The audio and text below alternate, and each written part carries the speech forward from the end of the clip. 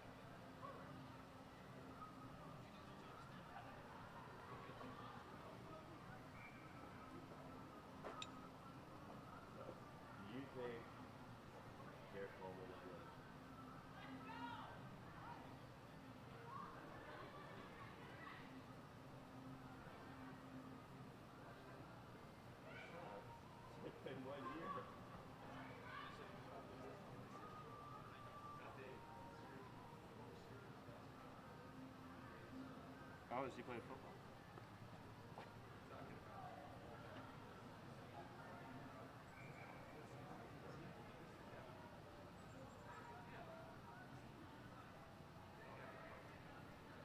I don't know if he did. Yeah, he probably was back last year. They don't know his job. You figure out why he can't show up. I was like, I like this guy. Hey, we don't have to pay him.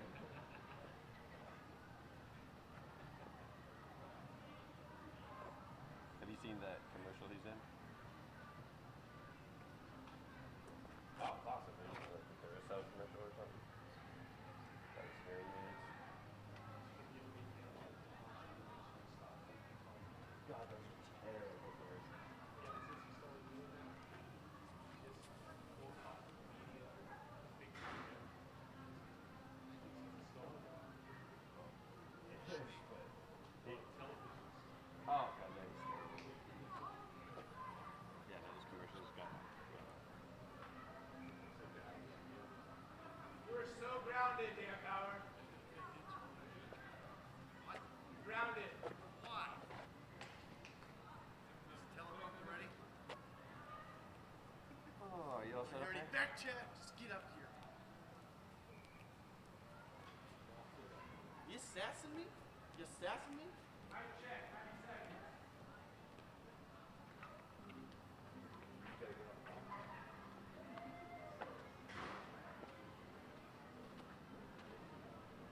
Five going into Seattle. There's like 2 accidents.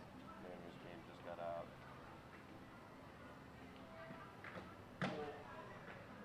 I was trying to take Seneca.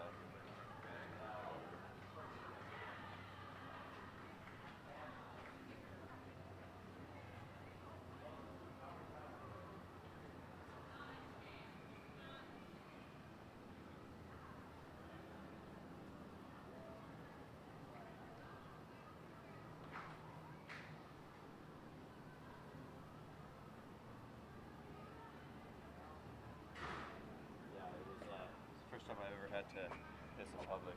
Like, I was seriously like trying to make it to Maybelline's house, and I had to just run into an alley and relieve myself randomly from his apartment window. I fully expected cops.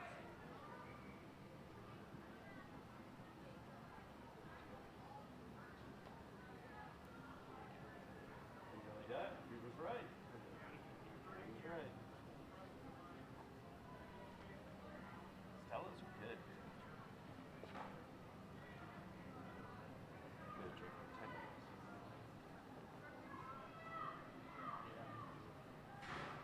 Yeah, it was good. Yeah.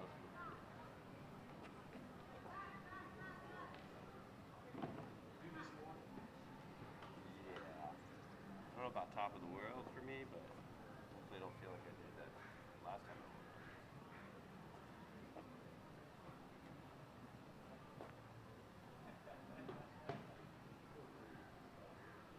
Oh my god, 4:30. Jeez.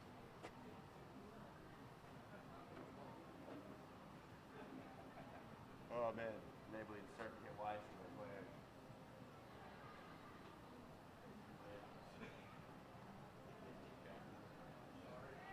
No, I don't even have to do that. I never took it to her. But, she knows that I'm just trying to go to a place right now because it's convenient for the job. Because I'm like not going over there tonight. Like I'm back up the road. Oh yeah. And I was like, oh shit, she actually caught me right.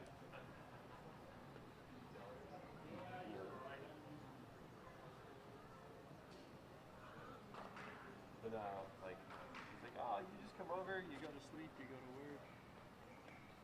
Yeah. I didn't really try to tell myself at home. So burnt out yesterday, just fell into bed and was like, shut up, go to sleep. Are you the guy in charge today? Yeah, if I don't see her again.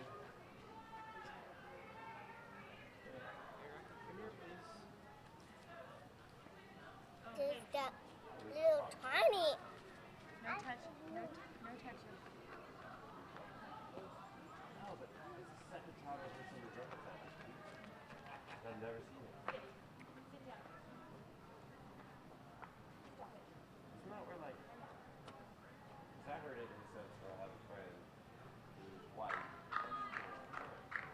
and she was like referencing, I guess, Crazy Chicken movie of America.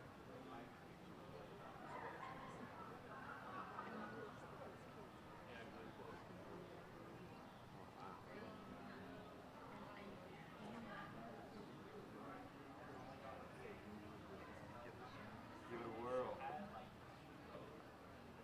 Dude, you forgot I gotta send you the links to Zykex and all those awesome bitters.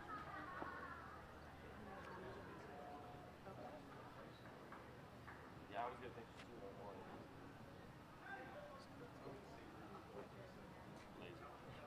Lazy.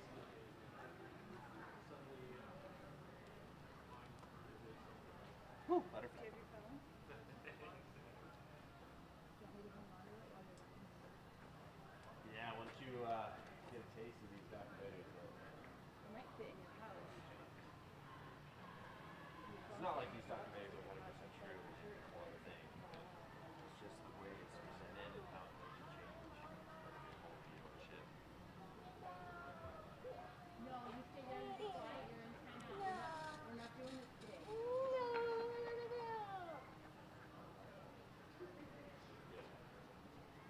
Exactly. But also, I mean, with this, it's like you start to see a pattern of certain systems in place, like government, and you start to see one thing. It's like, oh no. You start getting paranoid.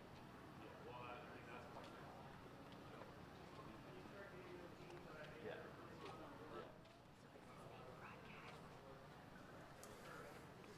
What's that? Yeah, it's streaming on Rugby website, I believe. Rugby website? Yeah. Oh, okay, cool. I was just curious. Yeah. Cool. Yes, and welcome back to the 2014 National Club Championship. I heard you all had a great night's sleep because we didn't.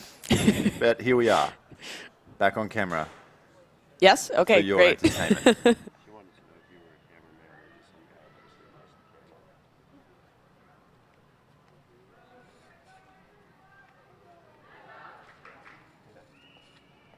That phone was like, he sat right there, he's intimidating, we're just gonna let him do what he wants.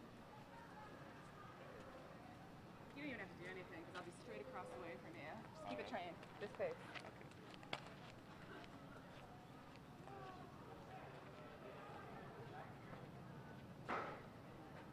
Second one, man. Just a minute, all he knows to me. Not to you.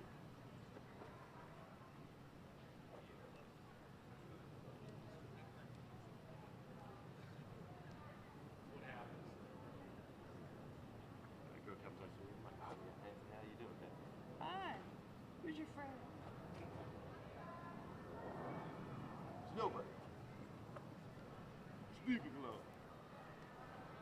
He doesn't date, he doesn't do Tinder. You don't want anything to do with him. When's the last time you were on a date?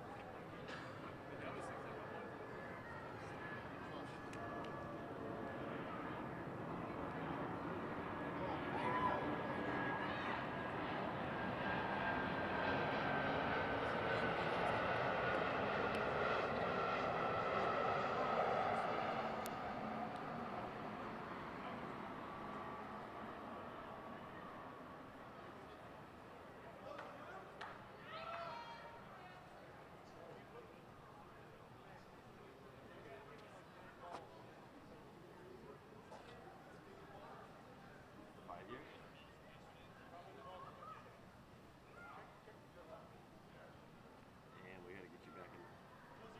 Take a dance. Retarded. I'm retarded.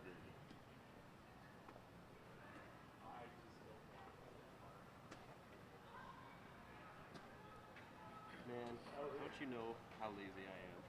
And how That one was hard. it really is that. I know you save your life, you go look at the internet if you want to realize you and then you just have to kill everyone.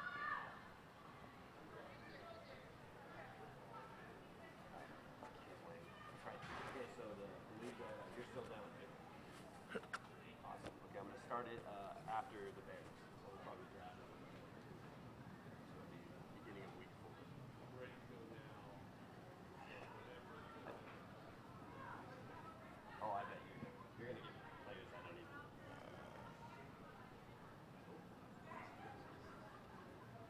Nah, we're looking like 10 or 20. Bring the ball down inside? Yep. You got 3 brand new ones right here, so when you see how the color's wearing off, that's when the grip starts to go back. Here, can I take those? I'll put them back. You got those right there. Those you can donate to junior high. What bin? That white one. Oh, that one. They sent those out there? Yeah.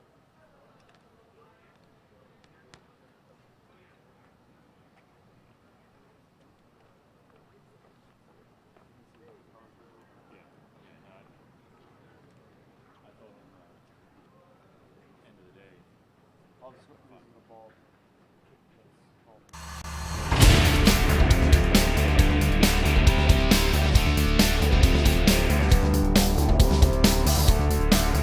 Good morning and welcome back to the 2014 National Club 7 Champions live from Starfire Sports Stadium here in beautiful Seattle.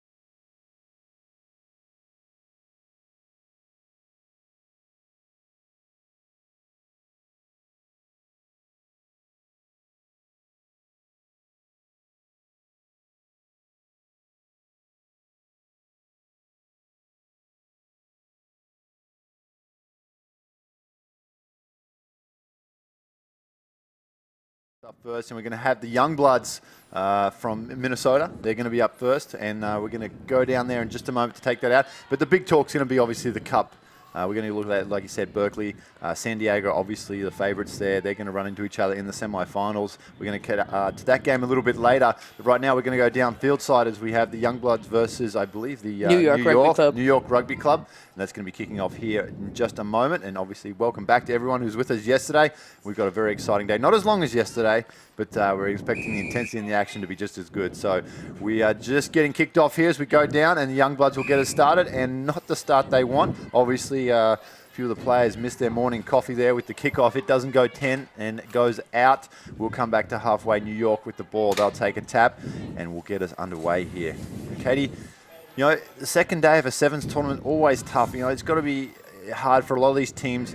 Unlike the IRB circuit for the women and men, there's nothing really to play for in terms of points. You've kind of, everyone comes here to win the national championship. How hard is it to get up on the second day and play knowing that you're not going to be getting a shot at that championship? Fantastic effort here by New York early on to put some points on the board quickly.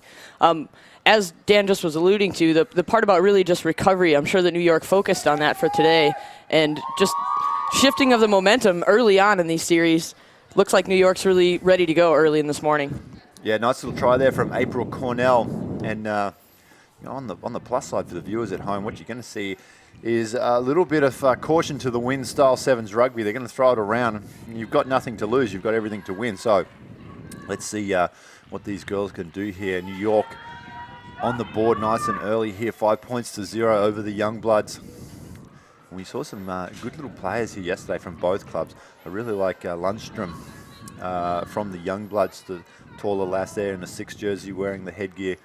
She was a good little player, and like you said, I think she spent some time down with the sevens. Definitely was a contracted athlete with the program down in Chula Vista, and as you said, a key component of the Women's Premier League Twin City Amazons team that represents the Minnesota area. A number of these players are crossover, combining the great collegiate programs in with what we have going on with the Women's Premier League. It's a great little touch. I do enjoy watching some of the Premier League. No, it's not sevens, but we have the Glendale Raptors in the Premier League out in Denver. I like to get down there and watch the girls when I can, and they had a great game, I think, last year against the San Diego Surfers, and you know, we're going to see the Surfers up here in just a moment. But right now we get back to the action. Youngbloods have the ball. There is Lundstrom deep in her own end. She shifts it across. That's a nice long pass there to Berg. Pass goes to ground. They've had a little bit of issues with the handling early on here, the Youngbloods.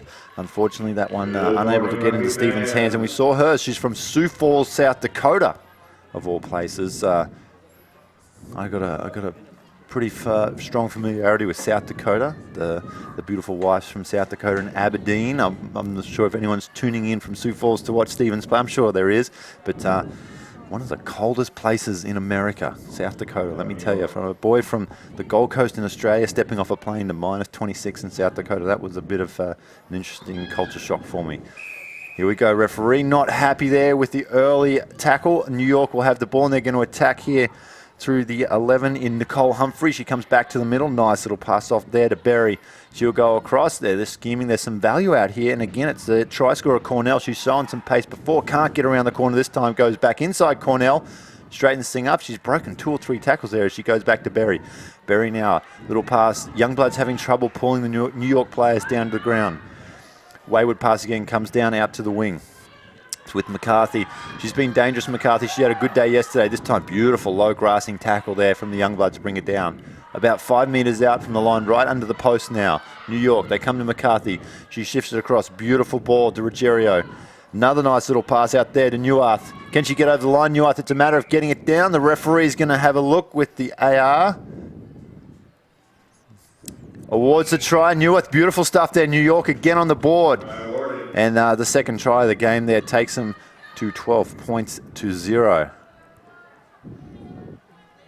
Great effort there by the Youngbloods to just try to do what they can to manage the damage from New York early. A couple great tackles. Katana Howard, we see a collegiate All-American player as well. Just something that just New York was able to overload them and just early scored the points. Yeah, definitely New York looking like the more enthusiastic of the team here. You see McCarthy's conversion just falls short, leaves the score at 12 points to 0. About 2.5 minutes left here in the first half. Good morning to those who are just joining us, wherever you are in the country or the world, tuning in, watching friends and family play here today in the National Club Sevens Championships from Starfire Sports Stadium.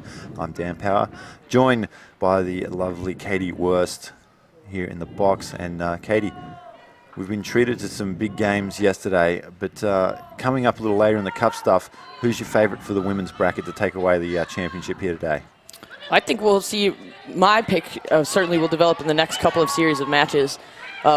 Thinking that San Diego's been quite strong so far. Surfers always in contention for this championship component for the sevens. You know, I really liked the looks of Orsu yesterday. It wasn't up until that last game where they got knocked out by San Diego.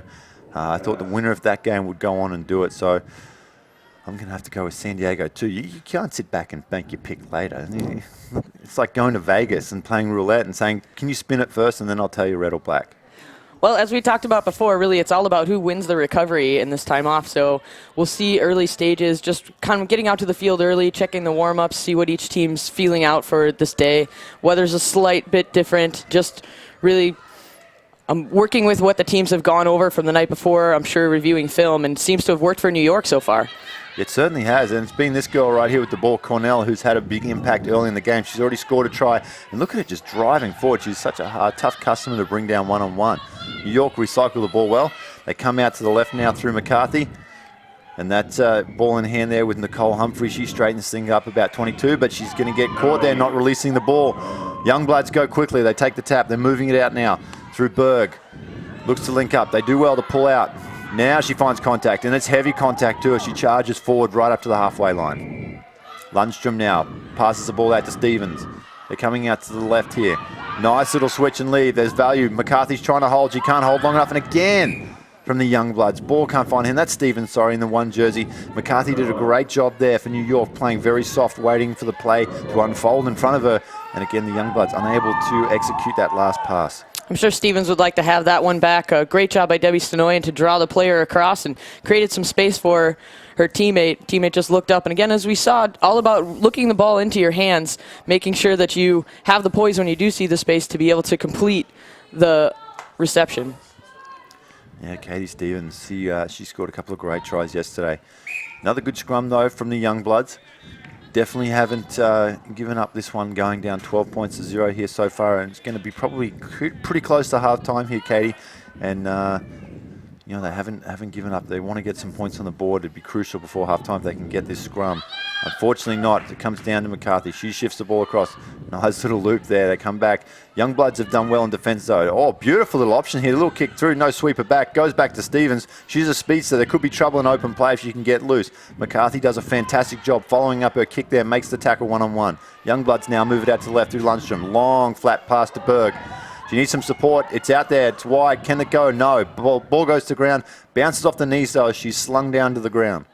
Lundstrom jumps in. There's value on the blind, so if she can draw in there, she does a good job. Humphrey, though, solid in defence. Oh, not solid that time. Beautiful stuff there. That's Katana Howard there. Remember the Twin City Amazons and Youngbloods program, too, out of the product of the Women's Junior All-American system. Yeah, Howard, very strong ball carrier. Now there's trouble as it comes out to the right. Stevens has got some space. McCarthy coming across in defence. She's not going to be able to pull her in, though. Stevens back inside. She's going to go all the way, Stevens, this little sensation from Minnesota. She dots it down. And the girl from South Dakota, Sioux Falls, gets another try next to her name. She really made true on being able to utilize the space, and just fantastic little swerve move there.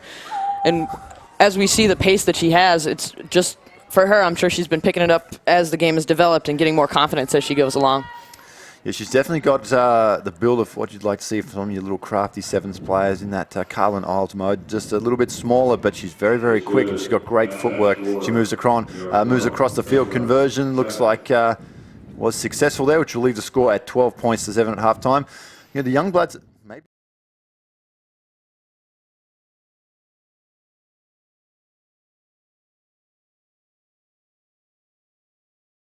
Just kind of found that momentum, the rhythm that they've been looking for. Saw some great work by some players that are from both codes again, 15 and 7s, by Libby Berg, Katana Howard. Some great physicality early on, and I think that that's what's picked it up, really helped the momentum shift towards the Youngblood side. On the New York side of things, obviously, their key players there, Molly McCarthy, she's been outstanding. Mary McCarthy. Mary McCarthy. Apologies to Mary McCarthy. She's been outstanding. I mean, she just does so well, holding the ball in two hands, going across the field, finding her runners. And I really like the looks on the Youngbloods too. If they're going to get back into this, Katana Howard, isn't she a handful? Fantastic, yes, and Humphrey too on the New York side as well. Just been a great work rate, good leader so far for the program. I think that we're in for some really great rugby for the rest second half. Yeah, it's going to be exciting. Let's not forget young Cornell as well, the try scorer in the 24 jersey for New York. She's done outstanding as well. It's going to be exciting. Obviously, these are the back brackets of the tournament here. We're not watching what would be eventually the cup that leads into the final, the grand final, if you will, the championship game later today. But the girls still have plenty to play for here as we're about to get things restarted for the second half. We'll go back down to the field, and it looks like it will be New York receiving the ball this time with the Youngbloods kicking off in the second half here. 2014 USA Rugby Men's and Women's Club 7 National Championships.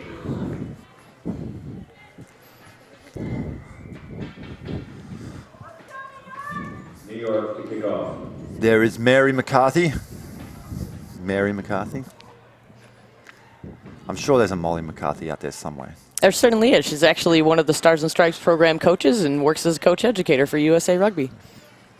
Katie Worth is a fountain of knowledge, and I'm so happy to have her next to me. Otherwise, I would be on Struggle Street. She's keeping me in tow, doing a great job here. Here we go, tweaking of a great job. How about that restart from Mary McCarthy? Gets things going. New York on the front foot. Unfortunately, referee spots a little bit of a knock on there. We're going to come back and pack a scrum about 40 metres out from the Youngbloods line. They'll have the put in of the ball though, and we've really seen it, the improvement of the restarts as the day's gone on. The tactical kicking from some of the women's team has been very impressive. They've really figured these restarts out. And on the receiving end as well, too, just playing the ball in the air. Colin has especially alluded to the fact of you really have to get an early on start. So if you let the ball bounce, it's just all sorts of things that can go wrong for your side. Oh, yeah. I mean, look at the shape of a rugby ball. You don't want that thing hitting the ground. It's going to go absolutely anywhere. But Colin Hawley, he'll be joining us a little bit later on. One of the absolute masters of restarts, whether it's receiving or going up to get the ball for his team. He would be a man who knows plenty about restarts. Ball comes out now. You look, they're going to try to stretch this wide again. Nice little switch play there. Turns Venata back inside. And now Howard is loose down the left-hand side. She's got Lundstrom on her left. She throws a dummy, another dummy. Can she go all the way? Drag down from behind. Beautiful cover tackle there from Adria Orr. And now the ball comes out though. Still the Youngbloods on attack. Down 5 points. Switch, they come back to blindside. Lundstrom with the ball. Takes it into contact and flicks it out to the left. The ball's going to beat everyone over the sideline though, and what looked like a very promising attack breaks down there with a wayward pass from Lundstrom. Just fantastic effort by JC Venata to draw the defense in to just let Katana Howard loose, and great speed and pace that we've seen. All of these athletes are product of the Collegiate All-American system, and we're just seeing some great talent from them early.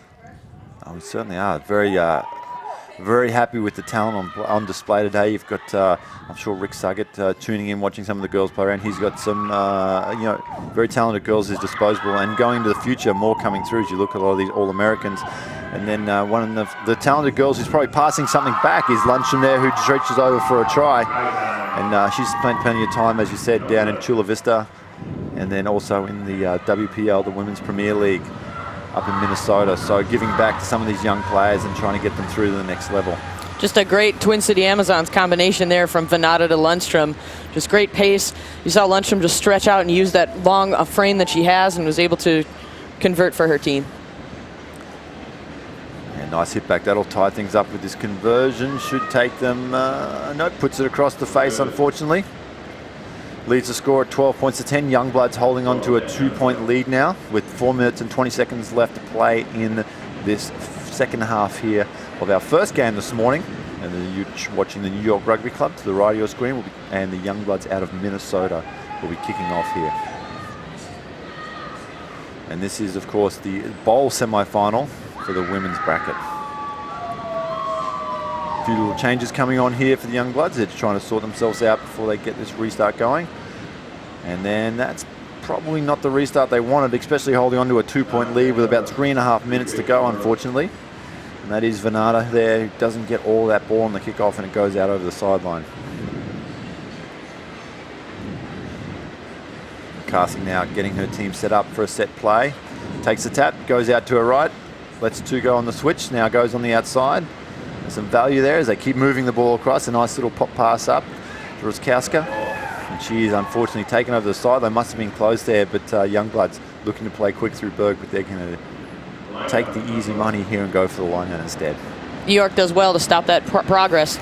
It's just able to. It's always all about hustle here in the sevens game, so just here to make them regroup and help stop the momentum that the Youngbloods have. Oh, great work from Lundstrom. She goes up and pulls that line out down, and they shift it out to the right. Stevens is going to be some trouble. She's got a lot of space, Stevens. Just if she backs herself on the outside. Tucks the ball. It's under the right arm. It's the right side. She's got the fend out. McCarthy does well. Comes across in cover. Nice short ball to Katana Howard. McCarthy on the much bigger girl. She drags it down eventually about 30 out from the line. Stevens, though, down the blind side, puts that one down. They're going to come back for a little knock-on in the scrum. How about Mary McCarthy, though?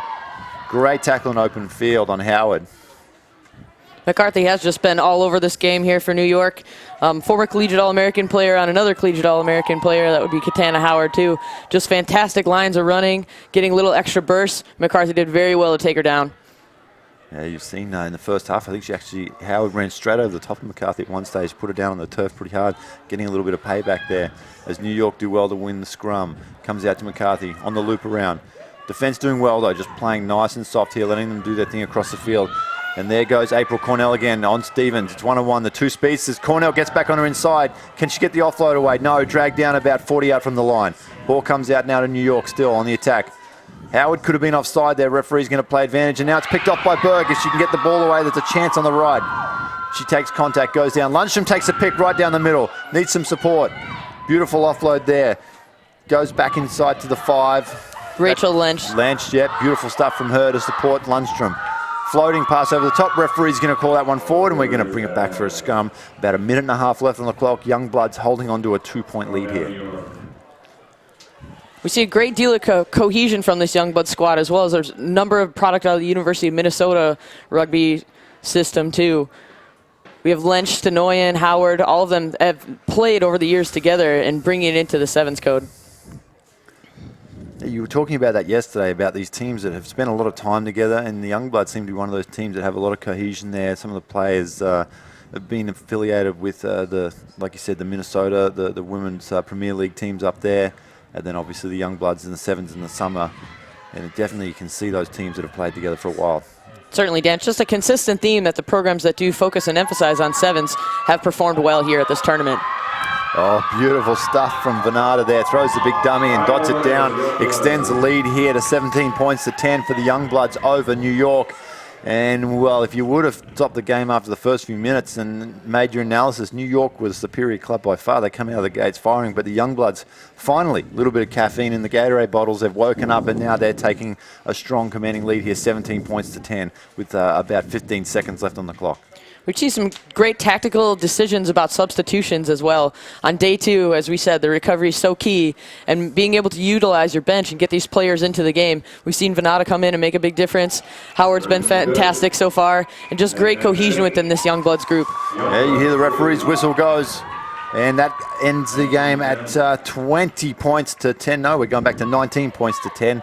Our scoreboard operator's a little confused. He's not helping me much either. But 19 points to 10. The Youngbloods will continue on in the bowl bracket with New York Rugby Club dropping out.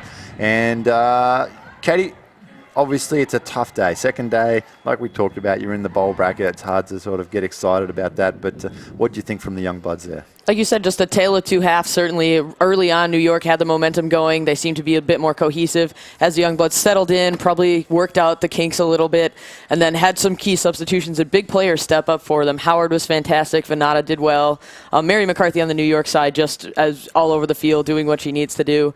And just love to see those two players go at it back and forth between Howard and McCarthy. Yeah, love the tenacity of Mary McCarthy there in that game. She had an outstanding one. As we move next now, we're going to go look at the DC Furies. They're going to be taking on the Mountain Selects. For the Furies, Cynthia Wright was just a superstar for them yesterday. I thought she was outstanding. And Joanna Klatinski for the Mountain States. We didn't get to see much of the Mountain States. I think they were only on the main field once yesterday. I've had a look through their results. A little bit up and down. Again, it's one of those patchwork teams where a bunch of players from different clubs have come together for the seventh season. We are at the back end. You would hope they would gel, but those clubs that focus on sevens. You can tell years and years of playing together. It really does show at the championship level, and the Furies are one of those teams that I think have played a little bit more rugby together. Certainly. Also about location, too, just that they've played a number of sevens tournaments throughout. The Cape Fear Sevens, a fantastic opportunity that the Furies were involved with. Mountain Selects, really, they just are relying on some of the different competition that they have in 15s to cross over to the sevens. Yeah, definitely. So it'll be an interesting game here. I thought the Fury were unlucky yesterday to find themselves into the bowl. I thought things could have gone differently for them earlier in the day.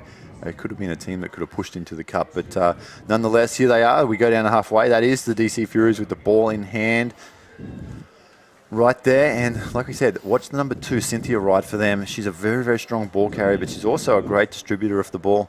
A really good little team player for sevens. Another great player to watch for the Furies is Jessica Shipley. I've been told this is actually her final outing for the sevens program here, but just provided some great leadership over the years for the Furies program. And here we go. Things are getting started here, and the DC Fury will have the ball to start with. You hear the crowd there getting behind the Fury. Go Fury. And there, yeah, Jessica Shipley, she had a good day yesterday too. They've got a couple of good players in this group. Nice little option. No sweeper back, so they drop the ball into the foot. It's a foot race. The bounce of the ball on this turf can do absolutely anything. Goes straight up in the air. Referee says play on. Ball comes down. Looks like the Mountain States have secured possession. They're going to swing it back out to the left. Nice pass now. Oh, that's a wayward one. Referee's going to call it forward. I thought that could have been touch and go, and they've eventually pulled it up.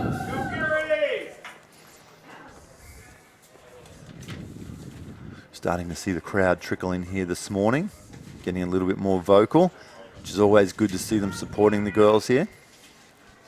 Another great athlete the Furies have is Ree Clark, has been involved with, or on the radar for Rick Suggett and his sevens program. A player that's just been seeking different opportunities and gone to great lengths to step up and try to find his best level competition she can. Here we go, Furies with the ball on the attack, about 30 metres out from the line, bringing it across field. Trouble here. Oh, the dummy gets thrown. There was some value there if she could have got the ball away. Comes back to the right. There is Cynthia Wright. Distributes out to her winger. She looks back inside. Beautiful little line on the inside. Can she get the arm tree? She's not going to need it. A nice little fend with the left hand. Brings it around towards the post there to make the conversion a little easier. Beautiful stuff here. DC Furies first on the board. 5 points to 0. You saw a gamble that didn't pay off there for the Mountain Selects, trying to commit to make that tackle just a little too early on. But Furies did well, just a little sidestep, and she's in. Yeah, beautiful stuff from them. Like you said, we talked about in the lead up to this match, DC, one of those teams, very unlucky not to be in the cup bracket. Dropped back into the bowl, but I thought they were very, very solid yesterday. Conversion's up. It looks pretty good, but it goes across the face and gets waved away, so the score will remain 5 points to 0. About 4 minutes, 45 seconds left in the first half here. They're going to go quick, the Fury. That's Lauren Rhodes. She's picked it up. They're going to play, and the ball bounces favourably for the Mountain States, but beautiful one-on-one tackle there wraps up her opposition. And they're about 30 out from the line as they're going to attack, though. Mountain States, a wayward pass, another one, and then look at the DC Furies just swarming up in defence, dragging it down. They lost about 5 metres on that play. Still with the ball, though, but the defence is just so enthusiastic from DC. And now the counter ruck, they could turn this over. Luckily, Mountain States regain. Comes out now to the left. Looking to go right around the corner here. She's backing her speed, one-on-one. The defence, though, coming in.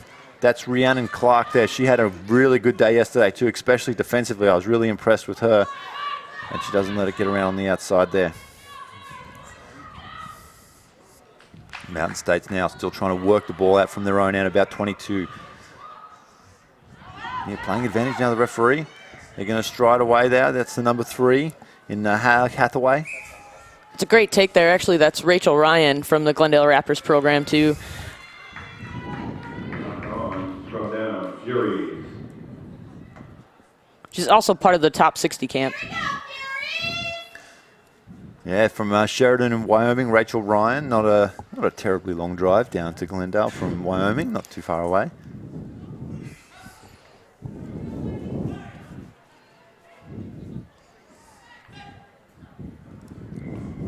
Ryan has a fantastic background in physical education teaching as well. I'm certain that she's focused on promoting the rookie rugby program to get involved with youth and high school rugby.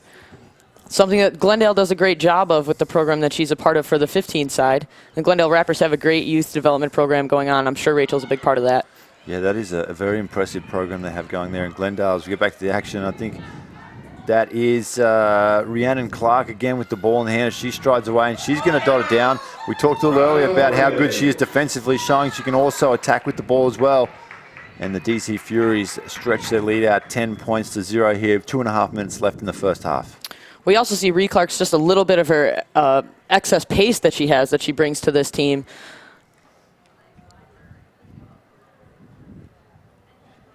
And she's a good athlete, Rhiannon Clark, isn't she?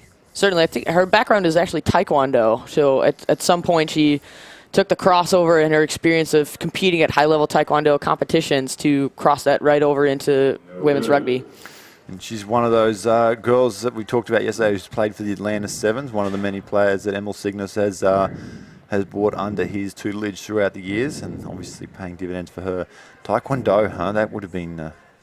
that's an interesting conversation. How do you break up with someone who's a master of Taekwondo? Certainly it helps a great deal for tackling and just the crossover of the components of just learning to fall. Other aspects that really, certainly the quicker you can get to your feet in this game, the more often you have opportunities to use the pace that she's blessed with. Here we go. They're going to go quickly here, the Mountain States. Ball comes out to the right. Wayward pass picked up by DC. They're 22 and they're going to go on the attack. Mountain States, though, commit some numbers, but they can't take the turnover. Ball comes out, nice pull out. Not seeing any options there as Rode pulls out and comes back to the middle. Oh, unfortunately, straight through the breadbasket there of Marjorie Olney, and she puts that one down, unfortunately.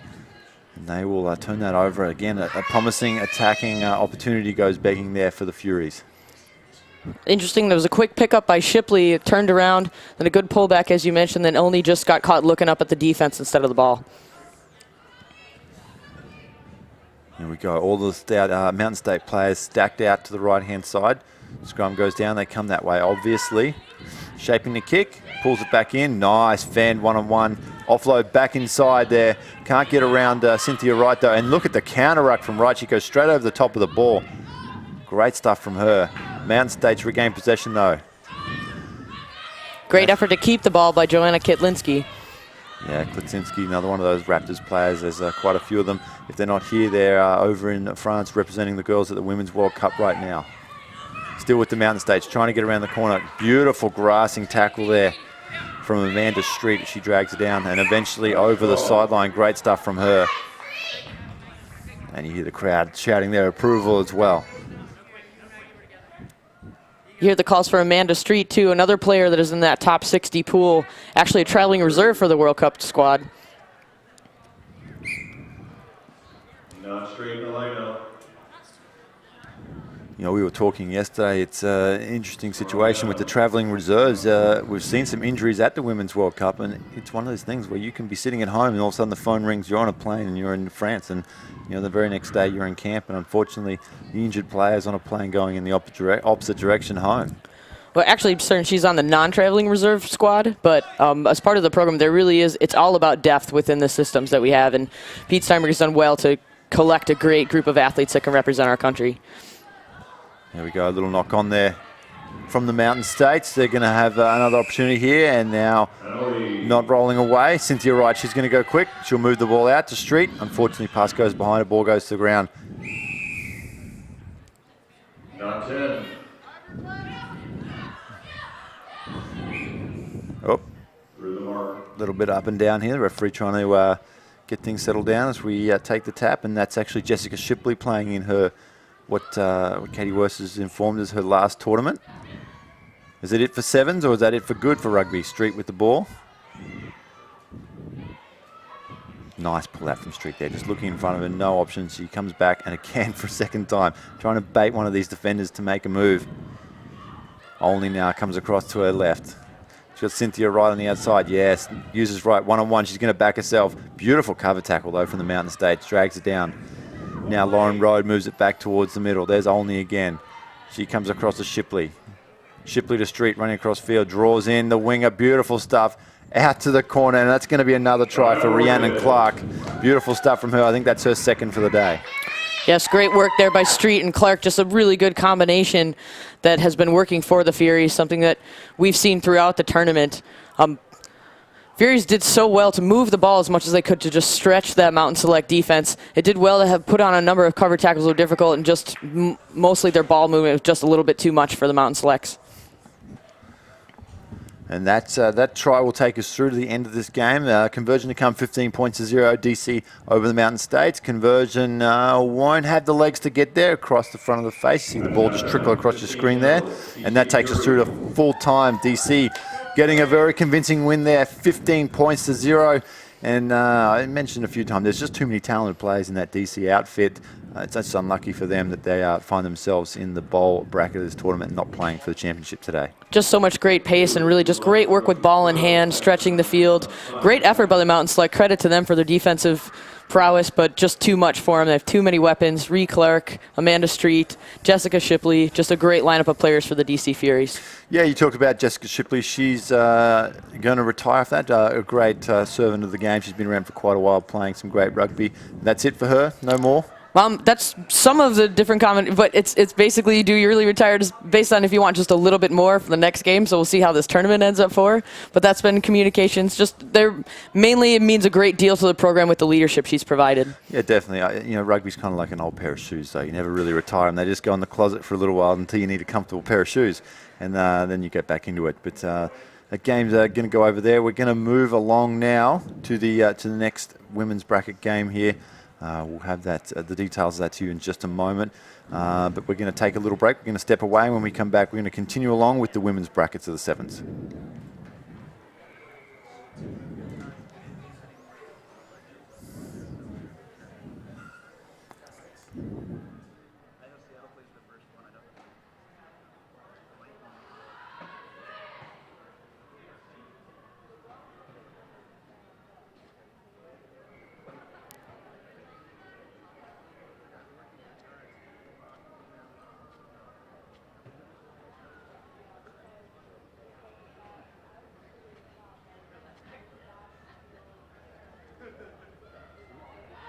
This is the women's bowl semi-final.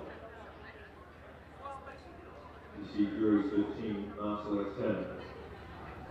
Select to kick off.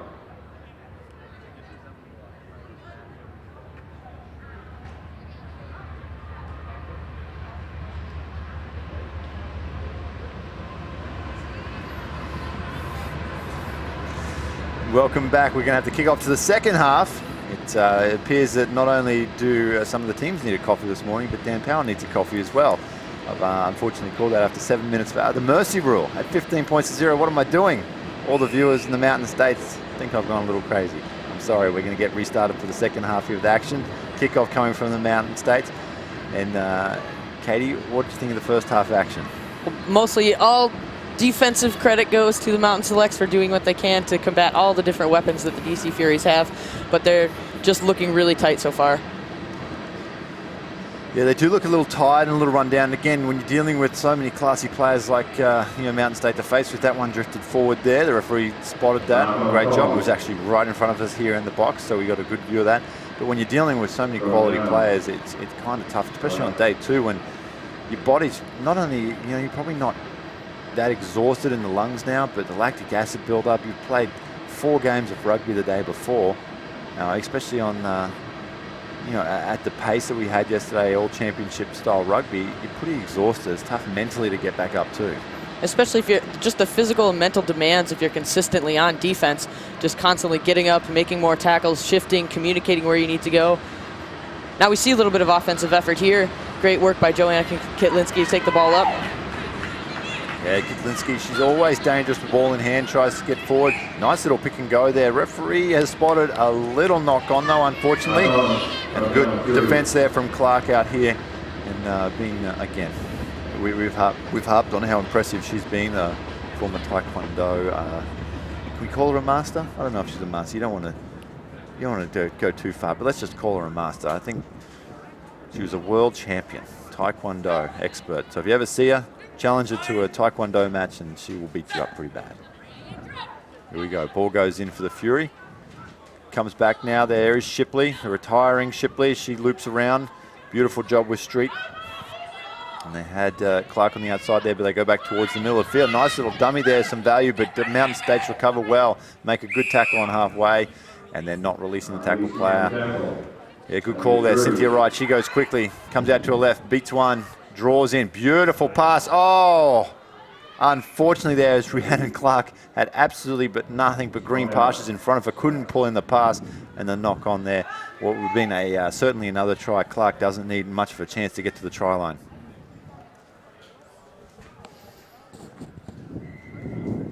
See a couple of substitutions coming here. Mountain Select's probably just looking to reload after they're spending so much time on defense. Getting some fresh legs in. We'll see if it makes a difference here for this Rocky Mountain side. Yeah, so they've got 4 minutes on the clock, so they've got plenty of time. They probably do need to do something. You get the feeling that it's going to come through Kitlinski. Just a strong run from her. She needs some support, though. They come out here to the left-hand side, but beautiful cover defense.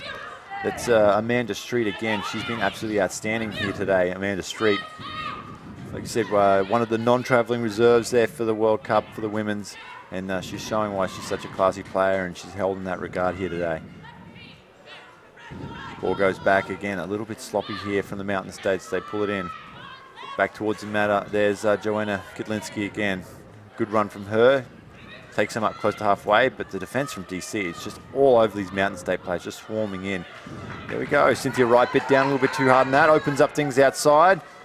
Beautiful tackle from the sweeper, one-on-one, but can't contain her. Brushes off another one. Now it's a foot race to the try line, and it's going to be, it's beautiful stuff. That's the number 3 there. That's actually Rachel Ryan from the Glendale Raptors squad as well. Just great, fantastic effort. We saw it.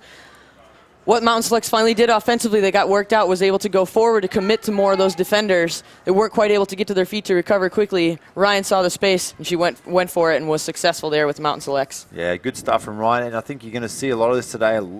I mean, it's almost the majority of every team has some sort of influence from the collegiate All-Americans. It just goes to show how well that program is working for the development of getting college rugby players progressing into finding club teams after they finish with their college commitments. Ryan, a University of Wyoming product, actually started with the U20 program and then moved on to the Collegiate All-Americans. So we're seeing that development of that player pool, how it's working, and it really has been these standout players that's come through those systems. Oh, the Cowgirls up there for Wyoming doing great stuff. And, where is that, Laramie? Laramie. Beautiful, beautiful part of the world, Laramie. Here we go. DC not resting on their laurels. They're going to go again here. There is Rhiannon Clark. She's showing up for, making up for that drop ball earlier. She streaks away under the post.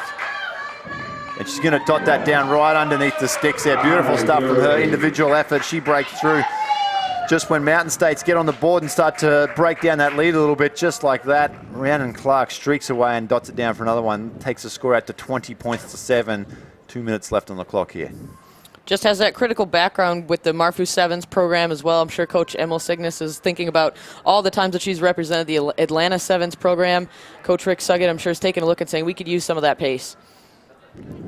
Yeah, definitely. I mean, it's one of those things, speed's something that you're born with. You can train it and improve it a little bit, but when you have that electrifying pace, it certainly helps. Conversion successful right through the post there, 22 points to 7, 1.5 minutes left on the clock. DC Furies holding a very comfortable lead over the Mountain States here at the moment. And we are watching the bowl bracket of the women's finals here at the 2014 National Club Championships. About to get restarted with the DC Furies kicking off after that try.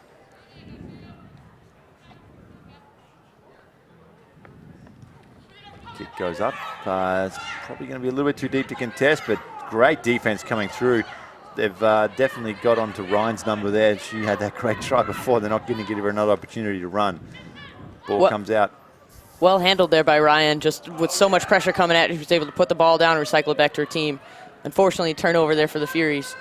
It certainly was, as Lauren Road now comes back to the right, runs out of options. Here's Cynthia Wright. It always feels like after I say comes to the right, Cynthia Wright gets the ball. Too many rights. Too many rights don't make a wrong, do they? Yeah, she is doing a number of great things right so far for this tournament. Right's right.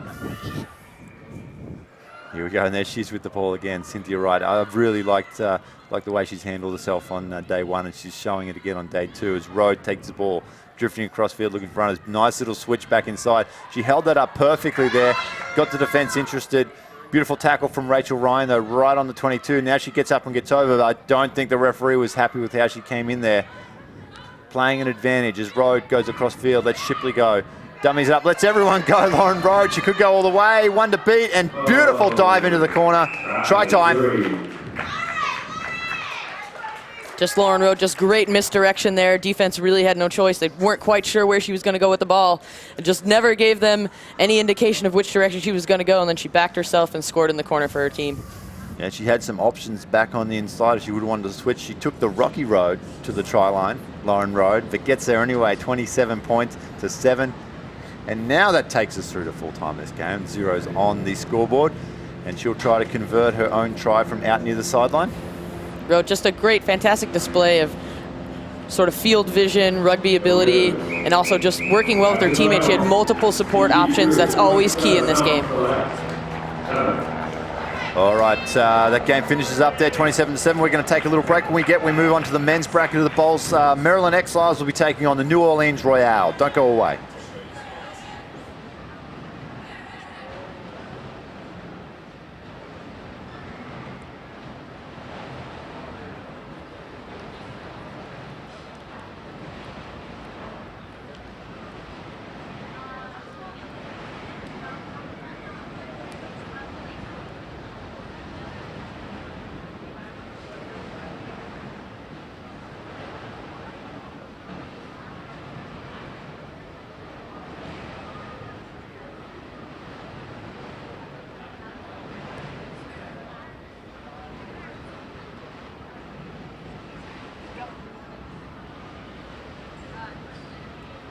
This is the men's bowl semifinal. Kicking off from the Crescent City, the New Orleans Royale.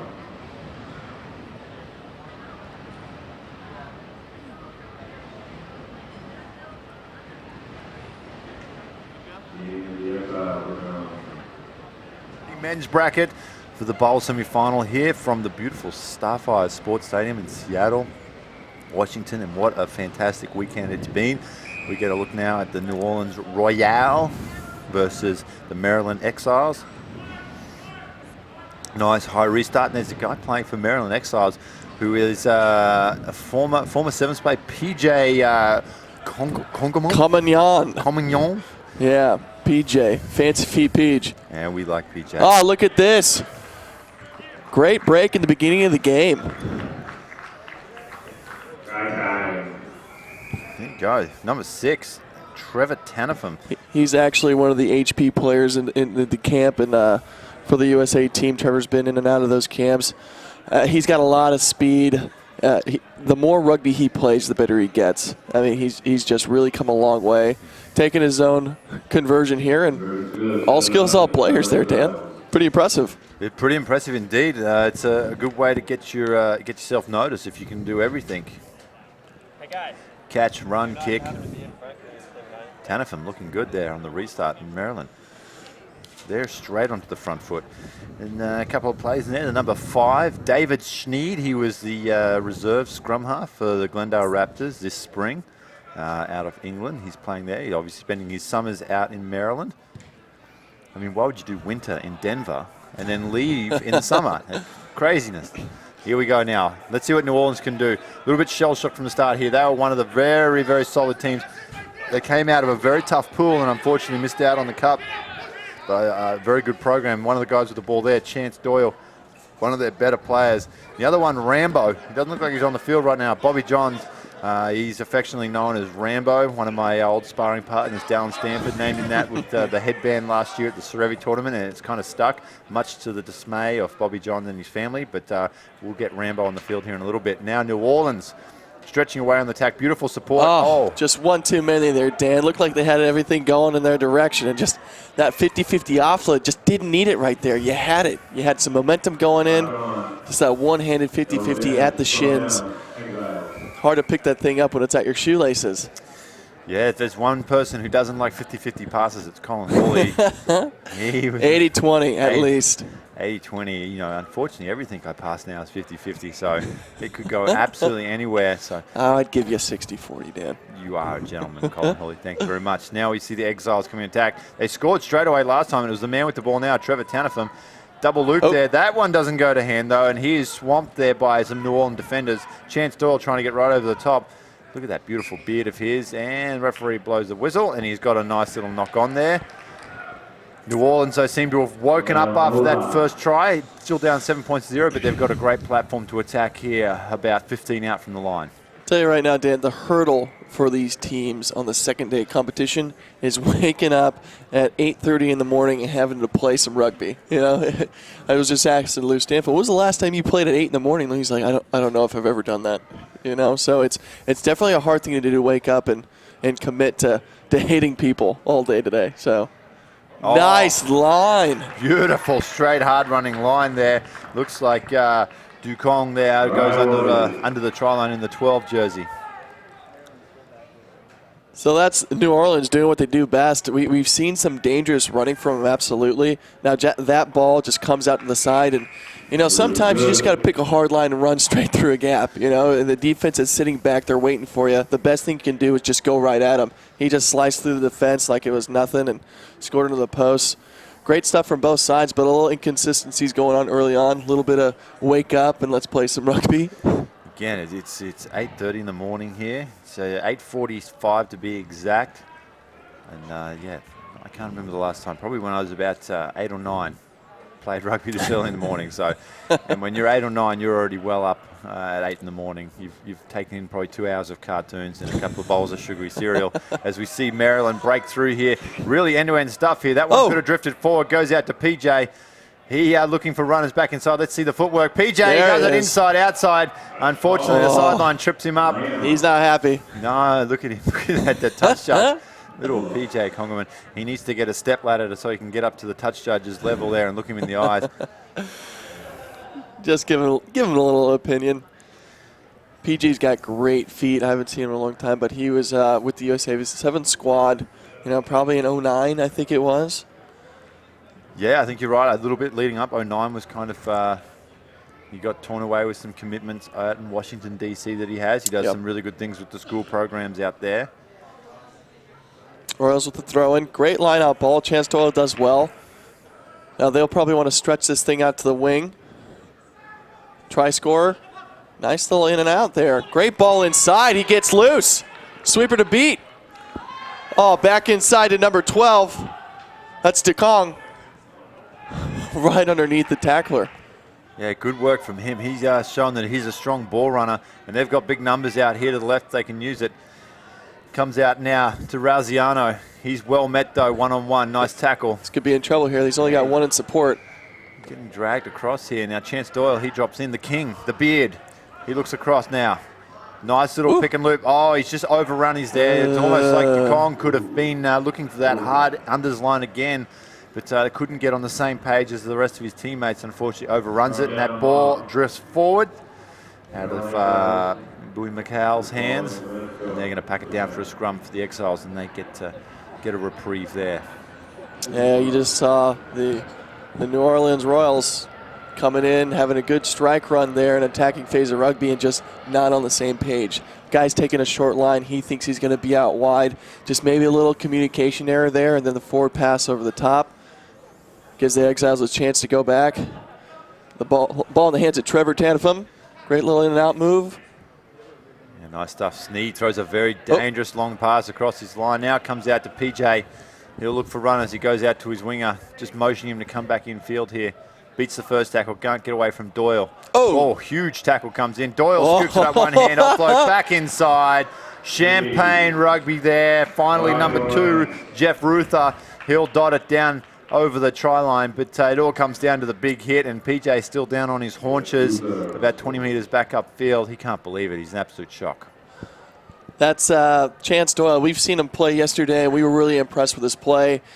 He just got some really good work done there in the breakdown.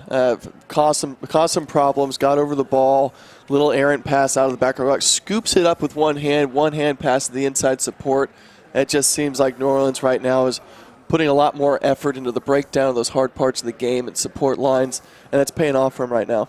Yeah, Chance Doyle, he's former Life University player, has been around for quite a while. His beard became so popular last summer during the 7 Series that Duck Dynasty approached him about doing his own spin-off show, Fear the Beard, down in New Orleans, but he had to concentrate on his rugby instead and turn the opportunity down. As that takes us through to half-time, NOLA leading 12 points to 7 over the Maryland Exiles. And Colin Hawley, after what was a very explosive start by the Maryland outfit, New Orleans kind of settled things down. They definitely looked the better of the two teams there for the majority of the first half. Yeah, absolutely. I think we're really impressed in New Orleans right now. A little inconsistencies going on in the morning early game, but I think the Royals are absolutely finding their feet quicker than the Exiles. You saw Trevor get a score pretty early on. He's a dynamic player, and I think that was a pretty individualistic effort on that part. But the Royals just finding their pace as a team, in my opinion, finding their shape, running the pattern a little bit better. You got some hard runners, and I think the biggest thing is the support. It's hard to get off your horse and kind of get up there and, be there for the ruck and be there for the offload and be that guy instead of just watching him. He's like, go on, go score for me, please. Yeah, guilty. That would be me. New Orleans, they're showing they spent a lot of time together. There's quite a few of the players that play for the invitational side, El Azul. They went down to Cancun, played in the Cancun Sevens through the summer. They did really well out of the South, New Orleans. They were a very strong program out of there, and they just ran into a couple of really tough teams. I mean, they came through the Seattle pool. I mean, right there, you're playing for second seed, and they weren't able to get the victories they needed yesterday to grab that second seed. I think potentially outside of the cup teams that are left, they're probably one of the better programs here, and they're showing today. For the Exiles, we talked about PJ, but Trevor Tannefum, real impressed with him. That great long run he had. He needs to get his hands on the ball a little more as we're about to get things restarted. It looks like the man we just talked about there, Tannefum, has the ball in hand to get us restarted.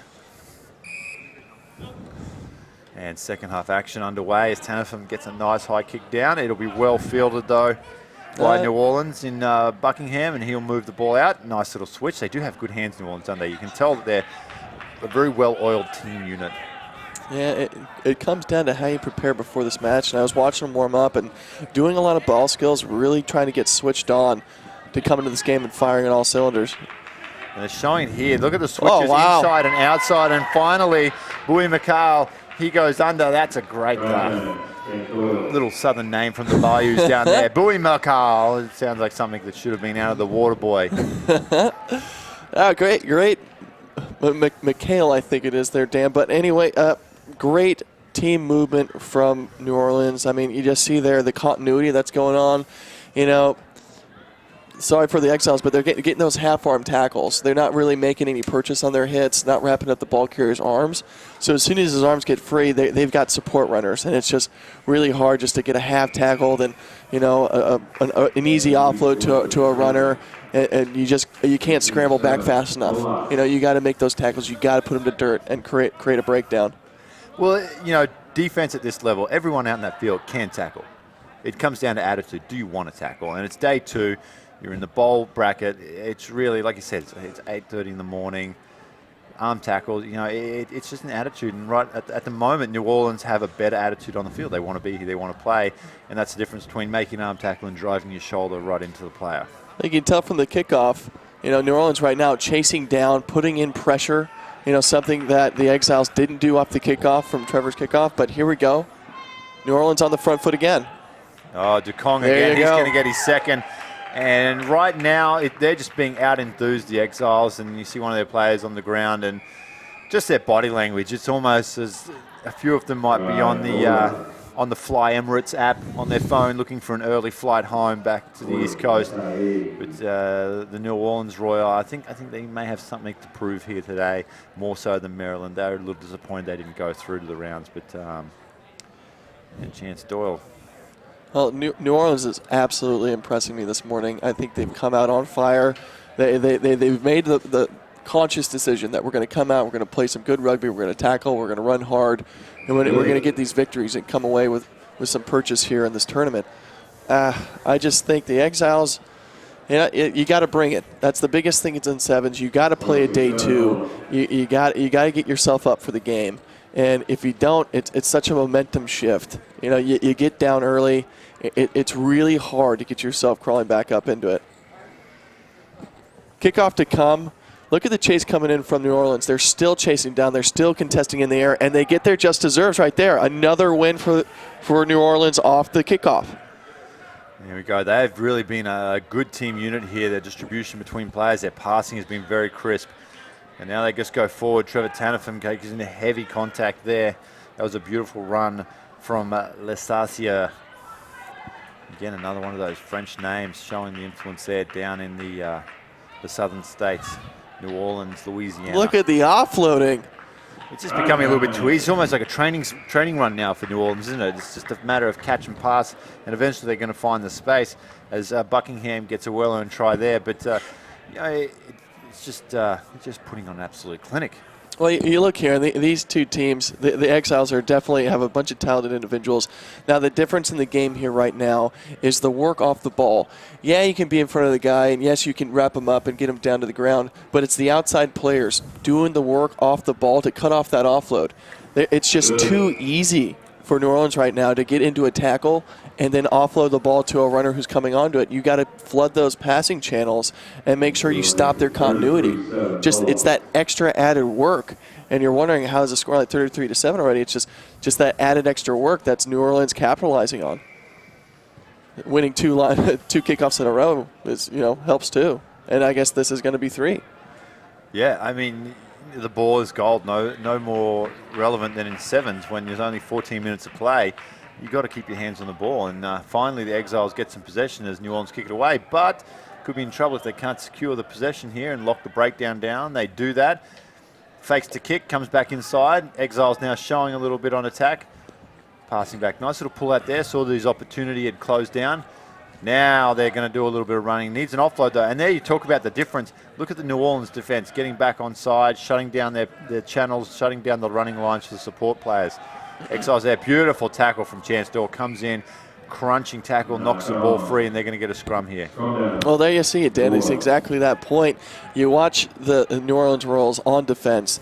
They're always constantly moving. They're always constantly cutting off those passing channels. And sometimes you get an offload, sometimes you don't, but you're there to make the tackle, and a strong tackle if they get that offload away, and that's the difference. It certainly is. It's now been some interchanges. The ball comes out now. Nice little pass there to Miller. I think your boy Rambo's in the game here. Rambo is on in the 9 jersey, and he is streaking up outside. It won't need it, though, is Chance Doyle, the beard.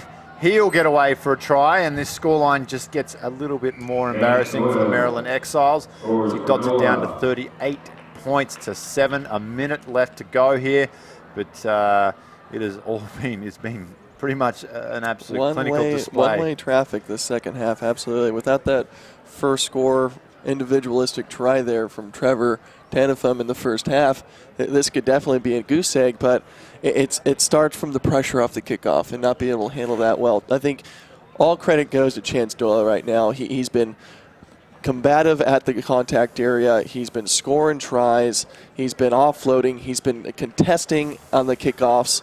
He's taken his own conversions. I mean, this guy's quality. He's one of the better players that I've seen this weekend. And he's just a specimen too. Let's not forget that. And he's got the beard. Fear the beard. Yeah, and he's got a beard. There you go. Here we go. Kick off. He's going to let this one go though. He's probably exhausted. He's chased the last 3 down, and they don't recover. Unfortunately, a little knock on there from New Orleans. They're going to pack a scrum down. Just 13, 12, 10 almost. 10 seconds left on the clock. Let's see if the Exiles here can add a little bit of respectability back onto the board and get some points at the end of the game. They're going to have the ball with the put in. That's his Towns there with the ball. Sneed standing back at fly half position. Let's see what they can do. I'd like to see the Exiles get some purchase here on this attack. Nice. Sometimes you just got to put your head down and go, Dan. You certainly do. Enough is enough. Yeah, New Orleans do well to recover that little half gap there for Sneed. Shuts down pretty quickly. Now the dummy. That one's going to be a little bit better. Does well to get through. That's Towns again by the look of it in the 8 jersey. Lets one go past him. Now comes back. Beautiful ball there. Across now. Now they've got some runners. Here's a man that's dangerous. Tanifum. He draws in. Unfortunately, pass and go to hand. Rambo. Go, Jonathan. Hey, oh! Get him off us. That's right. I think it's Rambo First Blood. when he was all jacked up and all cut up, looking good. And that's Bobby Johns for you right there, looking good. Yes, and another try, and probably fitting the way they've played here today, New Orleans, that they do get the last points on the board. And Maryland did throw it around right to the end, but true to form, unfortunately for them, luck not going their way here today. Ball goes to ground, and Bobby Johns, the aforementioned Rambo, he runs quite a long way before finding his support, and they'll dot it down, take the final score of 45 points to 7. Whew.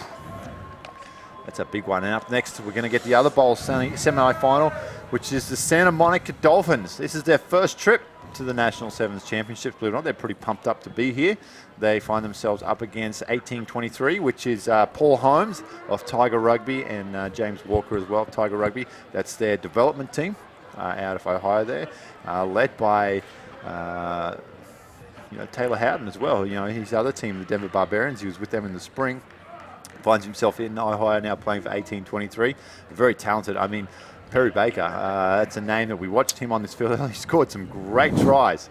He's quick. He's quick. That's an understatement. I actually was in the room with Perry, and I asked him to turn the light off, and he turned it off, and he was in bed before it was dark. He was that quick. And that's he's so quick, he's even fast asleep. He is. He is. We can sit all day making fast jokes, but he is that quick, Perry Baker. And he got a look. I believe he's under contract now with the USA Sevens. Yeah, he performed real well at the HB camp, well enough to garner a contract from his performance over there. There was a bunch of scrimmages, and he was just a try-scoring machine. He was just did what he needed to do from these development camps, these games, to show that, hey, I can play some rugby and I can score some really exciting, dynamic tries on the wing, and that's his job, to be fast and dynamic. So we got him coming up here in a little bit, but also Santa Monica. A lot of guys on the team there willing to do some work here. I know they were pretty upset with the result yesterday. We saw them last night, and they're ready to go. They're not done yet. We got Philip Osborne out there and Dave Martini. He was an exciting wing and player to watch this season, the 15 season. So hopefully they get something going here. Yeah, we caught up with the boys last night. Osborne came over and had a chat to you for quite a while. And obviously Martini, he was an absolute try-scoring sensation this spring. And we didn't really see him cut loose in the game we had him on. He's an exceptional talent. You'd like to see him get the ball in his hands a little earlier and go for a run. Well, I'm a big Dave Martini fan. I think he's a good winger. And they're going to play this one 18-23 off the kickoff. Yep, they're not going to muck around. Not here for a haircut, and they're going to go straight after it. Here we go, shifting the ball wide. The beautiful shaved head just glistening in this morning sun. I wonder if he uses a wax or an oil for that thing, because it looks absolutely gorgeous. And with what my hairline's doing, I'm probably going to be joining him soon. Here we go. To the one of the Mauer boys. We've seen one of them playing for the Seattle team. Yeah, Rocco Mauer. That's his brother down there, Don. Don Mauer. Yeah. If you've get online and watch some of Tiger Rugby's YouTube channels, he's one of the strongest human beings alive. I don't know. He has, I guess. Dom got the power and Rocco got the speed there. And neither got the looks. So, I'm just kidding. Mrs. Mauer, don't come and hurt me. I'm just kidding. She's going to come up in the booth and get you down. She's down there watching her boys. Great looking boys. I'm just kidding, please. Here we go, 18-23 on the attack now. They come back to one of the Mauer boys. Don Mauer, knockbacks as a referee, throws a dummy, goes himself, straightens up, one to beat. Let's see what he can do. He's going to go right around and just dot this one down in the corner. And there you see the strength and power. It's not just for show in the gym. He has some function with it as well as he gets the first points on the board. Just a minute 30 into the game here, 5 points to 0, 18-23. The strength and power of Dom Mauer. Pretty impressive stuff there. He was also at the high performance camp with Mike Friday over there. One of the guys definitely on the radar here. He's just really dynamic and really strong. Low center of gravity. Once he gets the ball in his hands, he's really hard to bring down. Happy to see him out here and playing really well. I definitely Santa Monica's got to be thinking, we got to switch on here right now. We got to answer back. It's tough coming down and getting down points and having to battle back this early in the morning. You gotta rally the troops. You got to circle the wagon. Just be like, come on, boys, let's go. Get fired up. Whatever you got to do. You got to do what you got to do. Want to win some games here. Trying Get to win it some done. games. Not first or last. There you go, Ricky Bobby up here. I just don't know what to do with my hands, Dan. Yeah, it's it's tough. It's tough. You'll get there eventually, Colin. Don't worry, you're a talented young man. Here we go, 23 through Taylor Howden, gets restarted, beautiful high kick. Unfortunately, they can't get the pressure down there, and Santa Monica will recover, and that's going to be, I don't know how that one doesn't get blown up for offside, but play on. Here we go, they're on the attack, and nice little tackle, gets up close to halfway though. That's the Frenchman, Legeorget, played fly half for the 15 sides, and he's still going, look at him. It's the French Revolution there. The resistance just keeps going forward. Now Santa Monica on the attack. Oh, Big Phil. Big Phil. Everybody's favorite, Phil Osborne. He gets the ball back to Marson. You can't. That's Stuart Sharp. Excuse me. Even better. Everyone likes Stuart Sharp as well. Now they streak right through. Santa Monica, they're going to hit back and dot down right under the post here. Try time for them. Right under the sticks. They should even this up at 7-all. And you look at that beautiful little flick of the hair there. He looks absolutely sensational. Get him his close-up. The cameraman doing a fantastic job there. And Santa Monica hit right back. Well, you thought that's what they needed to do right now, just get back into this game. Sevens is, especially in the morning, it's a momentum shift. It's a momentum game. You get scored on, you have to get another score. You have to battle back, little tit for tat, blow for blow. You get 2 tries down in the early morning games, and it's hard to kind of get that energy back up, get that emotion going, and get everybody on the same page. So, I'm glad to see Santa Monica scoring and, tying this thing up at 7 apiece, 4 minutes gone. It's a great try there by Brian Regal.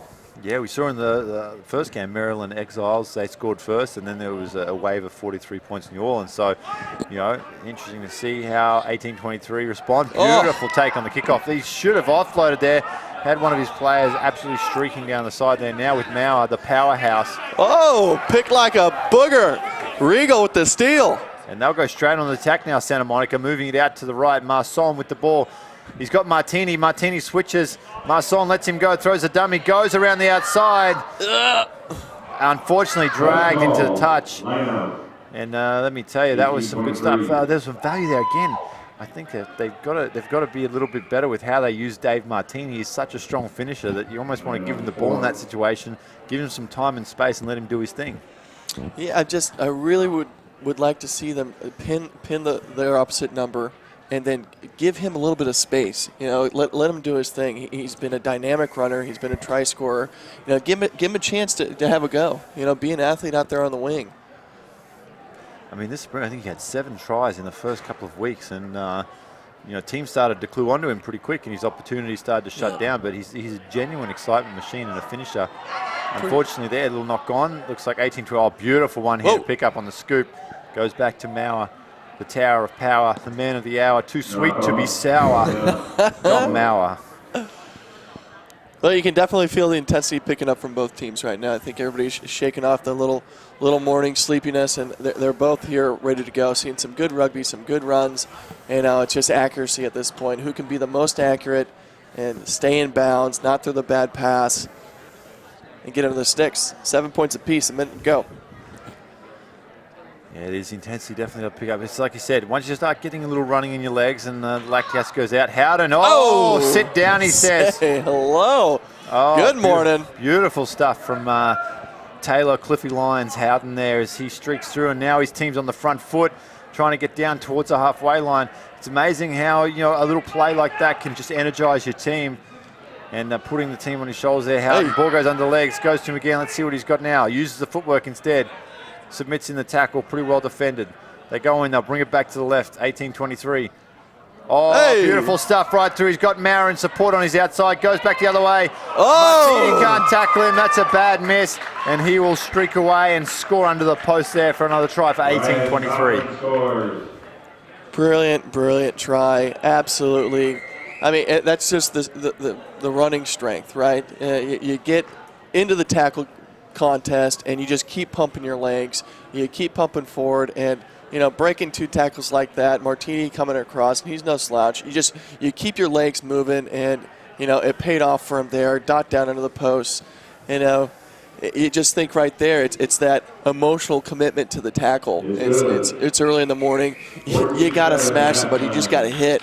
And that's a hard thing to switch on in the morning and be able to do. It's like, I got to run into this guy. I got to make that decision. And your body's pretty tender from the previous day as well. It's not like you're We're on day one here and everyone's feeling fresh and feeling great and enthusiastic. I mean, the bruises, you know, the day after a game of rugby, you hurt from your shoulders down to your ankles. Everything feels pretty beat up.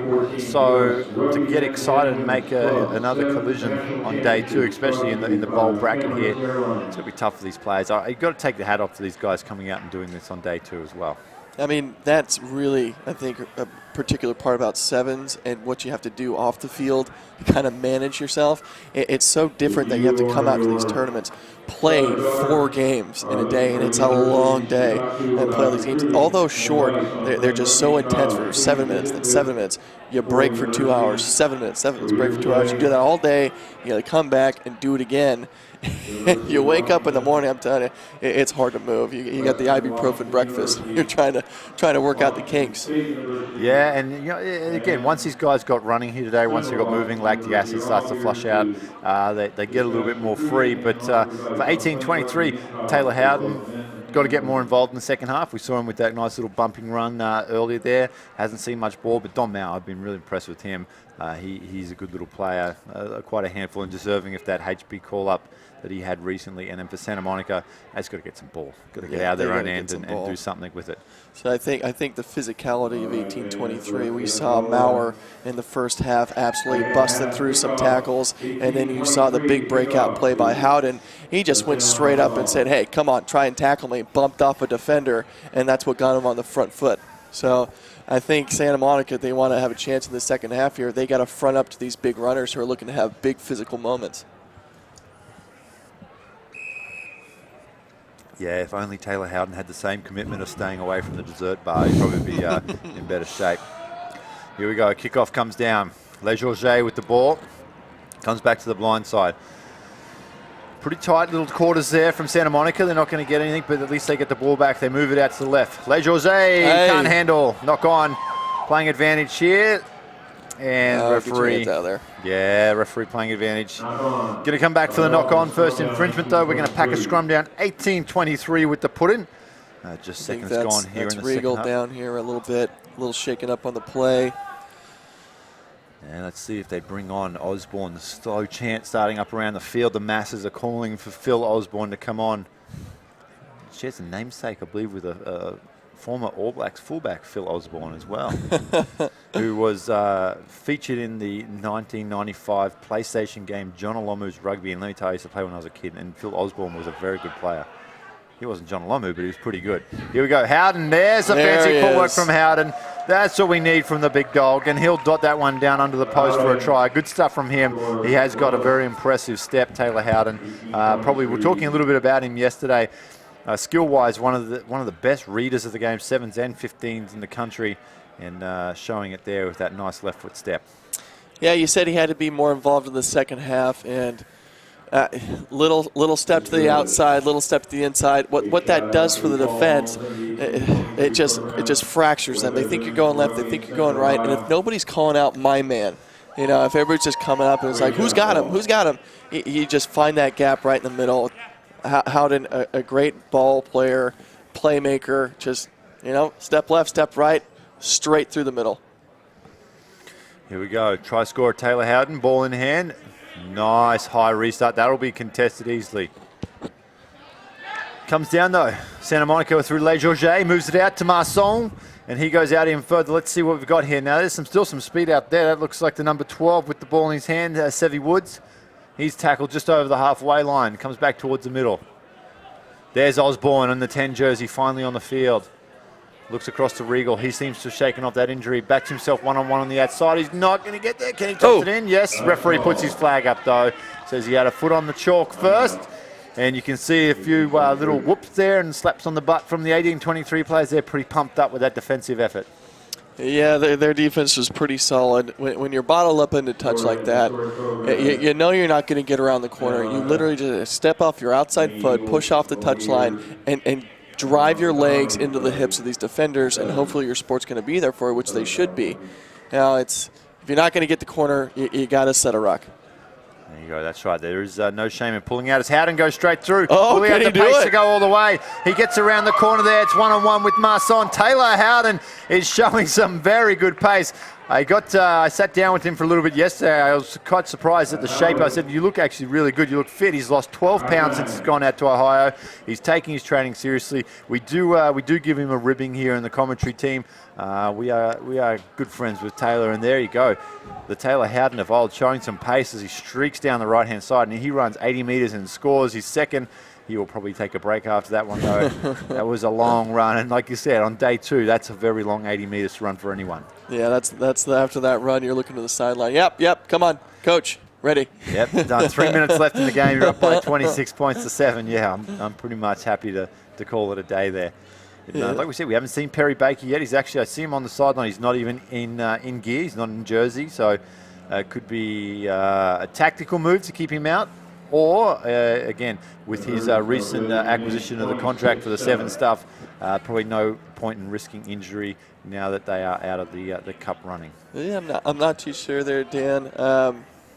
I know Mike Friday's got he wants players playing rugby, and I'm not sure whether Perry Baker got some yesterday or not. But I'd like to see him out here playing a little bit of rugby and getting some more time here.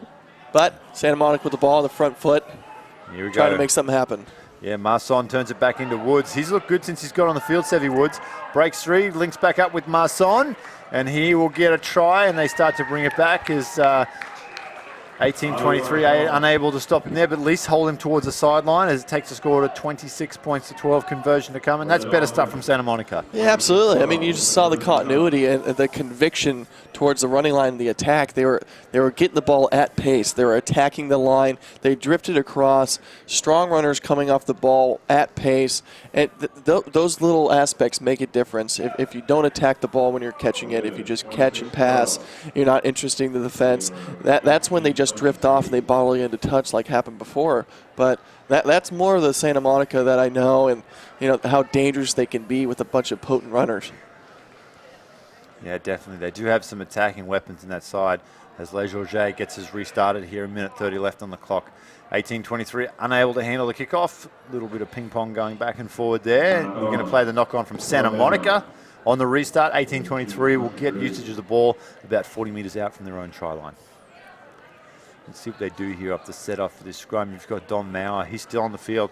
He's done well. He's a fit guy, though. I mean, he trains very, very hard, keeps himself in top physical condition. He's playing out in the wing here now. Bit messy at the breakdown. Looks like Santa Monica may have turned it over on that scrum. And they're going to go on the attack, about 35 out from the line. Comes across to the Frenchman, Le Georget. He finds his countryman, Marson. Out to Sevy Woods again. He's been dangerous, Sevy Woods. Down now, Le Georget. Can he break free?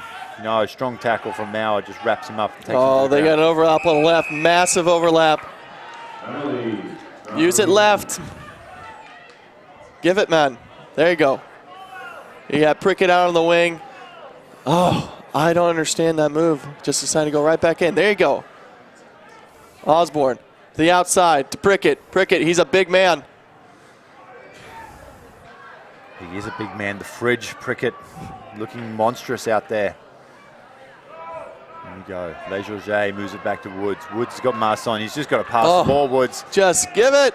If he doesn't score, he's blowing a certain try, Woods, by not passing out to Marson. They're trying to drive it forward. 18-23 will hold them up, though. Just 5 seconds left on the clock. Yeah. Coach Paul Holmes will be pretty happy with that. With a 26-12 lead, it's very easy just to sort of let them score there, get the easy points, but to hold them up and defend your line at the end there, that's good. So, 18-23 win the bowl semi-final. They'll go on to face New Orleans in the bowl championship match later today. And up next, we have the Cup semi-finals for the women as Nova take on Old Blue in the Cup semi-finals. We're going to take a little break. When we come back, though, we move into the big games, the important games, starting with the women's brackets, Nova and Old Blue. So don't go away.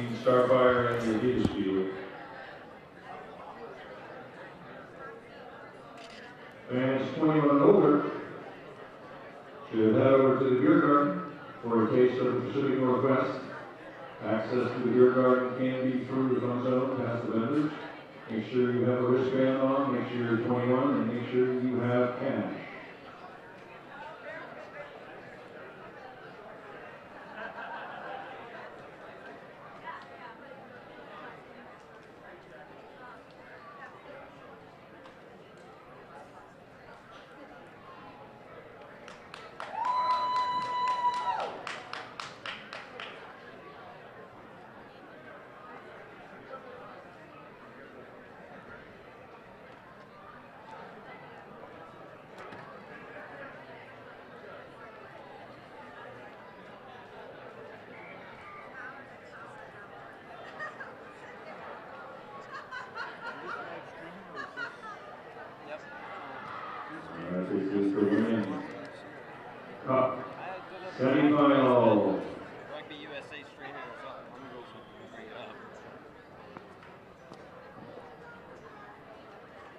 Kicking off from Northern Virginia, the Nova Women's Rugby Football Club.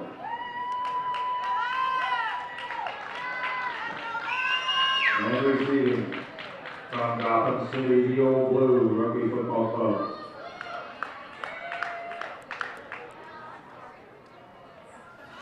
Welcome back to National Championship Weekend for the Club Sevens. I'm Colin Hawley, joined by Katie Wurst. We're here with the Cup semi-final action. Nova between Old Blue of New York. What do we have to look forward to here, Katie? I think two fantastic teams that have been competing most of the weekend have shown us some great stuff, some fantastic pace. The Old Blue women's program just back into the fold for a storied club as a whole, and Nova just fantastic history of sevens involvement. Yeah, absolutely. I was pretty impressed with both sides. Old Blue, definitely the seasoned veterans on the team like Phaedra Knight proving their worth, getting them to this Cup semifinal. But Nova, absolutely amazing at the breakdown. They've been physical, and they've been, I think, playing above their weight, boxing above their weight, and they're absolutely deserving being in this spot. This should be a cracker of a match. As we get going on the outside, Old Blue taking advantage early on, looking the better of the two sides, but getting bottled up into touch. Oh, Nova takes it quick. Little bouncing ball. Nice little shimmy shake up the middle. Supports there if they get over the ball. Nice. No line out. She decides to switch sides of the field. Ball back inside. Can't get handled, but went back, says the referee. That's number 12, Abby Gustasis, has done just fantastic things all week throughout the tournament and just elected to change fields. And ooh. It's a nice job by Sherilyn Carter right there, shaking off the tacklers and getting through the middle, getting over the go for it. Oh, what a ruck, but she holds on to the ball and gets the turnover for Old Blue. Old Blue on attack. That was a heck of a ruck. Holy cow. All right, Old Blue on the attack, on the wing, fends off one defender, the sweeper to beat, pulls out. Not a bad move there, but his support there. One person in support, she gets blown off the ball. Nova's been awesome at the contact area. Just we're seeing a great deal of physicality from both sides early on. You know, this is the semifinal match, so it's all on the line here. Both teams just treating it to some fantastic, exciting rugby. All right, here we go. A little quick tap penalty. Can't handle the ball, the tackle. Gets shipped out of bounds. Nova line out. We've seen these line outs come up again here. And Nova decided to go quick, and I don't think that's a bad option. Carter with the ball, decided to go back weak side. Puts it to the foot. I'm not sure if she wanted to do that or not. Old Blue not able to gather it. Knock on. Worked out for her there. Certainly Nova caught a little break there, just as we've seen players just trying to scrambling. The pressure was coming up. I think Nova not certain about that decision and where she was going with it, but it worked out in her favor. Absolutely. Pretty adventurous play there, kicking the ball. Didn't get a lot of purchase on it, but sometimes the luck of the ball, you get a knock on, it's your turnover. Scrum down to Nova. Turnover to Old Blue. Nice little kick out to the fly off. She can't gather it. But here we go. Coming out to the wing. Errant pass there. Going back, switching sides of the field. Nova chasing him down. Great defense from Nova. Phaedra Knight showing her experience, pulling the ball out, switching reserve sides of the field. Coming out. Oh, they have an overlap here. They just teed it out to the wing. Now let's see what she can do. Ball in two hands, running down the pitch, sweeper to beat. Does she go inside? She does. Nice little step inside. She's going to go in under the post and give Old Blue the first points of this game. That's Devon Thomas from Old Blue. Just did a fantastic job of just creating the space and going forward with it. And her teammates are pretty pleased with that result right away. Showed some great pace, putting Old Blue on the board right away. Now what I think was a pretty big proponent of there is Phaedra, bringing it out to the outside and having the knowledge and the experience. Like, okay, we're playing sevens right now. I don't need to go in and take a tackle. You know, let's get the defense moving to the sideline, and we're going to reverse the sides of the field, get it outside. You hit the wings in sevens, guys. I'm just telling you right now, you have to do it. Good things happen just like that. Wonderful try. Conversion is good. 7-0. Nova needs to respond here. And Thomas, a player to watch, a product of the Tiger Rugby Tour for 2014, had great success in Cancun. Also an NRU product. and really a great addition to the Old Blue program. Well taken by number 6, Kate Hildreth. They ship it out to the outside. Unable to find the winger, but they gather it. That's number 5, Lauren Heck.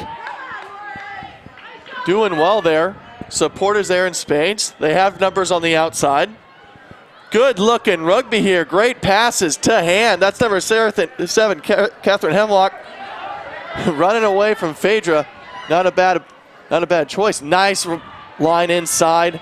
Tackle the middle of the field. Again, Nova showing their work rate in support and just ball not going to hand there. I was really impressed with the ball skills so far. You thought if they had 1 or 2 more phases, they were going to break that thing open. Certainly, I think Old Blue caught a little bit of a break there with the mishandle, just trying to scramble. They've been doing a great job of using both ends of the field, just stretching Old Blue out. But they're credit to them for scrambling and getting in position to make sure that they can thwart that attack. You know, sometimes in sevens, you just got to weather the storm long enough for the other team to make a mistake. You know, you just cross your fingers. You hope for the knock on the forward pass because it's going to happen. Good scrum, Old Blue ball. Coming out to the outside, try score, brings it out to the wing. Nice loop. And maybe a little too much there on the end. Too adventurous play. Devon Thomas, I think she could have just been the runner that she's been. Go for it, put her head down, drive her legs, and set the ruck there instead of trying to force the offload. It's those 50-50 balls that start to kill you.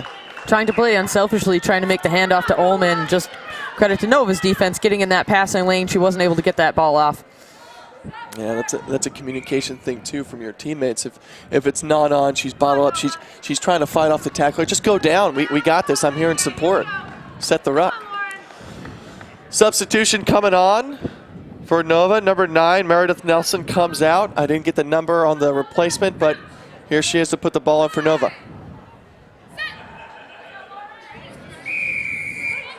That's number 4, Emily Blees. Out to Carter. She's been dangerous. Finding the wing on the outside. Catherine Hemlock. Great little run from her. Support has just been there in spades for Nova. I'm just really impressed. Certainly just great field vision from Heck, too, to offload to Hemlock and see where that space was. She's just great unselfish play so far here from Nova.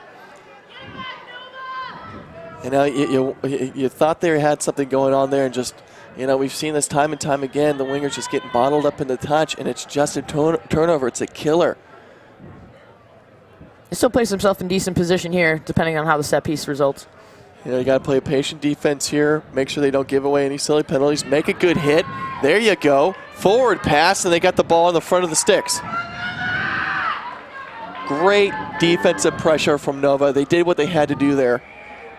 That's Kate Hildreth. Great tackle there to force the knock on. Man, she just came out of the line out and just tracked her down. That's just one thing Nova's been known for, is just their line speed and defense. There's just, Old Blue has maybe half a second to make a decision quickly, so the more pressure you can put them under, fantastic, because they're really doing a great job to make Old Blue's life a little bit more difficult. Yeah, definitely here. We're brought to halftime. 7-0 the score in favor of Old Blue of New York. Nova hot on their tail right now. Unfortunate not to get an opportunity to score there at the end of the half, but it seems like this is a pretty great matchup, semifinal action, and I couldn't be happier with the level of play right now. I think Old Blue, the more experienced team, they got the veteran Phaedra Knight out there, and she's been instrumental in their success so far. But Nova, I just am so impressed as their work rate as a team. Every time they're going into a tackle, they have support there. Every time they're making tackles, you know, their defense is just setting up and they're just chasing down Old Blue. It's a great matchup so far. What do you think each team needs to do? What are they going to say in the huddle here to the team to get them going for the second half? Surely, I'm sure Coach Dana Krieger is talking just about the patience. They're having a better deal of ball possession, which has been fantastic. Old Blue, just a great individual physical effort by Devon Thomas. And I think that Nova, just with the history of their involvement in sevens particularly, will kind of keep them through. So the second half, it could be a totally different story. Yeah, absolutely. I completely agree. And that's the tale of two halves with sevens. You have a good performance, but then you got to regroup, circle wagons, and come out again for another 7 1/2. Anything can happen. So let's see what happens here. We're getting back onto the field. both teams ready to play for a semifinal, a chance at the final. This is 7th Rugby at its finest. Day 2, everybody's sore, everybody's tired, all to play for here. Just coming up, Nova and Old Blue, New York. All right, here we go, second half.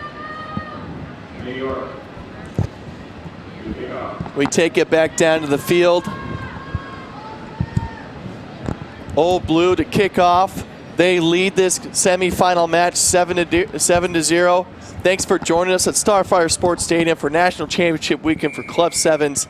I'm Colin Holley, joined by Katie Wurst. We have kickoff action here to the second half. Nova with the ball. Switch reverse play of the field out to number 12.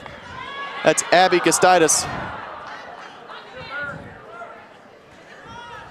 And there's the support of Nova. A little bit of knock on, but Old Blue ball, not what you want to do if you're starting out for Nova and wanting to get on the scoreline here. I think the longer that they remain off the scoreline, the more in favor this game goes to Old Blue.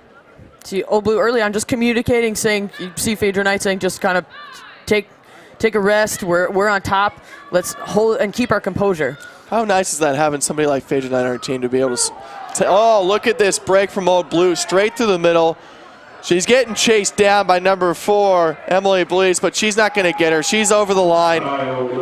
Great try by Old Blue. Just split the defenders, and sometimes you just got to put your head down and go.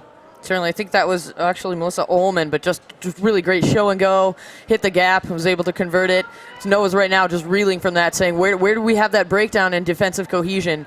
So I'm sure they're taking a moment to just regroup and say, we're doing some good things right now, but Old Blue's just finding those gaps. We need to make sure that we shore those up. We talk about possession in sevens.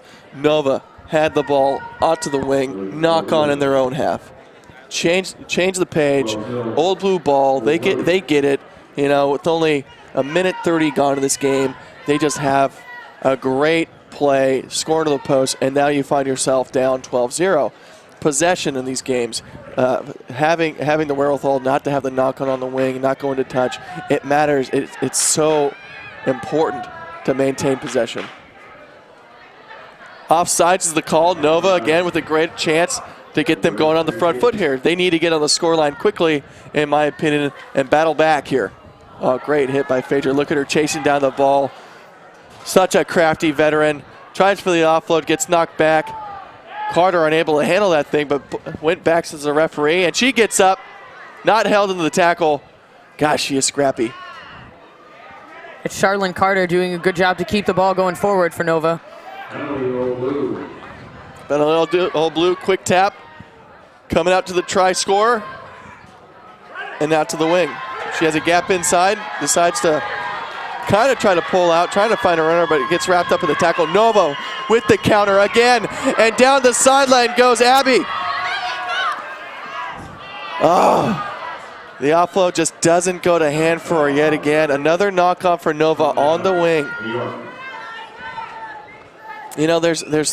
It's one of those things. It's a gamble. These 50-50 balls, sometimes they work out, and they're the ones that get you the try, they get your team going. But sometimes you just got to take it back in, hit the deck, and play the phase. It's just a decision-making aspect of rugby, and that's why it's the thinking man and woman's game, in my opinion. You got to make these decisions on the fly. You got to be switched on, and unfortunately, that one not going to hand for Nova again. Old Blue ball. Just the last couple of series of phases, Thomas took it up and just ran a little bit further away from her support than she would need, but credit to Nova for just being right on it, having that counter ruck, earning the ball, taking it forward. Off the foot, play on. Great defensive pressure there by Nova. Oh, ball squirts out.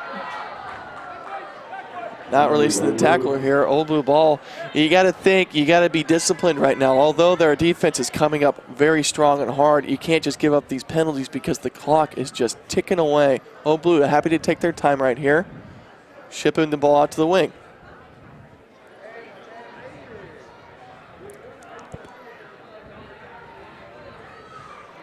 And again, you see the counter-rucking of Nova just making all sorts of problem at the ruck.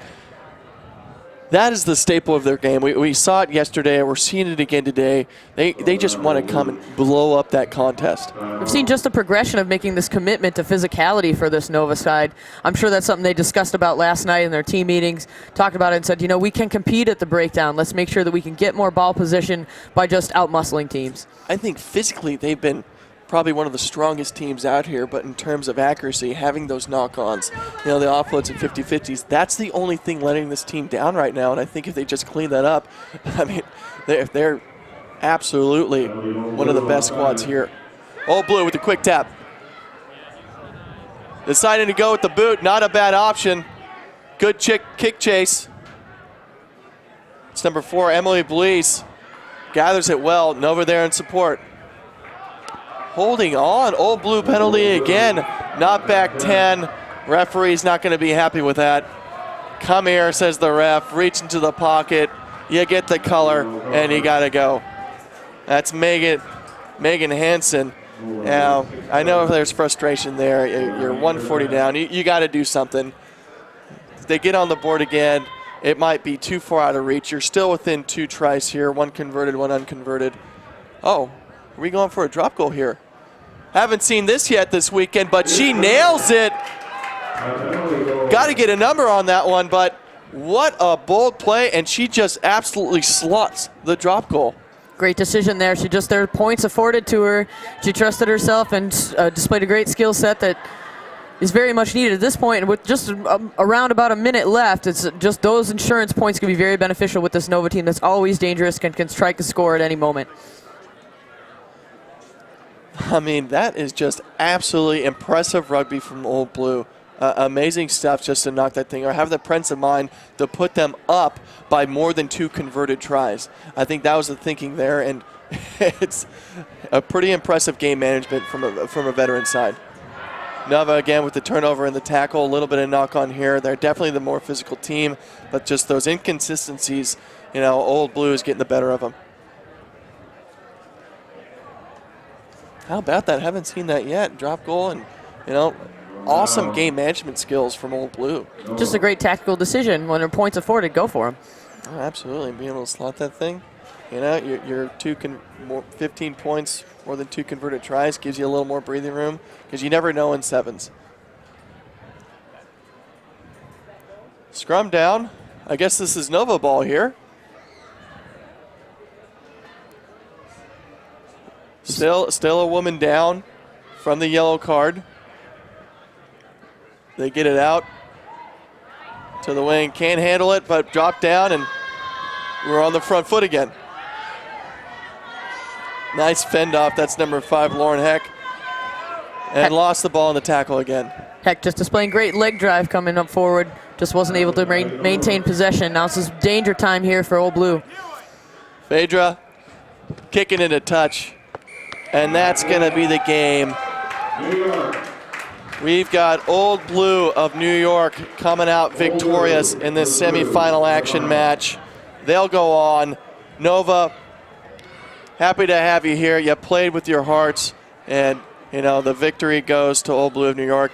Thank you so much for joining us here at Starfire Sports Stadium, National Championship Weekend for the men and women's Club 7s. We'll be right back with action from the San Diego Surfers and the Berkeley All Blues. Stay with us.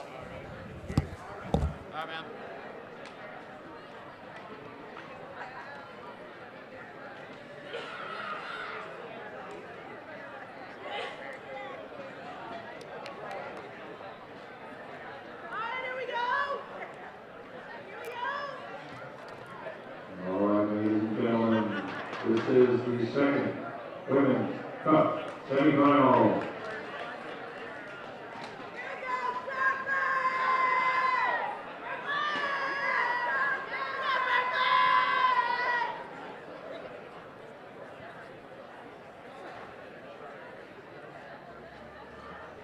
From Berkeley, California, the All Blues. And from San Diego, the Surfers Rugby Club. We're ready to kick off. And welcome back to Starfire Sports Stadium in Seattle. And we're just moments away from the second Cup semi-final here in the women's bracket. The San Diego Surfers versus the Berkeley All Blues. All Blues with the ball in hand will get us started here. I'm Dan Power, joined but with Katie Wurst here. And Katie, you've got to think that the winner of this one could go on and be the favourites in the final against All Blue. Certainly just a repeat here of the club finals from last year. Two great programs that have just had a great amount of success in the sevens. Fantastic part of this championship series. Here we go. And San Diego going to get the first opportunity attack. And watch this little sensation go. Nia Williams, she's around the corner. She could go all the way. She's being pursued. I don't think they're going to catch her. She's going to dot down in the corner. Whoa, what a start from Williams. She had a huge day yesterday, and she's picked up right where she left off and gets the first points. Emily Azevedo, she pursued gallantly but couldn't stop her. The only thing she has done, though, Katie, is held her out to the sideline, making this conversion quite difficult. Yes, Nia Williams actually celebrating her 21st birthday today. And as we talked about, just those fancy feet have been flying all weekend for Nia Williams. Just great addition. Good job. Well, happy birthday, Nia Williams, and what a way to celebrate your 21st with a try here. I'm sure a club championship would go down quite well. And obviously turning 21, I'm sure she'll celebrate in style as well afterwards if they do win that championship. They're off to a great start here, getting the first points on the board. Conversion obviously unsuccessful there.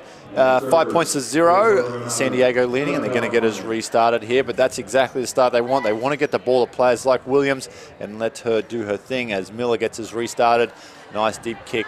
Berkeley, now they get the ball. Let's see if they can respond. This proud club out of Northern California. Ball comes across, the dangerous players for them. Obviously, you've got Phoebe Boone, USA Eagle, very experienced. They've turned the ball over, though. Big dummy. This is a huge start for San Diego. Miano, my MVP of the tournament so far. She dots down for another try, only extending that voting lead. If you're not online and you're not voting for Danielle Miano, I'm going to find you. I'm going to come after you because she is an absolute superstar. Just fantastic job converting on a bit of a handling error. Just picked it up and really had the pace to finish off the job. Yeah, of course. That voting will go online all day. Give us your thoughts on Twitter. Get on there at usarugby.com for the Smith & Forge Hard Cider.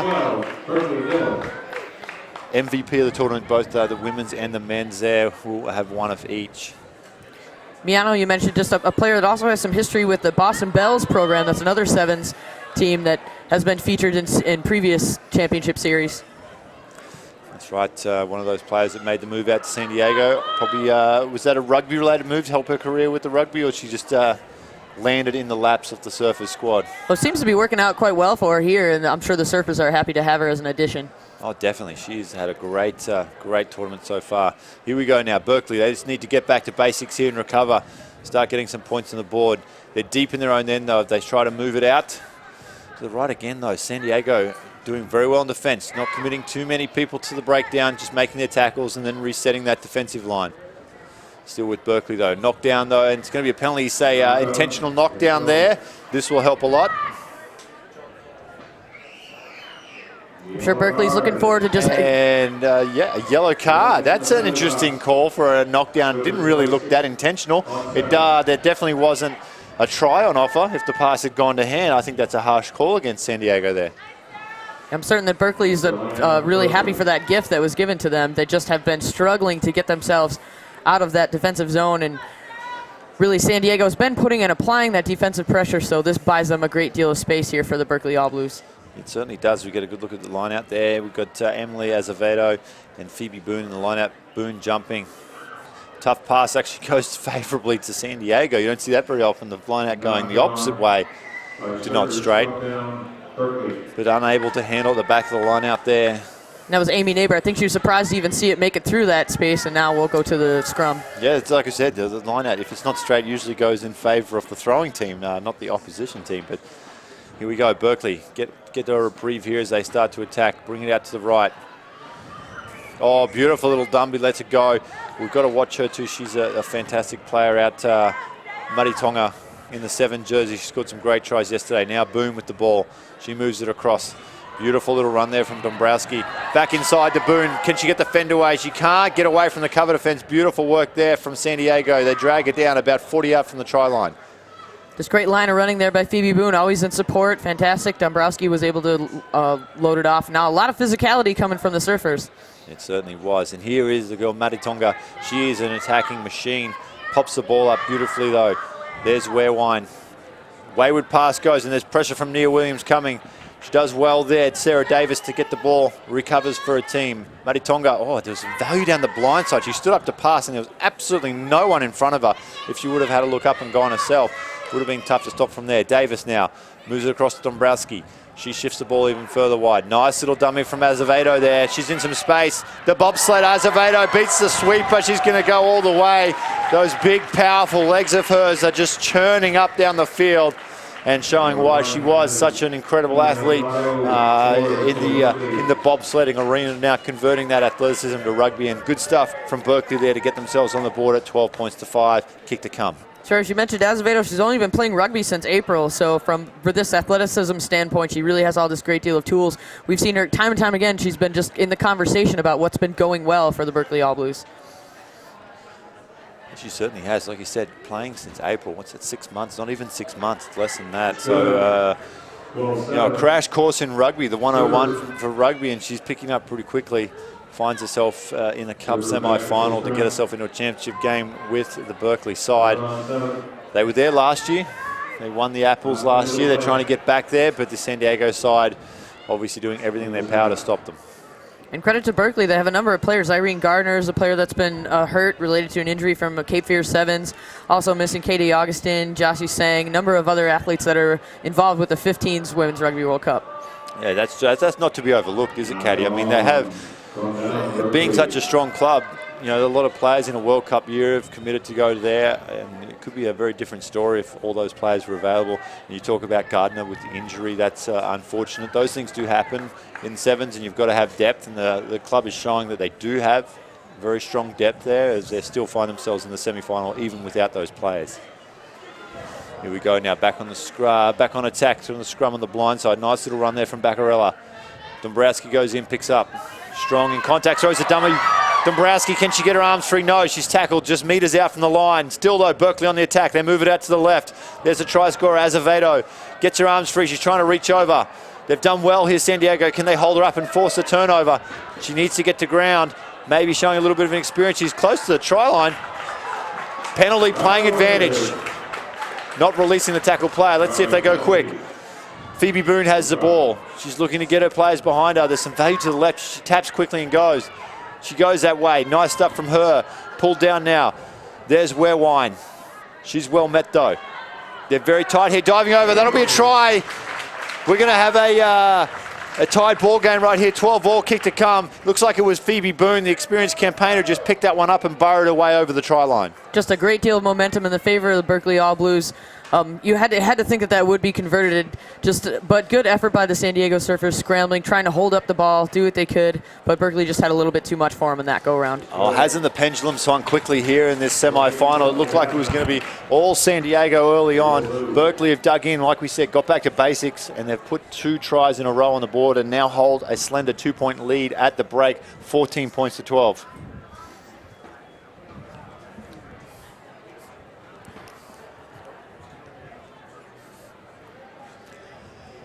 There we go, 14 points to 12 at the break. And, you know, the first semi-final, obviously a close game between Old Blue and Nova. You can tell the intensity from the bowl games that we saw beforehand. Now the cup game, these teams have everything to play for. You've got to put all the injuries and the worries aside. And we're getting a great game here too, Katie. It's back and forth here in this action for this semifinal matchup. 2 fantastic programs. Early on, it was all the Surfers, kind of everything going right for them and really great defensive pressure on Berkeley, but they've regrouped and kind of reconnected and have turned the tide, so the momentum's now in Berkeley's favor. We'll see what's going to come up for the next half. I mean, it's a really good indication of how important possession is in sevens rugby. San Diego, they had all the possession, put on 2 tries very early, looked great in attack. They started their defense very strong, but Berkeley, they kept recycling. A couple of good calls went their way. Next thing you know, they looked to experienced campaigners. The youth and athleticism of Azevedo, she has a long-range try. And then, like we said, the experience of Phoebe Boone, she burrows over and gets them the lead. Particularly, and Berkeley caught a break with the yellow card call that went for, and they just took advantage of that, had better field position, and were able to convert, and now the momentum, as you said, shifted in their favor. Yeah, that's right. Let's not forget there was a yellow card for San Diego during the first half.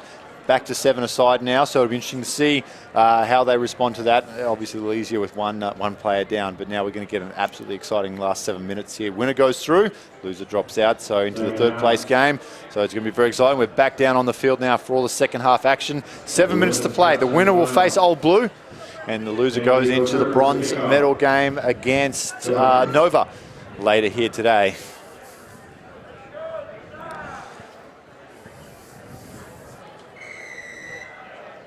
About to get us restarted in the second half. San Diego on the left of your screen wearing the blue jerseys, Berkeley in their yellow strip. They do well to recover. Azevedo moves the ball out. And they go straight onto the attack through Davis. Links up with Maritonga. She's dangerous. She can get herself loose. She does. Maritonga with the footwork. Oh, what a tackle from the sweeper. Comes in. Absolutely crunching tackle. Takes her down and gets a penalty for her team. Great stuff there from San Diego right from the get-go. Oh, in trouble. She's loose. It's going to be a foot race. Maritonga, after that long run, might be a little bit tired. And there she goes. Mashawna Miller, she'll dot that one down just to the left of the post. And just like that, San Diego retake their lead, starting the second half like they start the first with a long-range try.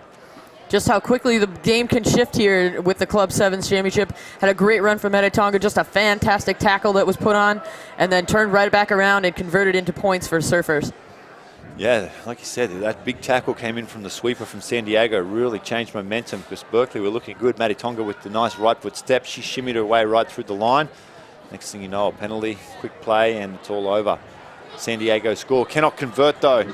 Leaves the score at 17 points to 14. 5.5 minutes left to go here in the second half of the second semi-final for the Women's Cup bracket. You have San Diego Surfers, obviously from Southern California, taking on the Berkeley All Blues from Northern California. What a great representation for California rugby, having the two teams from Cali here in the semi-final. Go, nice high restart goes down. Boone gets herself under that well position, runs it back across field. She's well taken though, about 25 out from the line. Azevedo, she drags it back. They move it across to Davis. She's a great ball distributor, Davis. There's a nice late switch too. Well contained though, and that's a great tackle from Cara Matthews. She's come on the field now as a replacement. She's been very influential as such a dominant force here for San Diego. They try going down to Dombrowski. They can't handle the pass back inside to Davis. It was a tough one. She was under all sorts of pressure from Amy Neighbor, and unfortunately for Berkeley, she can't handle. We're just seeing a mirror image of that the start of the first half, where San Diego is just really applying that great pressure, being able to bundle them into touch, and just Berkeley's trying to find that breakthrough point, and looking here to make some key substitutions, probably saying let's get some fresh legs in, see what we can earn back some of these points. Yeah, Phoebe Boone goes off, and then also Cara Matthews leaves the field for San Diego, making some changes here. And like you said, the strategy of the interchange on day 2 is so important for these teams. Yes, we're just seeing so much as it's the team that has the deepest bench, and the ability to use substitutions is critical to the success of the programs. Here we go now. San Diego on attack. That looks like Neighbor with the ball moving across field. Williams jumps in, moves it across to Miano. She finds a runner on the outside. That's a nice run from Molly Martin. Finally, Molly Martin. I knew there was a Molly Martin. She's playing for San Diego. I got a little ahead of myself by about 45 minutes, but now she's on the field. Here we go, but bundled over the touch. Oh! She's tackled the wrong player. She's absolutely smashed. Unfortunately, she didn't have the ball. And now Berkeley starts streaking away downfield, picking up an easy 20 metres. Azevedo jumps in. Williams looks like she may have jumped offside there. Berkeley on the attack. Williams comes across and makes a nice tackle, though, in cover. Azevedo jumps into scrum half. Comes to Maritonga. Look at the footwork of Maritonga. Great tackle, though. Textbook stuff there, just driving the shoulder right into Maritonga and takes it to the ground. Great stuff from Molly Martin. Quick tap and they're away. She can find Martin on her outside. She can't get there, unfortunately. Well picked up, though. It's play on. That's Trulio with the ball. She picks up and goes for a little scurry down the blind side. Martin jumps into scrum half, shifts the ball across to Miller. Miller finds Williams. She's trouble, Williams. Lets one go. Throws a nice flat pass out there to Miano. Steps back inside Miano. She'll get a double for the game, Miano. Oh, hashtag MVP, hashtag Smith & Forge Hard Cider. Loving it there. She's got to be the MVP. Certainly. I'm sure at this point she's really considering that decision she made to move to San Diego to be a part of this Surfers program is one that's really paid off in dividends for her. I know the program has really benefited from her skill set today, but just looking really sharp so far in this tournament. Come on, Katie, jump on the Miano bandwagon with me. It's comfortable. There's room for one more. Conversion goes up and across the face, flags stay down. Unfortunately, score jumps out to 22 points to 14 now. And that's a big try for San Diego. That just gives them a little bit of breathing space with 2 minutes left on the clock. You don't want to get too far ahead of yourself, but I almost get the feeling if they can maintain a bit of possession here, get this kickoff back, they can start looking towards Old Blue in the final. Here we go. Nice, deep, high kickoff goes back. Oh, they've let it bounce. And it's a bugger of a bounce too for Berkeley as they bring it down now through Zaluka. She's tackled right on the 22. Play on, they could have gone there. Azevedo had every right to go for the tackle there. Nia Williams throws a dummy, the step. Williams straight through, they're not going to catch her. She is becoming a dead set superstar, an absolute handful for defenses. And the footwork of Williams again bedazzles everyone as she gets another try for the tournament and takes it out to 27 points to 14, just a minute and a half left on the clock. Between Miano and Williams, just a number of great young, talented players that have been additions to the San Diego program. And I think you're hard-pressed to find any throughout the roster, just so many different great aspects and great tools that they have to use. Such an attacking threat here from San Diego Surfers so far. It certainly is. I mean, between Miano and Williams, it'd be interesting to see how many tries they actually have scored this weekend, because it feels like every time there's a break, it's either Williams or Miano doing it for San Diego. And it's all the lead-up work. Let's not get... heap all the praise on just two players. The whole team as a whole, the team as a whole, has just been absolutely outstanding at setting that platform for the creativity of Miano and Williams to do their magic.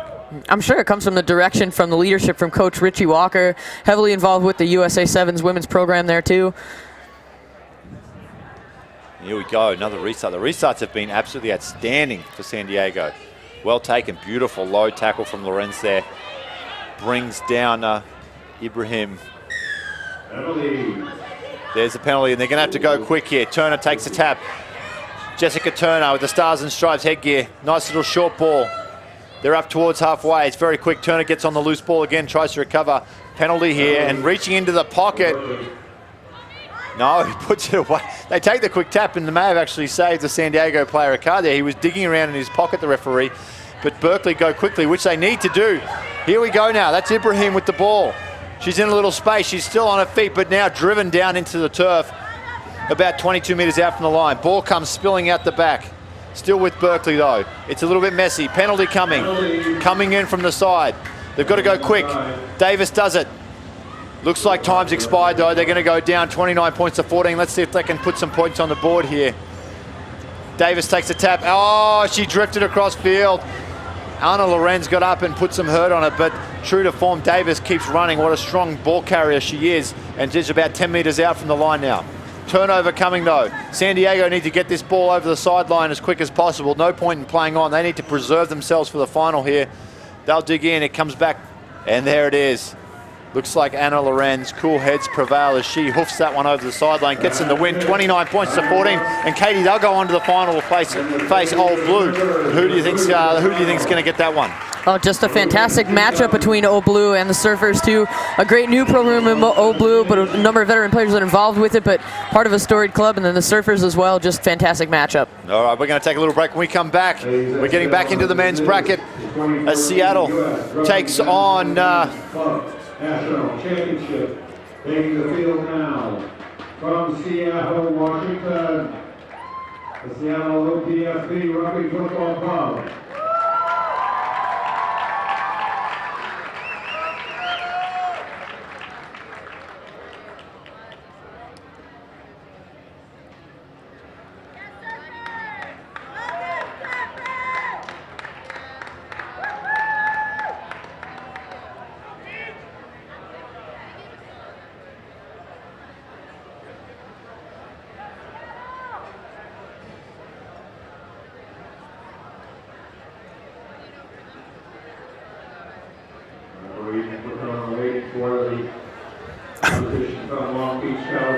And welcome back to Starfire Sports Stadium from Seattle, Washington. I'm now joined by Lou Stanfield. Big Lou going to sit in on this Cup semi-final. Belmont Shore perennial powerhouse, national champions many times, will take on the red-hot favourites, Seattle. What are your thoughts on this game? Well, it's going to be an exciting game. Like we said, a lot of tradition of 7s in Belmont Shore as well as 15, so you're going to see a lot of great play out of them.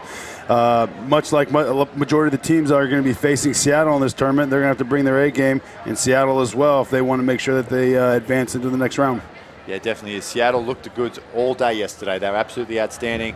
Belmont, a little bit of gamesmanship towards the end of the pools. They had an off game against Old Blue. Didn't look their best, but came out in the quarterfinals and were absolutely outstanding, winning right at the end. Eric Duchel, the beast, getting the try that got him over the line. We're going to go down to the field now and pick up all the action as you got your first semi-final for the men's.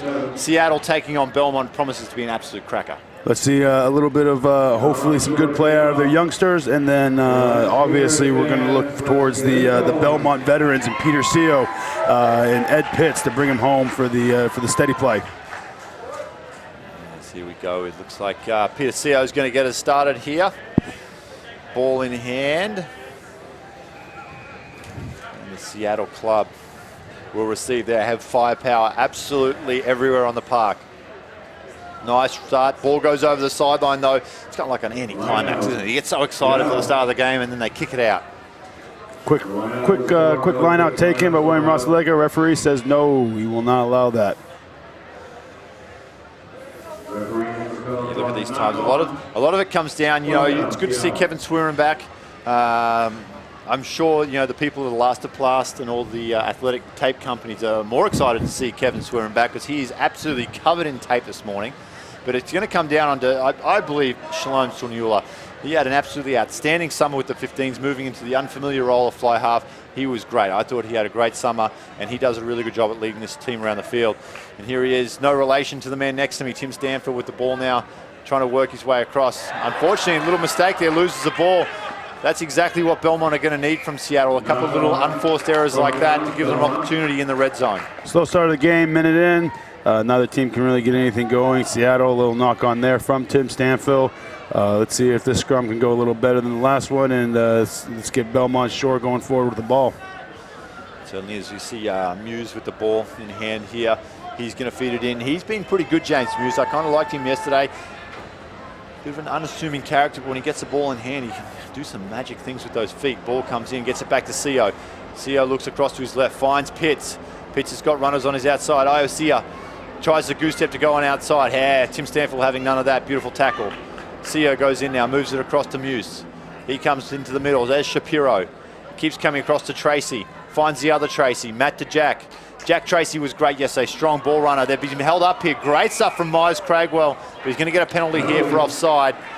But again, yesterday the big difference in the quarterfinals from Seattle was the intensity in defence and the way they were hitting the rucks with such aggression. They're a fancy side. You wouldn't expect them to be that aggressive at the breakdown, but they turned it on. Dan, that's one thing you can't afford to do against Seattle. If you go in chest high into one of these tackle situations, you're not going to get that ball back. They're either going to turn it over immediately or you're going to turn it over in the form of a scrum.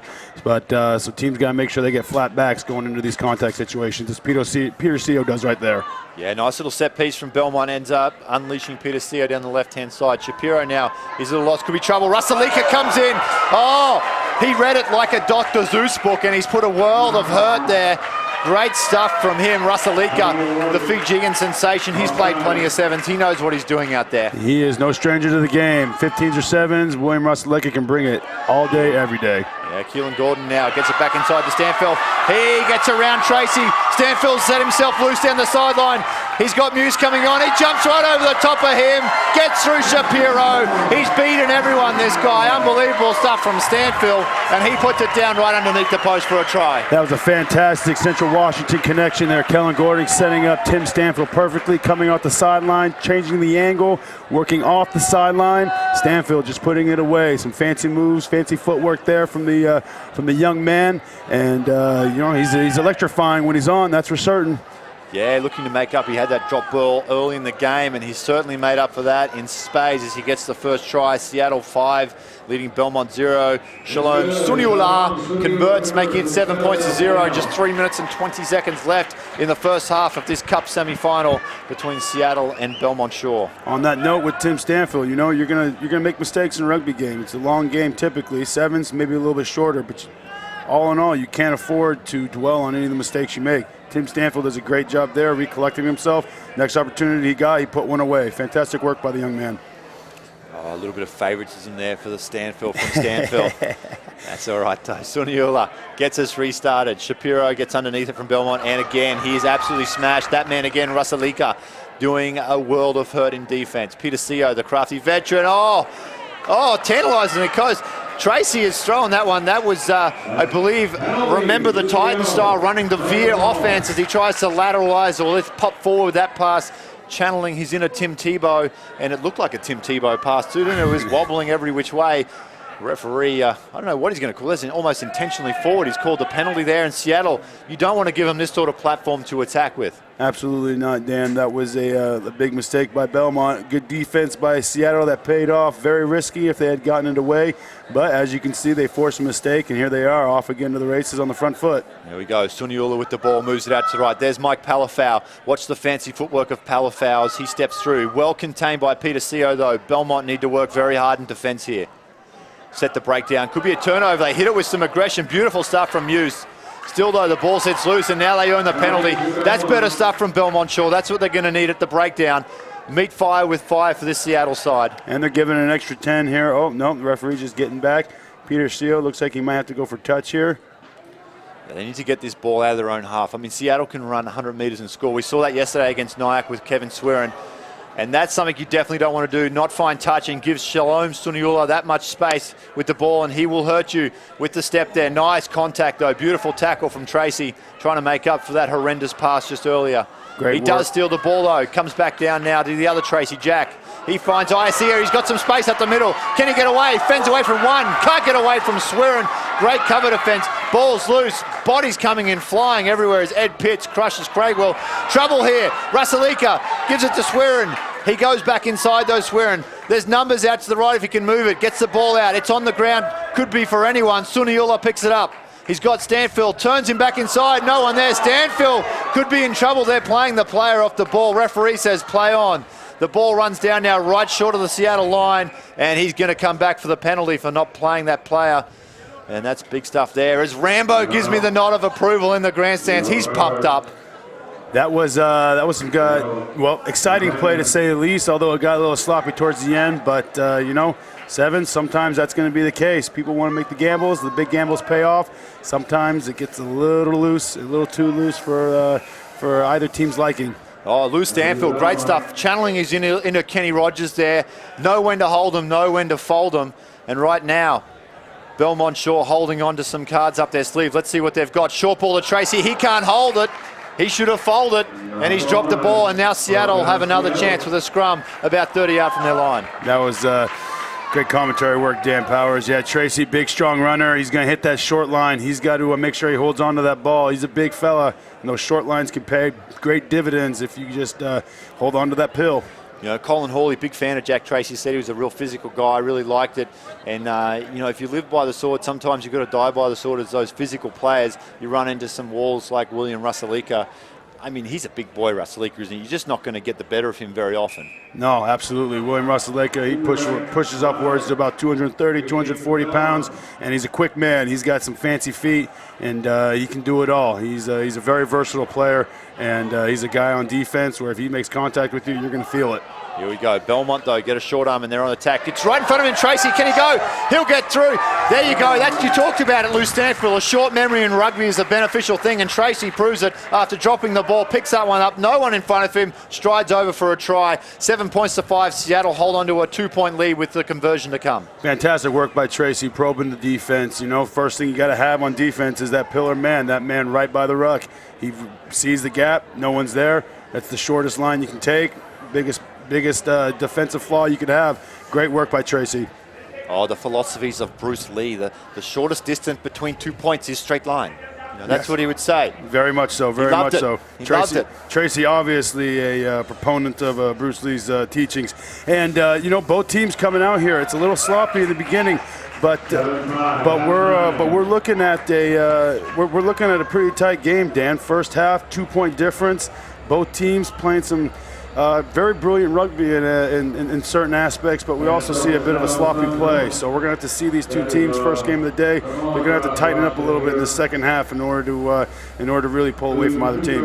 Yeah, I definitely agree with you there, Lou. I think for Seattle, they've had the opportunities there. A couple of handling errors, uncharacteristic for them, the handling errors. And Belmont are just playing tenacious rugby. This is their style of rugby. They love finals football. It's their thing. They've won here. They've been here so many times. Seattle definitely have the firepower, but you kind of feel that gritty kind of defense, that tough Belmont short attitude. You know, if Seattle's not careful, they could find themselves in trouble here. Absolutely, Dan. I think that the loose style of play really plays into Belmont's style. They love that. They love winging the ball around, and you know, if they get one of those loose passes off, they're off to the races. You know, Seattle coming off a great day yesterday, they're going to really need to tighten it up. Their game sometimes does fall within that loose play, but when they play structured and they play the way they train, then they're a very hard team to stop. But as you can see right now, they're a little loose with a pill. You know, one try out of Seattle in one half, that's a little uncharacteristic. Yeah, I think when the games start to get a little loose like this, you look to players like Shalom Suniula just to take control and play a little bit more simple. Kevin Swearin, another guy, they're such experienced guys. They've played on the circuit for a long, long time. You just want to see him grab the game by the scruff of the neck and calm things down. For Belmont, that's going to fall solely on Peter Seo. He is an experienced campaigner. He's also the coach, which is going to be tough for him. He's got to wear two hats here. He's going to calm the boys down now and just be like, 7 minutes. That's all we've got. Just play. Give me 7 minutes, and we're in the final, and then anything can happen. Absolutely. You know, they're one game away from seeing the final, so they got to come back the second half, and let's hope that both teams tighten it up, and we'll see how it goes. Yes. Grab your popcorn. Get ready. Terrell Owens had nothing on these boys out here. They're going to go and excite you for the next 7 minutes as Shalom Suniula gets us restarted. Nice little kickoff. Well handed by Shapiro, though. He's tackled about 40 metres out from his line. Nice little one-arm offload there. Comes out to Muse. Now Pitts, another seasoned campaigner. Seo with the ball. Throws a dummy. He's through Seo. He needs some support, though. He's isolated. It comes in the shape of Ed Pitts as he clears out. Muse goes in. Moves it across to Matt Tracy. He finds Shapiro. Goes out to Jack Tracy, one-on-one on the wing with Rusalika. That's an interesting battle. I don't think you want to go one-on-one with the great one too many times out there, and William Rusalika, and they turn it over, and that's one thing you don't want to do, Lou. Fantastic work by Rusalika. You know, he knows he's got a big man ahead of him. He can either come up hard and make a big hit. Instead, he holds his ground, tries to give him a little bit of space, and forces the turnover.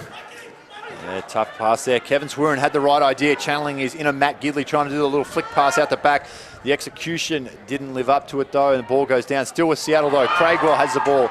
Steps inside, beats one, uses that footwork. Can't get around Shapiro as he's dragged down about 20 metres out from the line. Suniula, he shifts it across to Palafal. Long, flat ball. Swearin needs a runner back inside. Stanfield holds on the outside. He breaks the tackle, Swearin. Can't get through the detention from Pitts, though. Dragged out about 5 from the line. Suniula, geez, they have a good passing game. It's such long, flat passing, and Rusalika, he's going to be impossible to stop from there as he guns it down for a try, and that's the start Seattle needed for the second half. Absolutely, Dan. Very well structured rugby there. Each time they went sideline to sideline, when they came back, they had a full line, guys ready, hands out. They're ready to play some rugby. That's what Seattle needs to do here. They need to cater more towards that structured style of rugby and rely on the athleticism, the strength of each player on the field to get the job done. Very accurate passing. They're well drilled. They need to stick to that style, and I think it'll carry them well through the rest of this tournament. You see the difference when you pass to space instead of passing to the play. You know, you put the ball out in front of him and let him run onto it, and the passing from Seattle is so crisp. I mean, Mike Palafal, Suniula, those guys just throw that long, flat bullet pass. It seems like it's perfect every time. It just gives the outside guys, you know, the Swearins, the Craigwells, those guys a chance to attack on the front foot. Absolutely. My old coach, Jack Clark, used to give a little bit of a comparison between two young kids playing baseball who would get upset about not being able to hit the first baseman going from shortstop. It's a 70-foot pass. You know, they're getting real upset about it. Well, you got two rugby players that are passing side to side, 10 feet apart. They mess it up, they don't even care. You know, it's that attention to detail that makes good players great. And Seattle's got a lot of great players, and you can see in that detail right there in their passing. Oh, great plays indeed. It reminds me of the end of Rocky 3, start of Rocky 4, Apollo Creed, Rocky Balboa. You taught me everything you know. He goes, listen, you fight great, but I'm a great fighter. And that's the difference. That is, absolutely, Dan. You know, these guys coming out, Seattle making a few substitutions on the field. John Cullen, Mike Nelson, as well as a couple others, Rocco Maurer. a few fixtures into the USA Sevens team. Looks like Tiberio put a ball on the ground there, but they're still playing. Come back the other side. Here we go, ball in the hands here. They're going to run it out. Good stuff from the Seattle side. Playing advantage though, the turnover from Belmont. Referee's going to bring it back up though.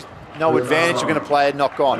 You know, going back to Belmont and Ed Pitts. Ed Pitts has been a fixture in American rugby for quite some time.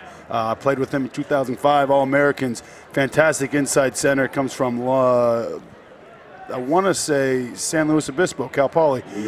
Great player. Like I said, it's been around for a while. He's one of the veteran guys where his skills and his leadership are going to be very important these last 4 minutes of this game. Yeah, played against Ed back in the old Super League days, and he's a tough customer, man. He really was. He would go at you for 80 minutes, and he's the kind of guy that in finals rugby you really want in the trenches with you because you know he's not going to give an inch. And he's been good so far for Belmont as they look to attack right underneath their goalpost. Could be trouble here, finally getting it out. But well met from Seattle and held up. Great tackle there. That looks like it might be Mauer who's on the field now as a replacement. And Seattle may have turned this one over. Rocco Mauer, not a stranger to the tackle, as he used to be outside linebacker. John Cohen walking in. Football player to football player right there.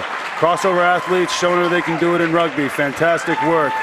I think that might have been not closely watched by the referee. It looked like maybe he had tapped that ball and never left his hand. However, referee's word is gold, and he's underneath the post for a quick 5. John Cullen. Yeah, he's a big boy, John Cullen. Would have taken some stopping no matter how he tapped that ball from 5 metres out. Nonetheless, the referees awarded the try 19 points to 5. And it is interesting, you know, you look at these crossover athletes, you look at wide receivers, you look at safeties and the smaller guys. There's not too many offensive linemen that want to put their hand up and play sevens. Absolutely not. You know, the thing is John comes from a background of football, but he's also played a little bit of basketball in his time. And in my opinion, basketball players are always going to make the best crossover athletes. You know, they know how it feels to have a ball in their hands. They know how to pass it. And football players have a harder time, you know, getting that fantastic take right there by Peter Seo. Yeah, Belmont are going to have to do something pretty soon here. Just 2 minutes and 45 seconds left on the clock. Down by over 2 scores now. They're going to attack out the right, but again, the defense is so solid. Rocco Mauer, beautiful stuff from him. Colin Gorin cleaning it up. Mike Nelson, he's got plenty of room. John Cullen is outside. Nelson, the little man, just breaking tackles. Does well there. Thought he could have thrown the pass, but he decides to keep it in hand. Probably not a bad option as they play advantage now. Peter Tiberio throws a dummy. He'll score next to the post. It just goes to show the class of this outfit in Seattle. The players that they're bringing on, the Mauers, the Nelsons, and the Tiberios, these guys are coming in off the bench. They would start at just about any other club in the country. Absolutely. You know, we're very fortunate up here in Seattle to get a saturation of high-quality players. But let's not forget about the native players here coming from Washington. Mike Nelson played at Central Washington. Tim Stanfield the same, as well as Kellen Gordon. 3 fantastic players, great fundamentals, hard players. They play the game because they love it, and they play it to the best of their ability. Day in, day out, they give everything they have. And as you can see there, all 3 of them very big proponents in this game right here, leading to tries left to right and center. Great work by the Washington natives. Yeah, great stuff indeed. We had Mel Denham in here yesterday, who's now coaching the women's program up there at Central Washington, the Wildcats. But the men's program has come along in leaps and bounds over the last 5 years, and they are definitely a powerhouse now as we get things restarted here. Peter Tiberio kicks it off. Pete Seo still on the field. I think he's played every minute of every game now, Pete Seo. A real captain's knock. Still, though, the tenacity of the Seattle defense just comes flying into the rucks, looking to turn things over. Penalty, though, not happy with it, the referee. They're going to have to go quick. They do so. They bring it out to the left now. Iasia moves across to Pitts. Comes out to his winger there. Rocco Mauer, 100% tackles on the game. He is a strong young man. Oh, Mike Palafal, referee says, do not touch that ball. Non toca. Indeed, here's Eric Duchel, gets on the field now, moves across to Seo. He's got Tracy on his outside, goes back inside to Duchel, the big man. He'll be tough to stop one-on-one. Tiberio, beautiful textbook tackle around the big tree trunks that Eric Duchel calls legs. And now referee's going to stop play here. Could be reaching into the pocket. And Mike Palafal's had something to say to him, and he has something to say back to Mike, and it's in the shape of a yellow card. He'll get 2 minutes to sit down. 25 seconds left on the clock, up 26-5. Probably won't have much of an influence on the game, though. No, but that's discipline that you need to keep, Dan. That's one of those things where arguing with the referee isn't going to get you very far because he's made the call, and I've never seen a referee turn a call back the other way. So keeping your mouth shut is probably going to be the best case scenario. No, I've always been told that talking back to a referee is like putting a big muffler on a small car. Sure, it sounds good, but really, what does it prove? Absolutely. Here we go. Seattle going the other way with it. Down a man, still on the front foot. Referee calls it back for a forward pass. You know, going back to Mike Palafau, fantastic fixture in American rugby. Played a lot of his time overseas in Italy, and with that, that's the game, folks. Seattle OPSB taking away another victory, going into the final. Yeah, they're going to go into the final. Everyone expected them to be there, and you know, good job by Belmont though. They've come in here. They lost their best player, Mikey Teo. Yesterday, he got ruled out with a calf injury, unfortunately. But Belmont Shore, they did their best. They're going to go into that third place matchup. Seattle go through to the final. We're about to find out in just a moment who their opposition is going to be. It's an interesting story here. We've got Old Blue, who would have been probably the favourite in this game up until yesterday when they lost Nate Orsberger to injury. They're going to rely heavily on Luke Hume now. But Kansas City, Cinderella story, Colin. How about them? They came out, got absolutely thrashed in their first game to Seattle. They've come out of the West as the second qualifier, but now find themselves in the semi-finals here against Old Blue with a chance to go to the final. Yeah, Kansas City has been super impressive coming out and beating a team that I thought was going to go all the way to the top with Seattle, and this one was Denver. But they came out and got a huge victory yesterday, and they are absolutely deserving to be in the spot that they're in. I think as a team, they're extremely dynamic, extremely dangerous across the board. But the biggest parts for Kansas City that's gotten to this point is their work off the ball, their hard work, the momentum going in through every single player on the pitch, the support, the running lines, supporting the line breaks, all those little things that create a team. I think they've got it in spades. So now, Old Blue, they've lost Nate Osberger. He's definitely one of the guys to watch, one of the better players of the tournament thus far. Luke Hume, the number 9, has got to put this team on his back and open this game up for him. He's got some support there, but he's got to be the guy who's got to get them on the front foot. Yeah, definitely. And, you know, we were talking about this a little earlier off camera, just the size of this Kansas City team. They are big boys. And let me tell you, if they can get physical, Derek Lipscomb's a monster as well for Old Blue. But apart from him, the size kind of diminishes there. They're a shifty side Old Blue, but they don't have the physicality or the size that Kansas City have.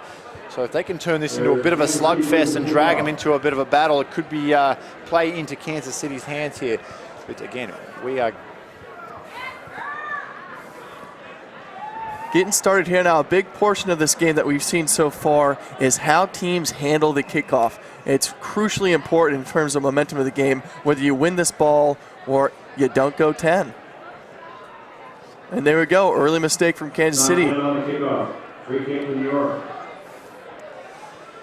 Yeah, not the start that they wanted, Kansas City, putting it over the sideline. This gives Luke Hume a chance to set up something here. The fancy footwork of Luke Hume there, just doing the Ali shuffle, center field. What a showman he is as well, loves it. And here he is, he is so dangerous. Watch the left foot step if he straightens things up here. Comes across field, tries to draw and pass, and there is their danger man. Number 4, Marcus Henderson. He got a few really good tries yesterday. They're going to try to set him free as, speaking of free, Dan Freed passed her there, tries to set him away, but just runs out of space here. But watch not only is Hume dangerous with the ball in hand, but the defence has to pay him so much respect. He does a great job of setting up his outside man by using his footwork to attract defenders who otherwise would be more interested in his support runners. Yeah, it's about allocating where your resources are at. Luke Hume, obviously so dangerous. They're gonna mark him, and in terms of your defensive structure, you got to consolidate around a guy like that, which leaves open gaps and spaces for your teammates to run through. But here we go, dancing around, happy feet on the outside. Yeah, Kendrick Scott, he was one of the danger men yesterday. He got free a few times. He is a speedster if he can get loose. And they come across to Elder now. He scored the match winner against the Barbarians. And he's one of those big physical players that they really like using in Gannon Moore. He scored a try yesterday too. Playing advantage though, free pass though. The referee's going to pack down the scrum. Kurt Weaver down there with the whistle in hand. Could not think of a better person to have the whistle for this match. Kurt Weaver, he set a new record for viewer attendance online yesterday. Everyone has the Weaver fever. The Weaver fever. Absolutely love the director and referee down there, Kurt Weaver. He's an outstanding bloke as well. Here we go, back to the action now. He's going to blow the penalty. Not happy there with the scrum half from Kansas City. Old Blue will play quickly now. It comes through. The number 7 there. And again, choosing to take the tackle in the middle of the field is so difficult to resource that pill. What you want to do at sevens rugby is use the entire width of the pitch, hit the sidelines, it stretches the defense, you get better angles for your attack. When you run directly into the middle of the field, the defenses have to move, they just collapse in on you, and it's easier to get a poach. Kansas City definitely taking advantage of this one, driving it to touch. A tall team, I think they'd be good in the line out here, Dan.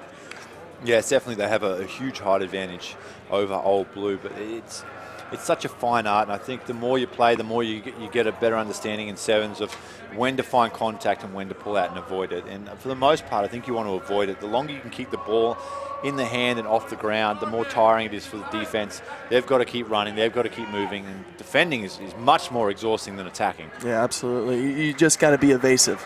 You got to have that in your toolbox. Oh, it's not going to help their cause at all. Kansas City trying a little loop around there. Jasper Wilsman, Kevin Schwartz there, and Edward Mills trying to put something together. Unfortunately, ball goes to ground, and that's going to hurt him again, giving the ball back to Old Blue in this situation with Luke Hume sitting out in the centers there, outside Dom Waring. It could be trouble. I think Kansas City just trying to be a little too cute there. They've done well just hitting the ends and being aggressive, playing smart rugby, attacking the ball at pace. Now Old Blue has the ball in their hands, and they got the danger man right here in Luke Hume. He's going to have a go.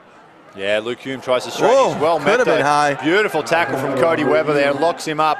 Hume gets straight up though, goes again, showing no signs of ill effect of that hit. He's a tough guy, Luke Hume. Don't worry about that with his rugby league background. He's used to some big collisions. But Elder with another big hit now. Kansas City showing their physicality. Hume moves it across to Bird. He looks outside, comes back to his players though. Free pass that hits the deck. Hits the beach, all men on deck. And now back inside. Michael Saint gets it back inside. Oh, free pass that can't handle. It goes back. Dom Waring with the ball now, drifting across field. Henderson, tough pass. Can Kendrick Scott get it? No, he can't. Weber pulls it in though. He's going backwards. Referee playing advantage, none gain. We're coming back for a scrum. Kansas City put in.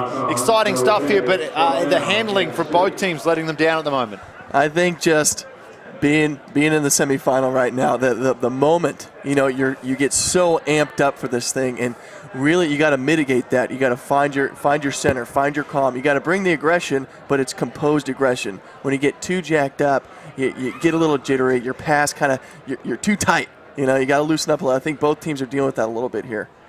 Yeah, it certainly is. Little kick back here. Mills with the ball drifting across field.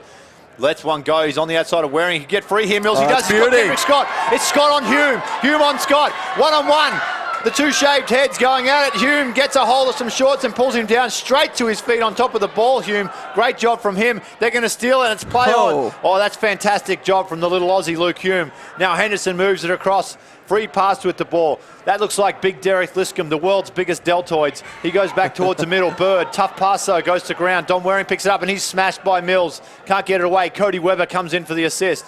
Still, they're going backwards here, Old Blue. They need to get some troops in there and secure possession. Waring now moves it across to Bird. Should just kick it downfield. There's no sweeper back there. He decides to run. Kendrick Scott wraps him up. Goes back inside to Michael Saint. Kendrick Scott comes again. They're going backwards, Old Blue. Finally, there we go. Waring drops it onto the foot. Now it's a foot race. Who's got the speed? Absolutely no one. They're just jogging back there as big Gannon Moore goes back. He's going to pick it up. He goes on the outside, gets past Waring, gets to Bird. He can't wrap him up. Slings him away. Nice little offload back inside to Michael Mercer. He's tackled though. Beautiful stuff there. Still, Kansas City had the ball and they'll earn themselves a penalty about 40 yards from the line. Both teams just going after it right now. Absolutely amazing stuff. Quick tap penalty, Kansas City ball. Here we go. They come out to Elder. Ponytail bouncing around out there. He scored the match winner against Denver yesterday. Cody Weber breaks free. What He's an been dangerous all summer. He needs some support. Hume 1-on-1. He's going to be too big. He uses a big fan. Try time for Jar. Kevin Schwartz, sorry. Schwartz gets a try. He's been busy, the number 6 for Kansas City, and finally gets some reward. So you see it there, the size of Kansas City coming in as a big factor there. Breaking through the line. What a backhanded offload to Schwartz, the hard runner coming on the ball. Like we said before, it's not just the line break. It's the support after the line break. It's the offload and the hard runner coming in. Luke Hume did a great job bringing in Kendrick Scott before, but the size of these players there's the arm reach in that fend. It's so key here, and he just doesn't have the reach. It's like a boxer who's got a size advantage and a reach advantage. It's going to play to your favor at the end of the day. Yeah, definitely. There's not much Hume could do in that situation. Swartz using those big mitts of his to keep him away. Just 5 out from the line, stretches out to score. And as we go to halftime, we've got a tied ball game, 7 points apiece. Old Blue actually, no, 7-0. I'm sorry, I thought Old Blue got a try there in the first half. Obviously not, 7 points to 0. And that's somewhat of a surprise. Kansas City taking a lead into the halftime break. And they have a lead of 7 points to 0. And a lot of it comes down to that tenacity that we talked about with Kansas City, just dragging this into a bit of a street fight. Yeah, that's what we saw them doing earlier on. They came out early in this tournament. We're like, surprised this team came out scoring tries, running good rugby, passing lines are great, and it's just the work off the ball that's really important for this team that's got them in this match. They're 7 points up to Old Blue, and I got to say, I don't want to say Cinderella story or anything like this, but I'm really impressed with this team just as in a complete unit. There's no single superstar, but there's just a team of guys who are just working and supporting and offloading and being there in support of each other. I absolutely love it. Now, Old Blue, you had Nate Osberger. He's gone. He unfortunately got a little head knock yesterday, but you can't rely on one guy. And now there's Luke Hume. He's doing all that he can. He stopped a try there earlier in the first half, and he almost set up another one with a good break. There's some other guys that just need to have moments in this game for Old Blue. It just can't be Luke Hume. It does. I almost feel it comes down to Derek Lipscomb. He's their biggest guy. He's a big unit out there. He needs to make his presence known, use his physicality to try to soften up some of these bigger Kansas City players. But you won't say it. I'll tell you. I'll toss it out. It is a Cinderella story because Kansas City came in as a number 2 seed out of the West, lost their first game to Seattle, really didn't look that great in losing. They scored the first try, but I tell you, they have found their form at the right time in this tournament, and they look great out here against Old Blue. They're going to earn themselves a rematch against Seattle if they can hold on. And then, like we said, 20 minutes in the final, 10 minutes each way, anything can happen. I think throughout this tournament, they have gained confidence in their play as a unit. And, even though that first matchup they had against Seattle was the first game of the tournament for the men's side, I think they've grown in spades since then. Oh, beautiful stuff there from free passer to keep Birds kicking. Oh. And they're breaking free, and this is exactly what they needed to do. Getting some points on the board straight away out of the gates. Old Blue back on there, 7 points to 5, kick to come. How many times have we seen that this weekend, Dan, after the break in the half, the kickoff being such an instrumental momentum shift change? You come out of the halftime break, you're either switched on for the next play or not. One team is going to get this ball, and we've seen time and time again a team just not being aware of this kickoff battle. It is so instrumental for the momentum of this game, and there's nothing better when I'm playing sevens and I see somebody make a catch in a kickoff and score a try off of it. It's like, all right, boys, let's go. It's something you don't want to give the opposition. Kansas City may be in trouble here. Easy points, isn't it really? Off a kickoff, getting there, running down for a try. You go straight back, and now Kansas City are worried about this kickoff. They need to secure it. They do a good job. But wayward pass goes down to Mills. He steps one way, goes back the other and straightens up. Comes across to Moore, now Elder, Cody Weber. He had a great sum of it. He is absolutely smashed. Great tackle there from Old Blue. They seal him up nicely, though, from Kansas City side. Mills now back to the middle. Mercer looking for runners on his outside. Goes to the try scorer Swartz. Out to Kendrick Scott. Scott loses a ball. That's a big mistake. Let's see if Old Blue can turn defence into attack here quickly. Offload coming across. James Bird, he looks across. Luke Hume, here's the danger man. Let's watch the steps. He accelerates beautifully through the gap. Hume, he's gone. What he can do. He's so dangerous, and he shows it there. Such great acceleration and footwork, and dots it down underneath the post for a try for Old Blue. And they've come out this second half firing. Second half rugby, sevens. You got to come out each half ready to go. Old Blue definitely, I want to know what they said in that huddle because they have just come out on fire. And after the kickoff and just contesting and their tackling is that much more forceful against these guys. We said they needed to front up with this Kansas City team, really make their physicality known. They've done that, got the turnover. Luke Hume, counterattack, broken play. I mean, that's his bread and butter right there. Little shift, little miss, coming through a tackle and try under the post. And, Old Blue's looking looking the more tenacious team at the moment. Yeah, 2 Kansas City mistakes have led them back in this game. Not taking the kickoff, big mistake. And then Kendrick Scott with the turnover, literally off the turnover, went back to Luke Hume. He sat back, he would have looked at, scanned at that line, waited for someone from Kansas City to make a move, isolated them, and then just used that footwork, and he runs, 60, 70 metres and scores a try. Now they get a little chance, a little reprieve here, Kansas City, as Old Blue can't get 10 metres off the kickoff, and they're going to get a set piece right on halfway. Michael Mercer, ball in hand. Let's see what he does here on the set piece for Kansas City. Goes to his right. Tough pass from Mills to pick up. Does well. Little step out to Schwartz. Schwartz goes across to Kendrick Scott. He gets on the outside. Kendrick Scott, just back yourself. Oh, beautiful grassing tackle, and he loses the ball again. Oh, who was that from Old Blue? That was fantastic. Right around the bootlaces and drags him down.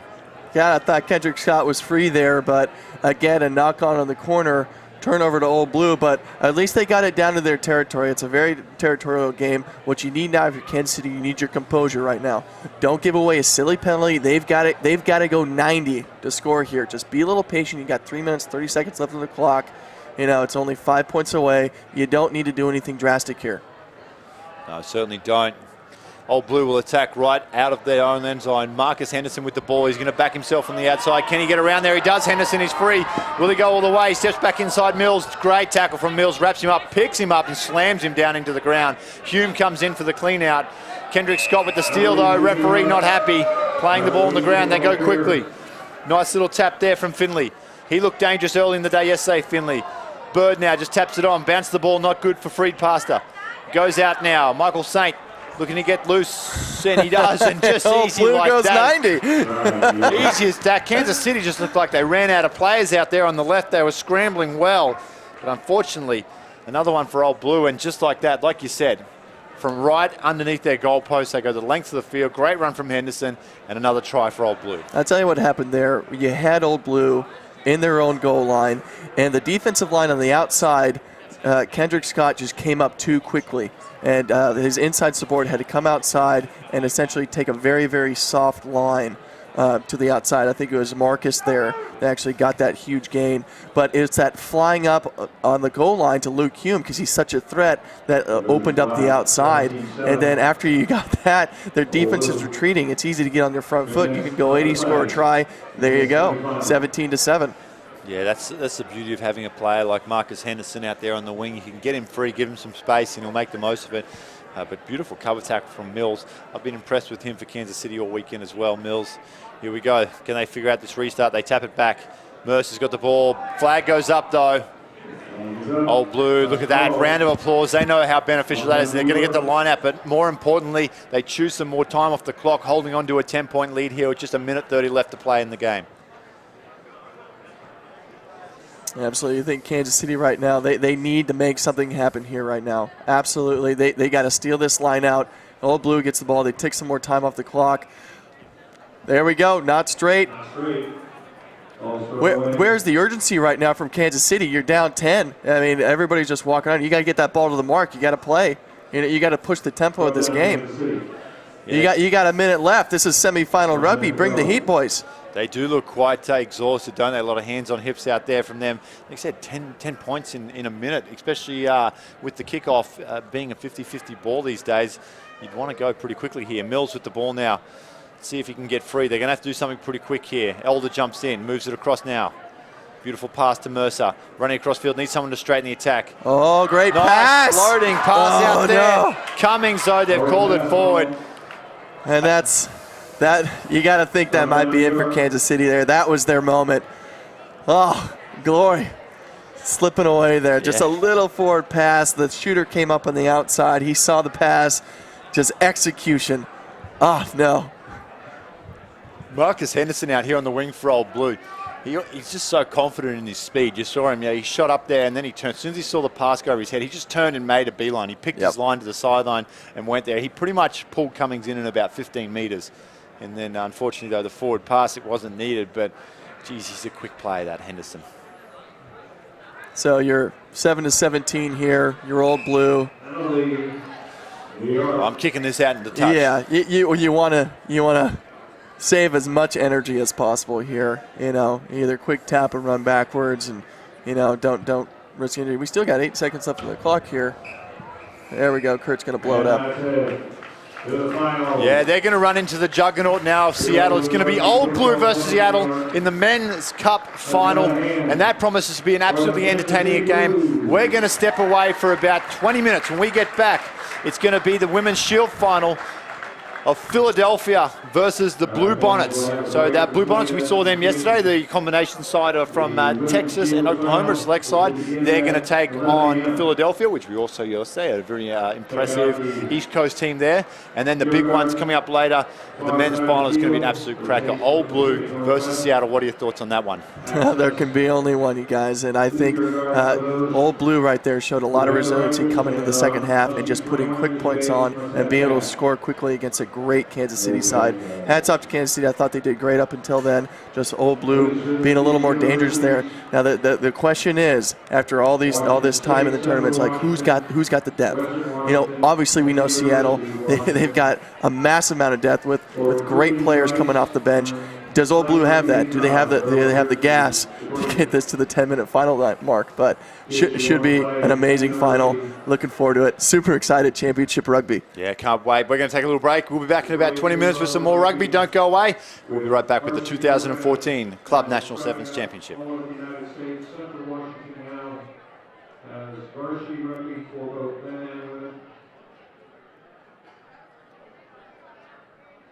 So all the little runners who are here, check it out. Make sure you talk to the universities about what it's going to take to play rugby at the university. Rugby Washington has ceremony rugby youth zone available. Fan zones between the fields over there. Food trucks.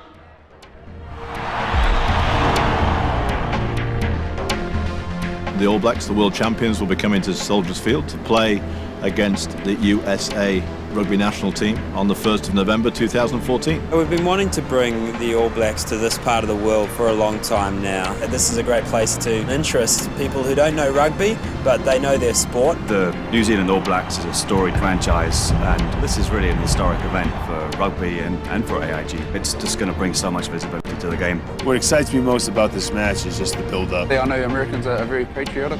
I'm guessing it'll be the same in this massive stadium too.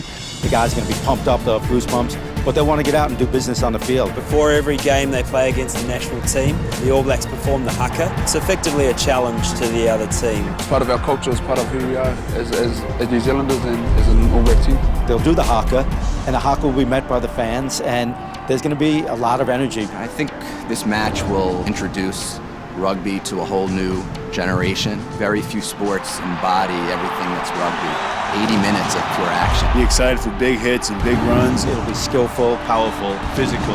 Yeah, no quarter given. It's going to be a little different for Americans to watch, but the moment they do, they're going to fall in love with it pretty quickly.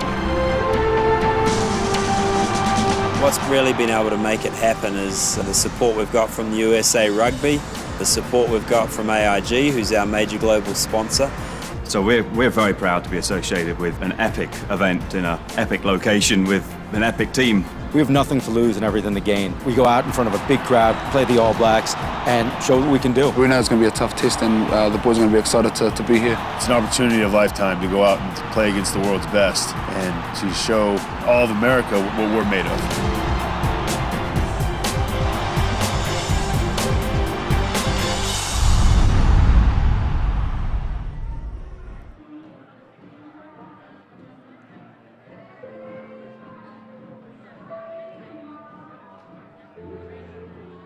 Rugby, the exceptional game, where physicality and speed rule. Competition is welcome and challenges accepted. It doesn't matter if you don't know rugby. Rugby knows you, and it's coming to say hello. For only the third time in 100 years, USA, home of the brave, will take on New Zealand, land of the warrior. The most powerful sporting nation in the world versus the most dominant rugby team of all time.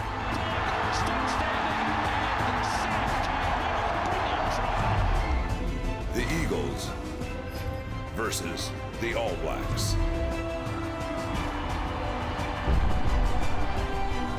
On Soldier Field, history will be made. Be part of it.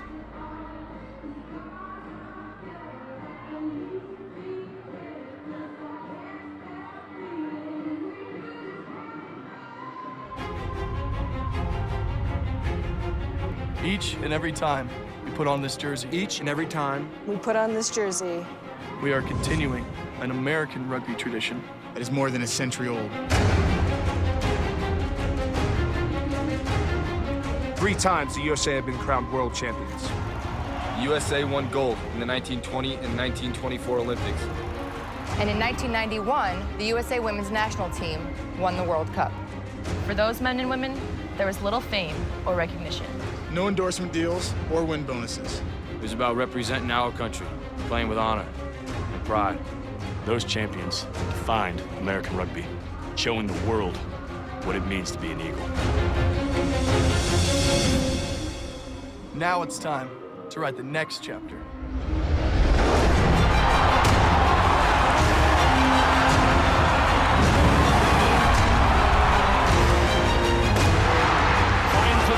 Might go all the way here. First try for the US of A. Oh, yes!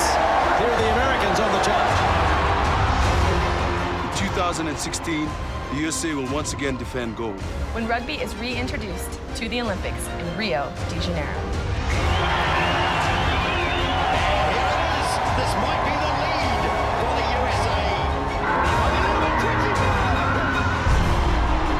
The crest worn on the chest of those Olympians may have changed. But our mission remains the same. Play with courage, play with pride. Honor the legacy of those who have come before us. Because once you've earned the right to become an Eagle... Once you've earned the right to become an Eagle... Once you've earned the right to become an Eagle... You're an Eagle for life.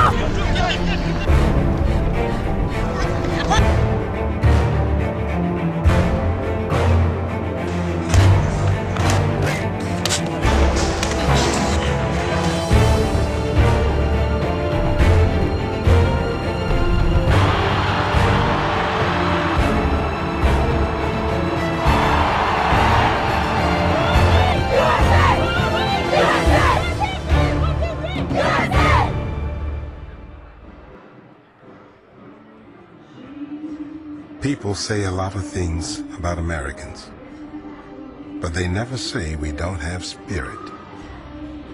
It's what makes us a country. It's what gives us courage to face impossible odds.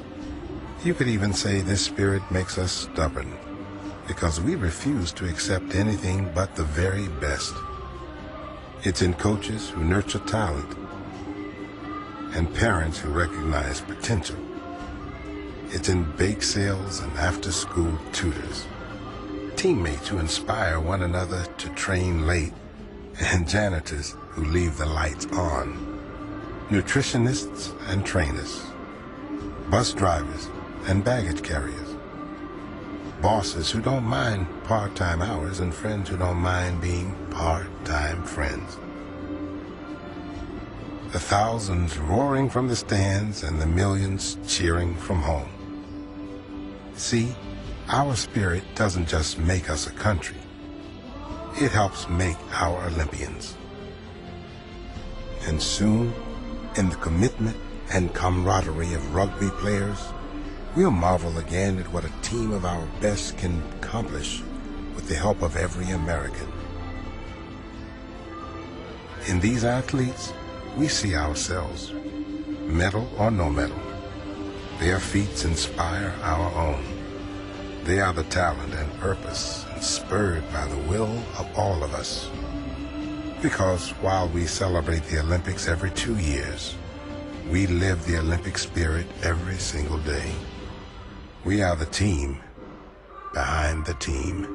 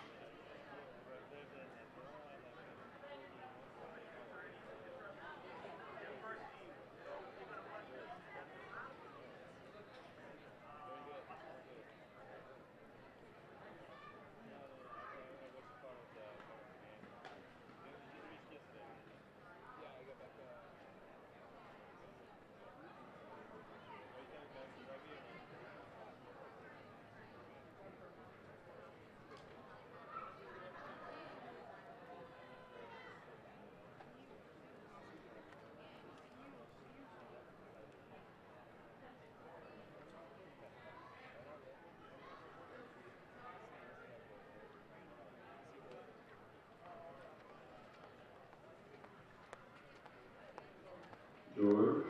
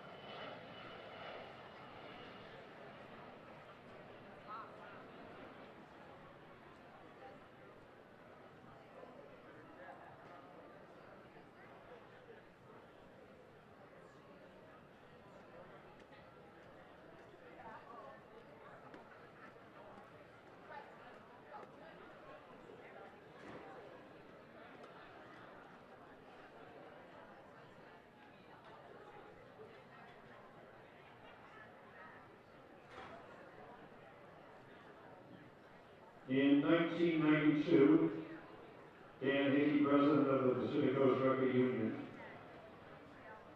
sent a letter to the Old Puget Sound Rugby Club of Seattle. It read, "4 recent national titles that you have returned to the Pacific Coast in the National All-Star Club Sevens competition is an amazing feat. This kind of success reflects a tremendous commitment to the game, to the athletic participants themselves, and to the club administration, especially my good friends Chuck DePew and Dick Smith.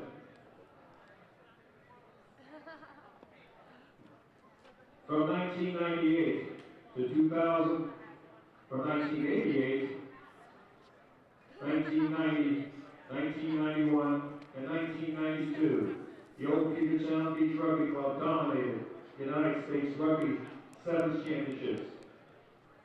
Walking on the field now are members of those teams. 3 out of 4 and 4 out of 5 is a record that has not been touched since. Ladies and gentlemen, would you please recognize the old boys of Old Puget Sound Rugby Football Club here in Seattle.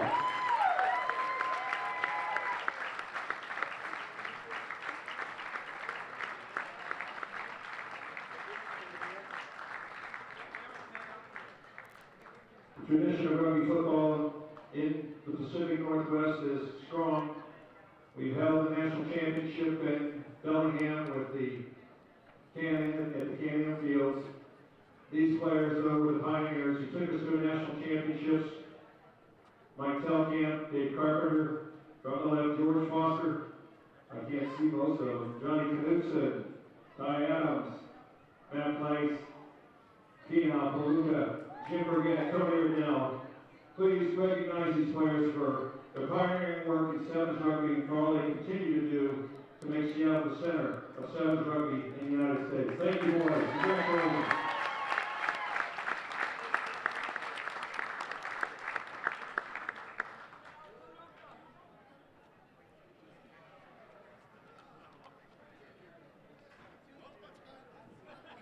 Ladies and gentlemen, at 11 o'clock, the women's shield final will begin.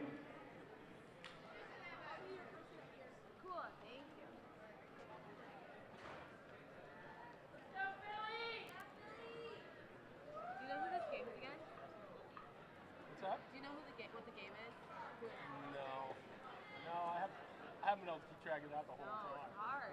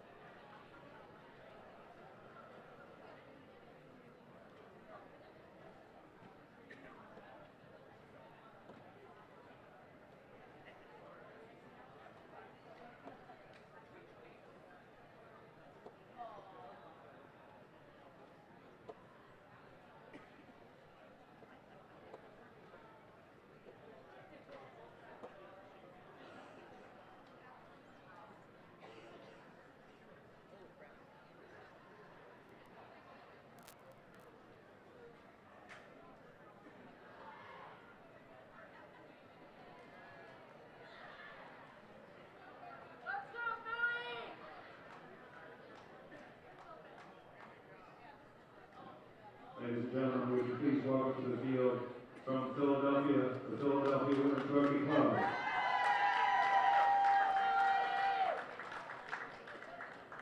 I think they're from Texas because they're called the Bonnets Rugby Club. Welcome back to Championship Weekend. I'm here joined by Katie Wurst, and we got Shield final action here between Philadelphia and the Blue Bonnets. Blue Bonnets are a combination side between Texas and Oklahoma. What can we expect from these two sides coming to this Shield final matchup? Texas and Oklahoma, great combination of collegiate talent that we've seen from universities like Texas Tech or Texas A&M.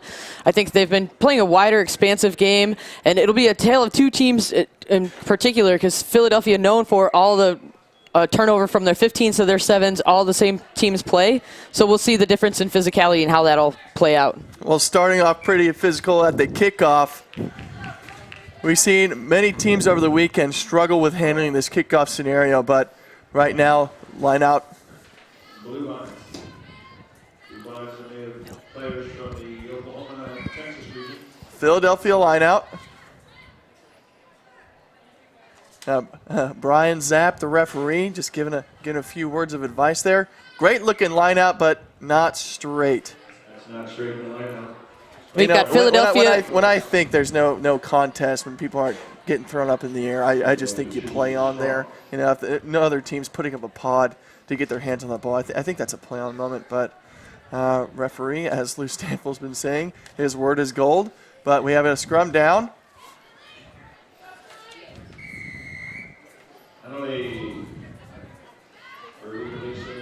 Called by referee Brian Zapp for unbinding. Nice looking hands to the way out. Decides to switch back to the inside and go back to the outside. That'll be number 5, Megan Beam, taking it into contact. Nice pass out to the left. You think they need to get a little more space. That's good run there by Taylor Worker.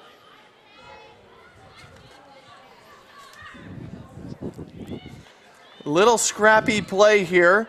Blue Bonnets coming in hard with the physicality. Brian Zapp blowing it up.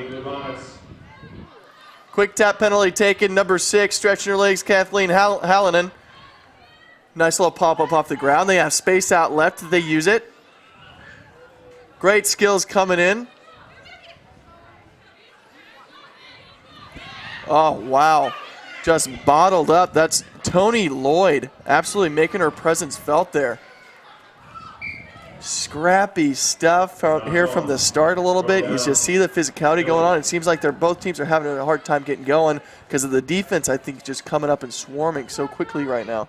Your Blue Bonnets have a bunch of individual efforts right now from Tony Lloyd, putting a lot of pressure on, but really have to make sure that they're working within their system or else there's going to be gaps created. And Philly could, as they have proven so far in this tournament, be a dangerous side that can exploit those holes to make some forward progress. You know, we were talking about earlier, with an aggressive defense, it's harder to maintain that defensive wall. As you see there, a few gaps coming up, but working out in the Blue Bonnets' favor right now. Philly still with the ball, looking to stretch the defense. I like that, going to the sideline, now bringing it back. A little bit of an errant pass there. Finds number 7, Francesca Snyder. Ball still in the hands of Philadelphia. Better defensive form here so far from the Blue Bonnets, able to push them back. Philly's hard-pressed to make some forward progress, but still keeping with it. Well, the Blue Bonnets have no sweeper back, so getting along the sideline, number 7, Francesca Snyder, getting a big shove off. She could go all the way here. Still running through the tackle. A great individual effort. Snyder dots it down to the middle of the post and gets first points on for her team. Great run, great try. Awesome stuff. I'm sure Blue Bonnets walking back a bit frustrated in just their momentary lapse of field awareness. And just credit to Philadelphia. And Schneider just did a fantastic job to see that blind side and go forward and take it. And early points early on here for Philly. Yeah, she did a great job just busting through that tackle and just staying up and battling off the sweeper, getting that fend out, keeping it off her body. But great job, dots down in the middle of the post. You thought, you know, the Blue Bonnets defense were just all over them attacking, but possession is key. Philadelphia just kept the ball, and eventually, you know, you get a break open play. Number 2, Callista Moses with the ball, passes out to the left. Blue Bonnets looking good on attack here, have a little bit of space, cut back inside, looking for an offload, finds it. Nice little kick in behind, noticing there's no sweeper. Snyder going back to try scorer, trying to make a defensive effort there. Back, says referee Brian Zapp. Good hustle play there by Jen Sweaton to chase the ball down. Ball goes back out to the wing. That's number 9. Courtney Applewhite taking it to the corner, stretching to the fence. Great job retaining possession. Great hard line to the middle. Offload out of the tackle. Step, show, go. Out to the outside. Looping runner. Pinning her ears back a little bit. Finding support. And Jen Sweatin. Here we go. Tony Lloyd getting her legs pumping. Looking for an offload. Finds a dummy. Gets loose of the tackle and chill dot down under the post. That was just a great, strong run. Not giving up on the play. And now 5-7 with the kick to come. We could be even at 7 apiece here with 1:40 left in this half. Tony Lloyd just showing her diversity as a player. We saw her just consistently going forward, making tackle after tackle, getting up, and just kind of found herself an opportunity, picked up the ball, saw that there was space in front, and took advantage. You know, sometimes when you get wrapped up like that, you know, you just stay on your feet and you're looking for somebody to pass to, and you just keep on churning your legs, and you get free some of the time, you know, and that's the importance in sevens of keeping your feet. When you lose your feet, you lose all your power, and you know, sometimes people who are just have that size and that power, you just bust through it, and you know, Tony doing a good job there, getting her team back up, 7 apiece. We're tied. Shield final action here with the Blue Bonnets and Philadelphia. Colin Hawley joined by Katie Wurst. Kickoff here to come. 50 seconds left on the clock on this first half. Is Lloyd a member of the Griffin Women's Program in Allen, Texas? Oh, what a fend! Sorry to interrupt there, Katie. No worries. I just got Kathleen Hallen and getting a little shove off there. Pretty impressive stuff.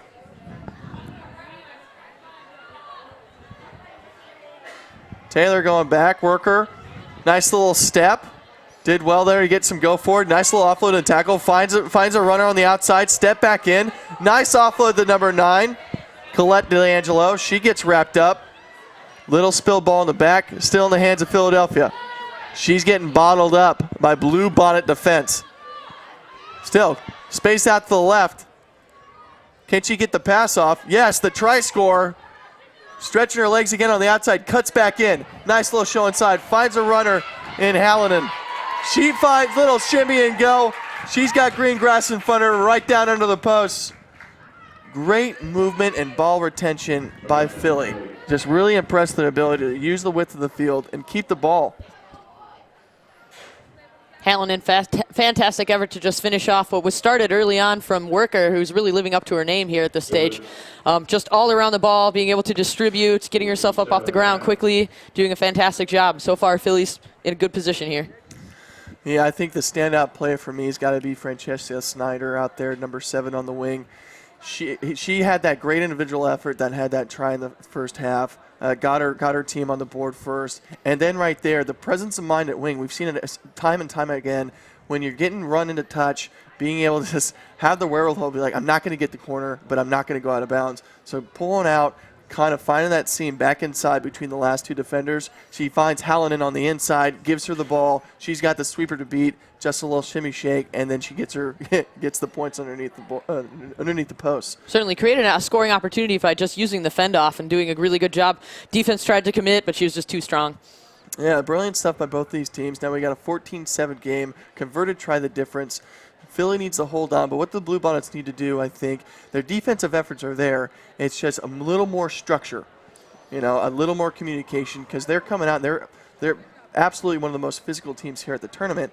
Just, I think, a little more communication around that effort will be the difference between the second half. Yep, we saw Snyder capitalize on just a small momentary lapse of really coverage around the breakdown. So more that they can just be aware, heads up, and see what's going on the field. I think that'll help much more in the second half. Yeah, absolutely. So a little more communication from the Blue Bonnets, I think we'll be all right. But coming back for this Shield final action, bringing you here at Starfire Sports Stadium. Thanks for joining us. And here we go. Blue Bonnets to kick off, 7-14. Really impressed with the level of play for the ladies this weekend. This is the Shield final action, and both teams right now, I just think the physicality is one of the biggest things that I've seen here. All the teams have just brought the pain and brought the heat this weekend. Well, there's such an interesting mix of clubs here, some that focus on sevens in particular. It's really gaining more excitement around that specific code of the game, but also just seeing the crossover from Division I, Division II, all the way up to the Women's Premier League. That probably alludes to the physicality. Oh, here we go, another breakout play for Philly. coming off the offload from Francesca Snyder. Donning it down again for another 5 points. And there she is. Absolutely wonderful play there. Started with the lady of the match, I think, so far, Francesca Snyder. She got in the tackle, one-handed offload to the outside, giving her teammate the ability to go and stretch her legs and score the try. That's not what you wanted if you're the Blue Bonnets, coming out, scoring within 40 seconds at the beginning of the second half. You thought they needed to come out and make a statement here with their defense, and just Philly coming out and proving to be the more motivated clinical team right now. What's likely, Colin, has to do with really just their competition in the area. They've played in a number of different tournaments over the summer with the likes of teams like Nova and the DC Furies, which we'll be seeing in some of the cup matches and different championship matchups that we'll have later on. Yeah, an important factor to kind of think about with Philly's squad. The team is entirely made up of the club's 15 squad. Now, you come off a season playing 15s with a bunch of ladies. You know how they play. You know the lines of communication that you need to do. It absolutely makes a massive, massive difference in sevens. I think communication is more prominent in sevens. Nice little offload from the line out. That was number 2, Whitney Hilleman, getting the ball off to her number 4, Emily Tunney, and getting another try for Philly. And again, this thing's starting to open up right now. I'm sure the Blue Bonnets would love to have that line out back, just a momentary lapse, just an errant throw that wasn't quite where they needed, and Philly just did a fantastic job of capitalizing on that opportunity. Yeah, we've seen the line out, and it's just a big momentum shift when you can get the ball or get that steal within their own territory, and just a great presence of mind by Whitney Hilleman, but she hit the deck, and just the offloading from the Philly team. And that, when you play rugby, that's the communication thing, right? You got to know that your player's going to be in there and support. There's no 50-50 balls. If you can hear them, I'm on your left, on your right. I got to feel like a team that's been playing 15s together coming out with the same unit playing sevens. That's got to be a huge advantage for them. We've seen a great progression of Philly's continuity throughout this game. Just a great deal of passing, nice lines of support, and it's really just transitioned into a number of points for this squad. 4 minutes left to play, 24-7. Certainly not out of reach for the Blue Bonnets, but you got to think they got to get something going right here. Nice line out to the front of the line out. That's a good option here. Ball's out and play on, says Brian Zapp. Blue Bonnets able to pick it up. They have space on the outside to choose to go there. Choose to go back in from the center. Nice little feet there from number 11, Autumn Merle. Blue Bonnets fighting to stay alive here. Nice tackle by Philly. Great counter rock coming in. Penalty against Philly. Blue Bonnets decided to take it quickly. Nice running with the ball in 2 hands. Slammed down to the deck. Casey Tedrick did well there to get the ball back for her team. Look at the physicality on the breakdown. Again, Francesca Snyder being all sorts of problems. Great tackle there coming in from Whitney Hilleman again. Just the physicality here, getting real scrappy at the breakdown. Snyder with the ball, coming out left. Want to get it out to number 9's hand, Colette D'Angelo. She's been great all weekend. She gets the ball off, and again an offload out of the tackle. Kathleen Hallinan around the corner. No one's going to stop her. And Philly, the floodgates have opened. Another try for Philly. 2 minutes and 50 seconds to go in this match.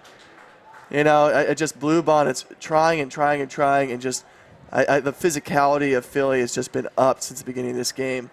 Certainly Philadelphia, just a well-earned turnover ball that they committed to competing at the breakdown, and resulted in a great platform for attack. Yeah, wonderful stuff there. And the accuracy of the offload, I think, is the difference here for Philly.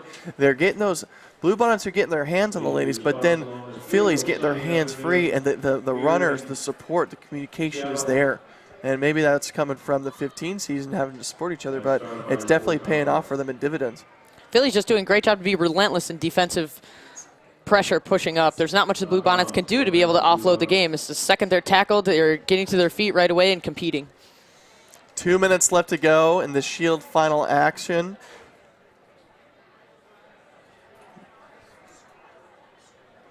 We got Schuylkill River versus Hawaii Titans Shield final coming up next. after this Women's Shield final. Penalty to Philly. They want a quick tap. Coming out to the right. They still want to play some rugby. Nice little looping ball there, finding a support behind. Still trying to stretch defense. Nice little step back inside. Taylor Worker right there, doing a good job getting her team on the front foot. Now they got numbers on the outside. Here's the danger woman, Snyder. One-handed shift pass out to D'Angelo. She's got pace around the corner, steps back inside, beats another defender. Sweeper just barely grabs her by the foot, and there's Snyder. Oh, unfortunate knock on. Pretty dangerous stuff from those two. Just great little evasion move for Worker to buy some space, and then great decision to switch fields as the defense was coming across going against the grain. Really just created a great opportunity to use the space that was in front of them. Absolutely. Pretty dynamic running and from D'Angelo and Snyder right now. Liking the combination of the two, but Blue Bonnet ball, putting it in, 40 seconds left to play. You think it might be out of reach from here, but you know, this is finals rugby. You play to the end whistle here. Absolutely. Blue Bonnets with the ball, still attacking. Oh, maybe a less than forward. Brian Zapp not seeing it, playing on. Again, the hits keep coming. Great ball to recycle. Bring it out to the wing. She's got a little space in front. Decides to cut back. Nice offload out of the tackle. Steps back inside. That looks like Savannah Campbell. Got the ball back inside. Needs support. Campbell over the top. Casey Tedrick getting the ball out to her teammate. Nice kick off the boot. Snyder giving chase. Not who you want chasing you down. Brenda Ramirez and Snyder. Ball going to the touch. Philly ball. Time's out of the clock. I would think Brian Zapp coming back for a knock on in the middle of the field. We'll have one more passage of play here. Jen Swen probably thinking about field position, thinking to just, hack the ball forward a little bit, buy themselves a bit more time, see if they can get one more opportunity. Yeah, just have a moment. End this great run. And I guess Brian Zapp says that's enough. Congratulations to Philly. Your Shield finals for the Women's Club Sevens. Clinical performance by them. Absolutely wonderful. Hats off to the Blue Bonnets. Wonderful stuff from the select side from Texas and Oklahoma. Absolutely fantastic. The ladies going there cheering each other on. It's been a long road, long season to get here, and to get some harder at the end of the day. It's really special for a team to go ahead and play to the end, get to the finals, and have that moment playing with the 15 season together, playing the sevens together, coming here, getting to the Shield final. Wonderful stuff from them. Great job as the ladies clap each other off right here.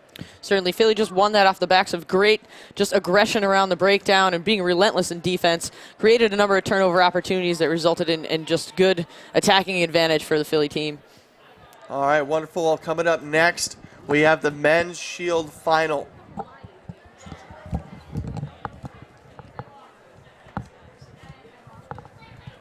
Thanks for Katie joining us here now. We got to switch out. My main man, Dan Power, joining us back in the commentary booth. How you doing, Dan? Yes, very good to be back here, Colin, and good to be at the money end of this tournament here. Day 2, it's all happening. We're going to take a look at the Shield final now, the Hawaii Titans. They've had a bit of an up and down weekend, both the men's and women's team, the Titans squad. They'll be taking on Schuylkill River here in the Shield final of the 7 stuff. It's a tough ask, it's a long trip from Hawaii to come over here. The game is still developing over in Hawaii, but it's coming along very quickly, and we've seen some very talented players. One of your friends in the team from Hawaii was in the HB camp with you. Yeah. So, a very interesting little squad, and it'll be interesting to see how they do here on day 2. Now, watching them yesterday, they just would have moments of really brilliant, attractive rugby. They'd have just great running lines and just absolutely blissful passes out the back, but it just seems like they were just a little inconsistent.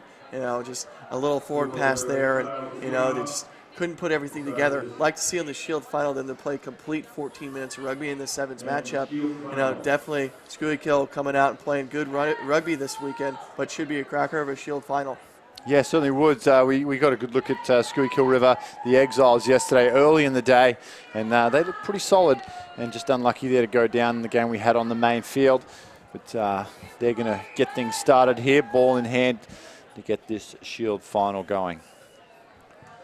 Oh, great looking kickoff. This not going 10 and out of bounds. Got some height on that thing, but Hawaii looking to start off things here on the front foot, getting a penalty at the halfway. Gotta like that beginning to a rugby match.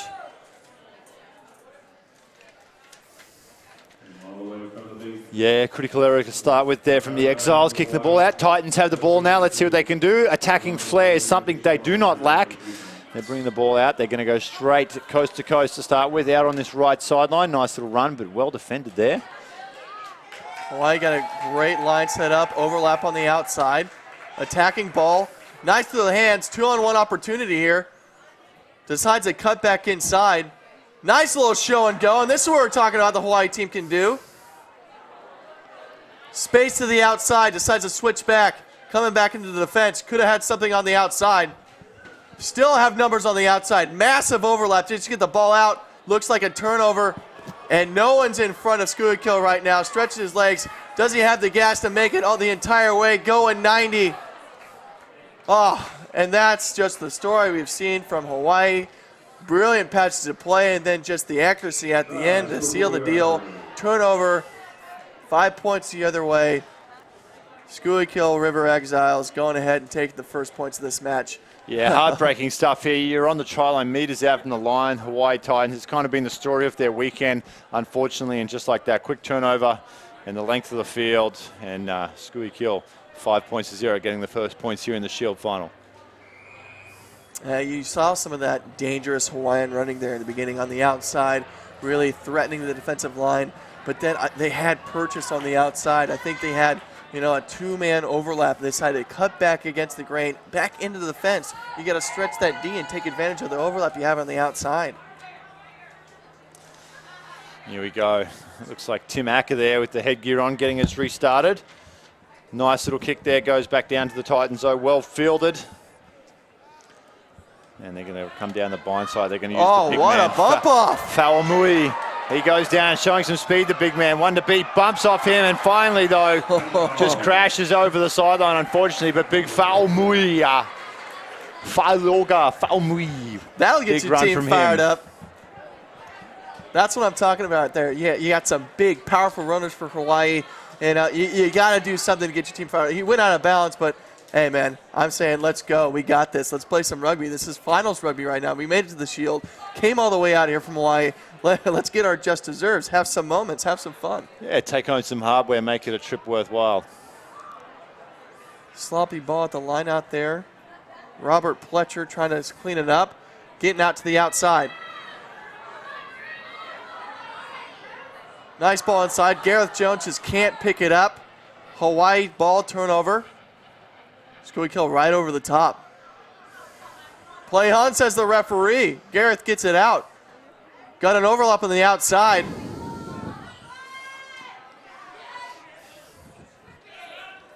Great support. Hawaii's got a great defensive line set up. Oh, and look at that. Little 2-on-1, Hawaii biting in. And oh no, tripped in the dirt. Knock on, tried to cut back inside from the sweeper and just couldn't hang on to it. Yeah, he's tackled himself there, unfortunately losing the ball as well. Hawaii getting a little bit of luck, and they're going to have a scrum now about 22 out from their own line. But Skuikill River definitely looking dangerous here, apart from that nice long run that we saw from Fa'amui just a moment ago. Sometimes when you get in that open space, you just, this is too open, what do I do? And just, trying to do a little too much, that cut, just not being able to turn the corner there and get the angle that he wanted. But Hawaii kind of a get out of jail free card here. Umeda to put the ball in. And up straight out the tunnel. Hawaii will have to put in again.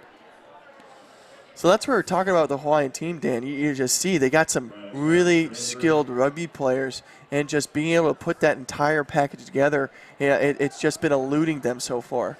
Yeah, certainly. I think a lot of the time, the size of some of the Hawaiian players and the athleticism, they get by on that. For them to get better, to improve as a team, they're going to have to play a lot more high-level competition. And coming over here and playing in the championships, I think it's great that they get a seed now out of Hawaii into the championships. And it's going to only benefit the game over there to have them come over, face the competition. It's going to take a few years before they really start to, compete a little better than what they are here. but it's the right step and it's the right direction. I'm telling you, it's going to be a hotbed. The athletes that come out of Hawaii are first class, and if we can get them involved in rugby now, it's only going to benefit the game long term. Chip kick to the deep end. Schuylkill back to retrieve it. There's no sweeper back. Good option by Hawaii. Nice little shimmy and go. Deciding to pull out of it.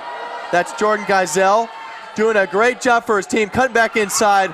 Well tackled on the inside by 23. Schuylkill able to maintain possession. They got a steep line set on the outside. Big runner coming in.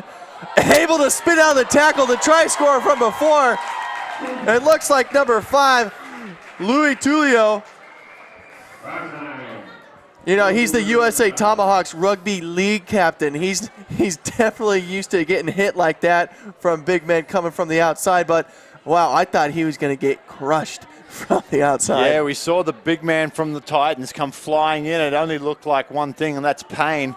He does well to spin out of it, and that's his second try of the game. Good stuff from Schuylkill River as they extend their lead now at 14 points to 0 with just over a minute to play here in the first half. Yeah, brilliant stuff. I thought, you know, the big man, Faumui, had a chance to get a pretty good tackle there and maybe get a turnover, but wow, great job there by Tulio and getting his team another 7 points. 14-0 in this Shield final action. Thanks for joining us. I'm Colin Hawley, met with Dan Power here in your commentary booth, bringing you the action from National Championship weekend. Hawaii with the ball. Nice little fend off, good offload. They got purchase on the outside, nice dummy inside. Looking for support. Able resources spill, decided to go weak. Oh, nice little dart up the middle. Tulio, nice tackle from behind. Advantage to Schuylkill. And again, another Hawaiian turnover on the attack. Nice little breakdown here. If they get out to the right, they have purchase here. Hawaii slow to retreat and get back. Oh, nice little bump off the middle. One-handed offload. Sweeper to beat. Back to the inside. That's number 4, Robert Pletcher. And that is just champagne rugby from Schuylkill. Great stuff. Getting the turnover. Absolutely wonderful passage of play. Champagne indeed. The little offload, the one-handed offload around. There was some good lead-up work by Tim Acker before that. And again, Schuylkill River, every time Hawaii looks threatening, they make some good positive yards. Unfortunately, the fundamentals let them down. There's a turnover there. Schuylkill River do great to get over the top of the ball, get the steal, work it up towards the middle, punch a few holes in, and then they get over for the try. Yeah, there's Robert Pletcher. He started 3 years ago with Drexel and toured in Ireland with them. Yeah, he's quite the player right now, but, you know, you feel for this Hawaiian team because watching this game, you know they got the skills to play. It's just really apparent. They have some brilliant little moments of rugby where you see a step here and an offload there or a great line, but the ability to put this whole package together is just right out of reach for them. You know, 21-0 the Shield final. I was hoping they were going to put together a complete package, but you know, what do you think they got to say to each other in the huddle right now to come back and get a good 7 minutes left in this final? It's got to stay together, start working a little bit more as a unit. Like you said, individually they're very skilled, player for player. As a team, they're still trying to figure themselves out and find an identity. We saw them do well, I believe it was yesterday, when they just stayed tight, they stayed physical. Things starting to work out for them. If they go away from that and they try to play too expansive, I don't think they've had the exposure to sevens rugby that they need to play coast-to-coast style of play. I think they should just keep it tight. You know, keep things in close, try to work on their defense inside and out, start working on their communication. Like I said, this is a learning experience for them, and it's going to be a great experience. They're going to go back with so much more than what they came here with, and that's what they have to look at. They have to take all the positives out of this and push everything else into the background. Yeah, absolutely. Coming into a tournament like this and playing against better competition, it just makes you better. That's what you got to do as a program, and from your area, you come back in, you go to your respective clubs, and being able to go ahead and, you know, bring that experience and energy back into your system, it's just going to make everybody better.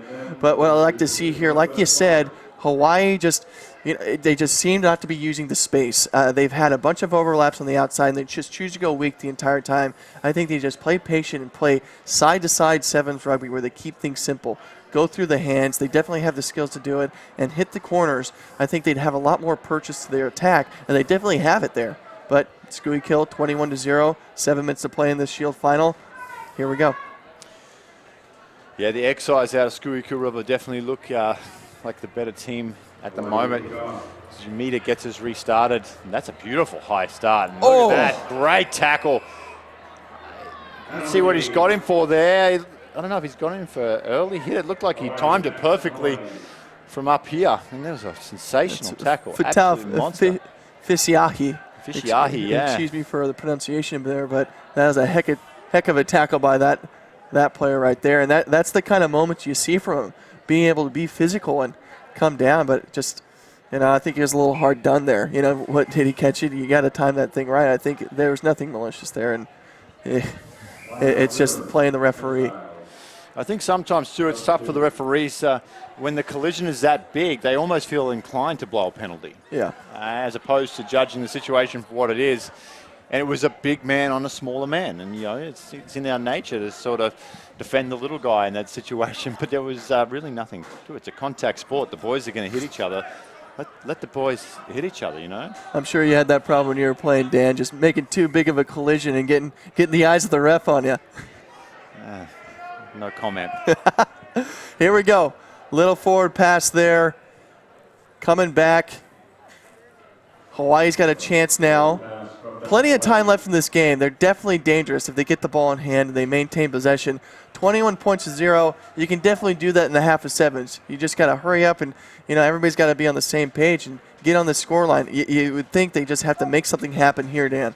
Yeah, it's going to come down to Dustin Umita. He's the most experienced player on their side. He's had some time in the sevens camp down in San Diego.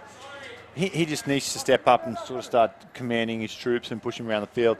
Sometimes, leadership is something that you're born with. Other times it's thrust upon you. And right now, and there he is, the man with the plan. Dustin Umita trying to break out the weak side. You said he needed to do something there, and there he goes. Oh, ball out the back.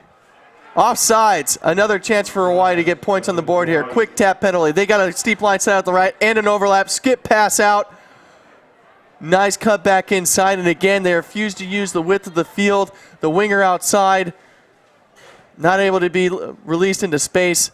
Nice pass to the outside again. Oh, behind the back. Nice little offload. And that's the brilliance that Hawaiian Rugby can bring to the game. And you've seen it there. They needed to get on the board. Two tries to go. If they convert this one, 2 converted tries. And that's what we wanted to see out of Hawaii. Yeah, Fisiahi there with the beautiful around the corner flick pass, no look. And that's, like he's talked about, those are the intangibles that some of these players have. They're just unbelievably athletic, and they've got this skill level that other players just can't match. It's just a matter of getting them and getting their rugby IQ up to a level to match that athleticism. Yeah, absolutely. That was just brilliant play from Hawaii. It started with the man you said that was going to have to start. It was Dustin Umita. Doesn't get a good purchase on his kick there. Not going to be happy with that, but he did spark that go forward for Hawaii, and he needs to have that again here pretty quickly. 14 points the difference in this Shield final. Yeah, I think you might see the Exiles start to slow things down here a little bit. Tim Acker has the ball in hand. He's going to see some running. We saw Tim Acker at the Serevi Sevens with the All-Americans program, and he's showing why he made that program a few years ago as he steps through, and he's going to score. Beautiful stuff there from Tim Acker. And then, you see Hawaii come out, have a great-looking try, getting on the front foot. The kickoff. I keep on saying the kickoff. It's one of my favorite things about the game of sevens. It is such a momentum game changer. You don't get it 10. The other team gets a penalty at the halfway, a great attacking platform. And you just bow your head a little bit when the kick doesn't go 10. I think Dustin's really wishing he had that ball back. Yeah, again, just those simple little errors that hurt you there. And he puts that one over the sideline. Conversion unsuccessful, 26 points to 7. And we'll see if they can do a better job here, the Titans, of reining in this kickoff. Some more changes coming in as Tim Acker gets a rest and he's replaced. Now, the Exiles, nice deep kick. There's that man again, Umita. Comes out nice and wide, flat pass there. Yeah, Hawaii, they're good when they have the ball in hand. They can move it around. Nice little dummy there, little step back inside by Tomaszek. Now it goes wide. Let's see what they can do. Ball in hand. Drifting across field there is Udiala. High pass, well raked in though. Throws a little dummy. Geez, they're big physical boys, but that's a great tackle in that situation. Slaps down the offload, goes back, play on, and referee, now he calls the knockdown. Good call there. It's going to be a penalty against the Titans though, as Schuylkill River goes onto the attack. Fends off, and look at the boys just flying in there. Some big bodies coming in here. God, the physicality of the Hawaiian team is there. It's just they're coming up and that composure, staying in the line. Schuylkill River doing a great job. And they got the overlap on the outside. Nice pass out. Well reined in by Jared Tomasek. Umeda has got to make a stop here. Gets fended off. Back inside. Nice step back inside. Number 7. He's going to score. That's Louis Tulio. Great stuff from him. Actually, we had a mix-up earlier. He's the USA Tomahawks Rugby League captain. A very experienced player, scoring underneath the post. Wonderful stuff there. And, this game just getting out of hand here from the Titans, and Schuylkill coming to play, showing that the more experienced side. Hawaii just needs to take these lessons from getting to the Shield final, bring them back. They definitely have the talent. I think just the composure and the structure there is just what's lacking for them. Yeah, Tulio, 39 years of age, has been around for a long time. Played in the AMNRL back in the day, I believe, for the Philadelphia Fight, and now getting his time on with the Sevens. I think he was actually this is American Rugby Player of the Week a few weeks ago. So he's doing some good things with the Sevens program out there, and used to play for the Tomahawks there back in the day. Now he's out here playing some Sevens with Schuylkill. Here we go, good restart. Oh, unlucky there. Got his hands on that ball, couldn't reef it in though. We've got just 15 seconds less on the clock here. Convincing victory for the Exiles, 33 points to 7 over the Titans from Hawaii. As we'll pack this scrum down, almost call it a day here, and I think Schuylkill River will be pretty happy to get this one over with, because some of those big Hawaiian boys were definitely making some thunderous collisions on them. Yeah, hats off to Hawaii. They came out here, made it to the Shield final. I would have liked to have seen them have a little bit of a better performance here, but, that's what you do. You come out here, you give it your best shot, and you take away the lessons on hand. Schuylkill giving them a few today, but, awesome to see some brilliant rugby coming out of Hawaii. The talent pool is just amazing there. Yeah, it certainly is, and let me tell you, we've harped on this already many times. I'm sure people are getting sick as we're saying it, but once they get that rugby integrated into their system over there, they're going to be a force. They really are. I mean, we've seen some of these athletes out here and what they can do. I mean, you just have to look at the progression of it. The EPA Razorbacks, a very strong Polynesian influence. They're just a little bit better. And then you've also got that Polynesian influence with the Seattle team, which we're going to see later in the Cup final with some of the Fijian and Samoan descent players there. They're just built to play rugby, and they're amazing at it. It's fantastic to watch. Some of the things they can do on the field, no one else can do.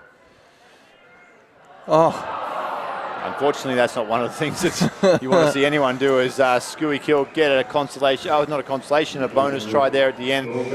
Takes them out to 38 points to 7. Yeah, you just saw the athletic ability there, a step here, step there, but then the pass, the no-look pass to the other player, and just, unfortunate in that way, but your Shield final champions, Schuylkill River Exiles, absolutely clinical performance from them, 38-7. Happy to see them go home with some hardware. Definitely deserving teams, both sides. Happy to be here in the final, but Schuylkill coming out on top. Stay with us. We got more action to come from the National Championship weekend. And there they are. They will be, like you said, the Shield champions there. Schuylkill River. They'll go home with a little bit of hardware out to the East Coast. Well done to those guys. Up next, though, we're going to move on to the Women's Bowl final. The DC Furies versus the Youngbloods. And both those sides, we've seen some good stuff from both of them already. DC, again, one of the teams that I thought were very unlucky not to go a little further, a little deeper into the bracket here. But we'll see them out now trying to take on the Youngbloods out of Minneapolis in the Bowl final. And now joining me again is Katie Worst, the most knowledgeable of the commentators when it comes to women's rugby. rugby in general. She keeps me on my toes, and it's great to have you back here, Katie. Shield final now, we move on to this. This is going to be a little bit more important of a game. You look at the DC Furies, we saw them a little early today, and the Youngbloods, 2 very solid 7 squads, and this is going to be a pretty good Shield final. Certainly, we'll see great things. We've seen Ree Clark just blazing across the pitch all day long, scoring a number of tries for the Furies so far. Great leadership provided by Jessica Shipley. On the Youngblood side of things, we've got Kayleen Lundstrom doing great work, a number of collegiate players in Debbie Stenoyan and Rachel Lynch, as well as just Katana Howard coming on in this last match that we just saw recently. Yeah, I was really impressed with Hannah Howard. She was really good, and she's going to be a handful here in the finals. We cut back down to the field. Furies will kick off there on the radio screen. And the Youngbloods on the left in their lighter blue uniform. They field the kickoff here to get things going. Oh, a little bit of an opportunity down the blind side there from the Youngbloods. That's Venata. She takes away. She was really good in the earlier game in the semi-final. Nice little pop-up, beautiful stuff. And just like that, the Youngbloods are going to get first blood as they dot over for the first try of the game. Just 30 seconds into the game, 5 points to nothing.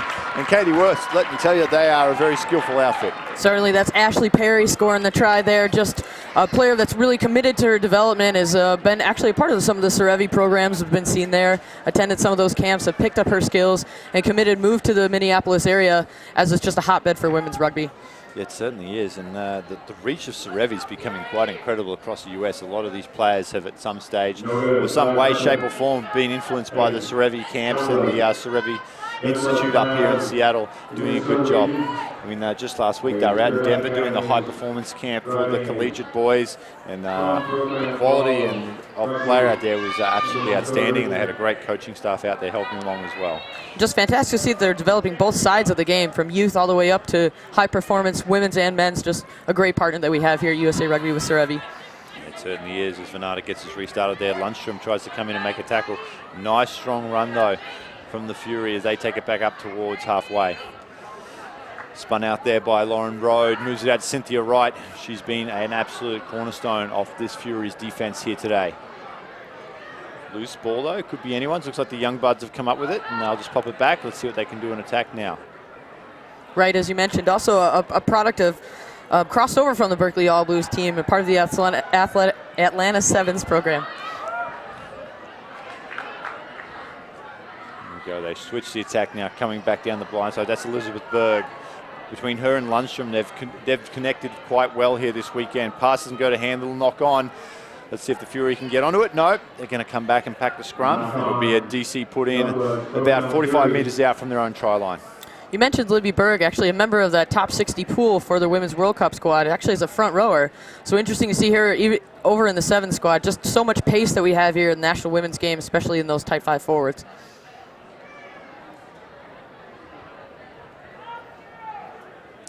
Here we go, put in now for DC.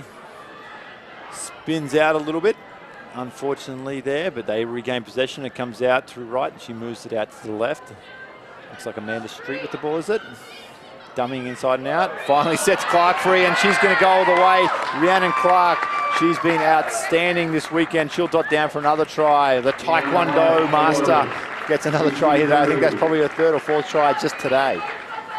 Yeah, just fantastic. I mean, just really using that pace and trusting herself and her evasion abilities. Just probably took advantage of maybe a little bit of inexperience in Carla Schleicher, just a player that's come on here from the collegiate ranks as well. So just Ree Clark really just tearing it up here today. Yeah, she's been really impressive, Clark. I think she'll get some more attention as things move forward if she continues to play like that. Only on conversion unsuccessful with the conversion, leaves the score at 5 points all, 3 minutes and 30 seconds left to go in the first half. This is the Women's Bowl final here on day 2 of the 2014 National Club Championships, coming to you live and loud from Starfire Sports Stadium in beautiful Seattle, Washington. Go. Nice restart, goes deep. They have some trouble feeling it, and that's going to be another knock on there. Those issues on the kickoff could come back to haunt them though, the Youngbloods. And DC now will have a scrum on the 22 in a fantastic attacking position. Just probably slight miscommunication there between Lynch and Perry. I'm sure that you can see them just talking it out and making sure that when they commit to it, one's going to go in the air, the other's going to be there in a support position. Yeah, there we go. Yeah, it really does come down to communication. We always said the player coming forward should be the one who has control over the ball, not coming back. But again, you've got to communicate that, and someone's just got to get their hands on it. Here we go, DC in attack now. Right, moves it out to her left. Nice contact there. That's a big tackle from Perry. She's made a pretty positive start to this game. Amanda Perry, she's already had, Ashley Perry, sorry, she's had a few big hits already and a couple of good runs.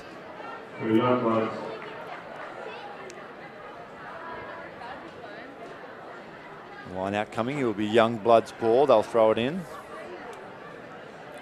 Get a good look at Perry there at the back of the line out wearing the 8 jersey. Fantastic lift, and Lundstrom, such a force in the line out, brings it down. They move it out to the right now. And here's the youngster you were talking about before, trying to get herself loose. Unfortunately, great defense coming in though. Good leg drive by Schleicher there to get herself a couple of extra meters. Yeah, it is. And looks like a Furies player down, but she's back on her feet now. That's Amanda Street in the 6 jersey. She's had a good weekend too. Nice pass out there. Here's Rory Clark again. She'll get her second try for the game. And tell me a little bit more, Katie, about Rhiannon Clark, because she's been outstanding. What's her background? As I said, like one of age grade Taekwondo players. Well, started from the North Carolina area, originally from Raleigh. Competed with the Raleigh Venom Rugby Club, then made a commitment to travel all the way to Washington, D.C. to play for the Furies. Has found a good home there, but also committed to her development. Her background is working in strength and conditioning, has really just done a great deal of effort to put herself in the most optimal situation. She's in great shape and just has fantastic pace. She's been involved in any of the camps with the U.S. setup? She's always been kind of around that area. I'm sure Coach Suggett kind of has her on his radar as well, but looking at developing certain aspects of her skill. I mean, speed's one element of the game, but there's so many different components. So the more great experience, top level, high level competition that's here. So this is just a great venue for her to seek out other opportunities. Yeah, it definitely is. She's had a good start to this game here too. We get restarted, Lauren Broad. Beautiful tackle there, Cynthia Wright just coming in, absolutely smashing the Youngbloods player. And they've turned this over too with the counter ruck. Referee sees some sneaky hands in there and he blows the penalty. They'll go quick through Cynthia Wright. She taps and goes, can't get through the first tackle though, offloads beautifully. Furies now just probably about 15 metres out from the line. Olney goes in and moves it across. That looks like Shipley with the ball. Throws a dummy, goes back inside. Is that Shipley? Absolutely. Veteran Shipley. Certainly, just great experience. It always prevails. And just a great way to kind of cap this tournament, just doing everything that's needed of her, just exhibiting the leadership that they're known for. Her role with the DC Furies has been just kind of an inspirational leader for the program. Yeah, she's been good today. Everything that she's had her hands on has come up in goal for them today. Shipley, and it's just always good. You've got a pretty young team out there with some of these players. Like your Clark, Streets, Wright, all those players on the younger side of things. So having Shipley out there has got to be beneficial for them.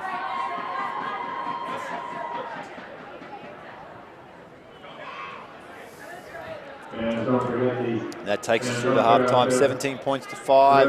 DC leading the Youngbloods out of Minnesota. And it was the Youngbloods who got on the board first. A great run from Howard there, got down the sorry, not Howard. Who was it? Was it Howard? No, I think actually, we're not sure. So it was a good run. And she got down, they got in the try. But we've seen this a few times. The team scoring first doesn't really hold the momentum. Ashley Perry, Ashley Perry did a fantastic job early on, and as you said, just showed great pace and just really happy to just get on the board as soon as they can, and really tipped the momentum in their favor early on. But we've seen sort of cooler heads prevail as DC has just kind of collectively pulled everything together and has had some success later on. A lot of the Youngbloods' success, obviously came early. DC, though, really relying heavily on the usual suspects. I mean, Rhiannon Clark's been outstanding. You see her getting loose. She can't get that space and ball unless it comes from the inside. Shipley, the experienced campaigner, I've been impressed with Street. And Cynthia Wright as well, having a good game. Really, you get the feeling that they're going to probably run away with this in the second half. Those four continue to play well. Certainly at halftime, the Youngbloods are looking for an answer of the speed of Rhea Clark, just kind of making sure that they're able to use that push defense to force her out as much as you can. But she's so dynamic on the wing, so just they have to make some decisions to stick tackles and stick with her and just pick up the speed. It's true. I mean, how do you, if you could defend it, you probably already would have done it. Instead of giving up 2-3 tries to her, it's going to be tough. Like you said, as a team, they're going to have to work as a unit, get across and try to limit the space that she has.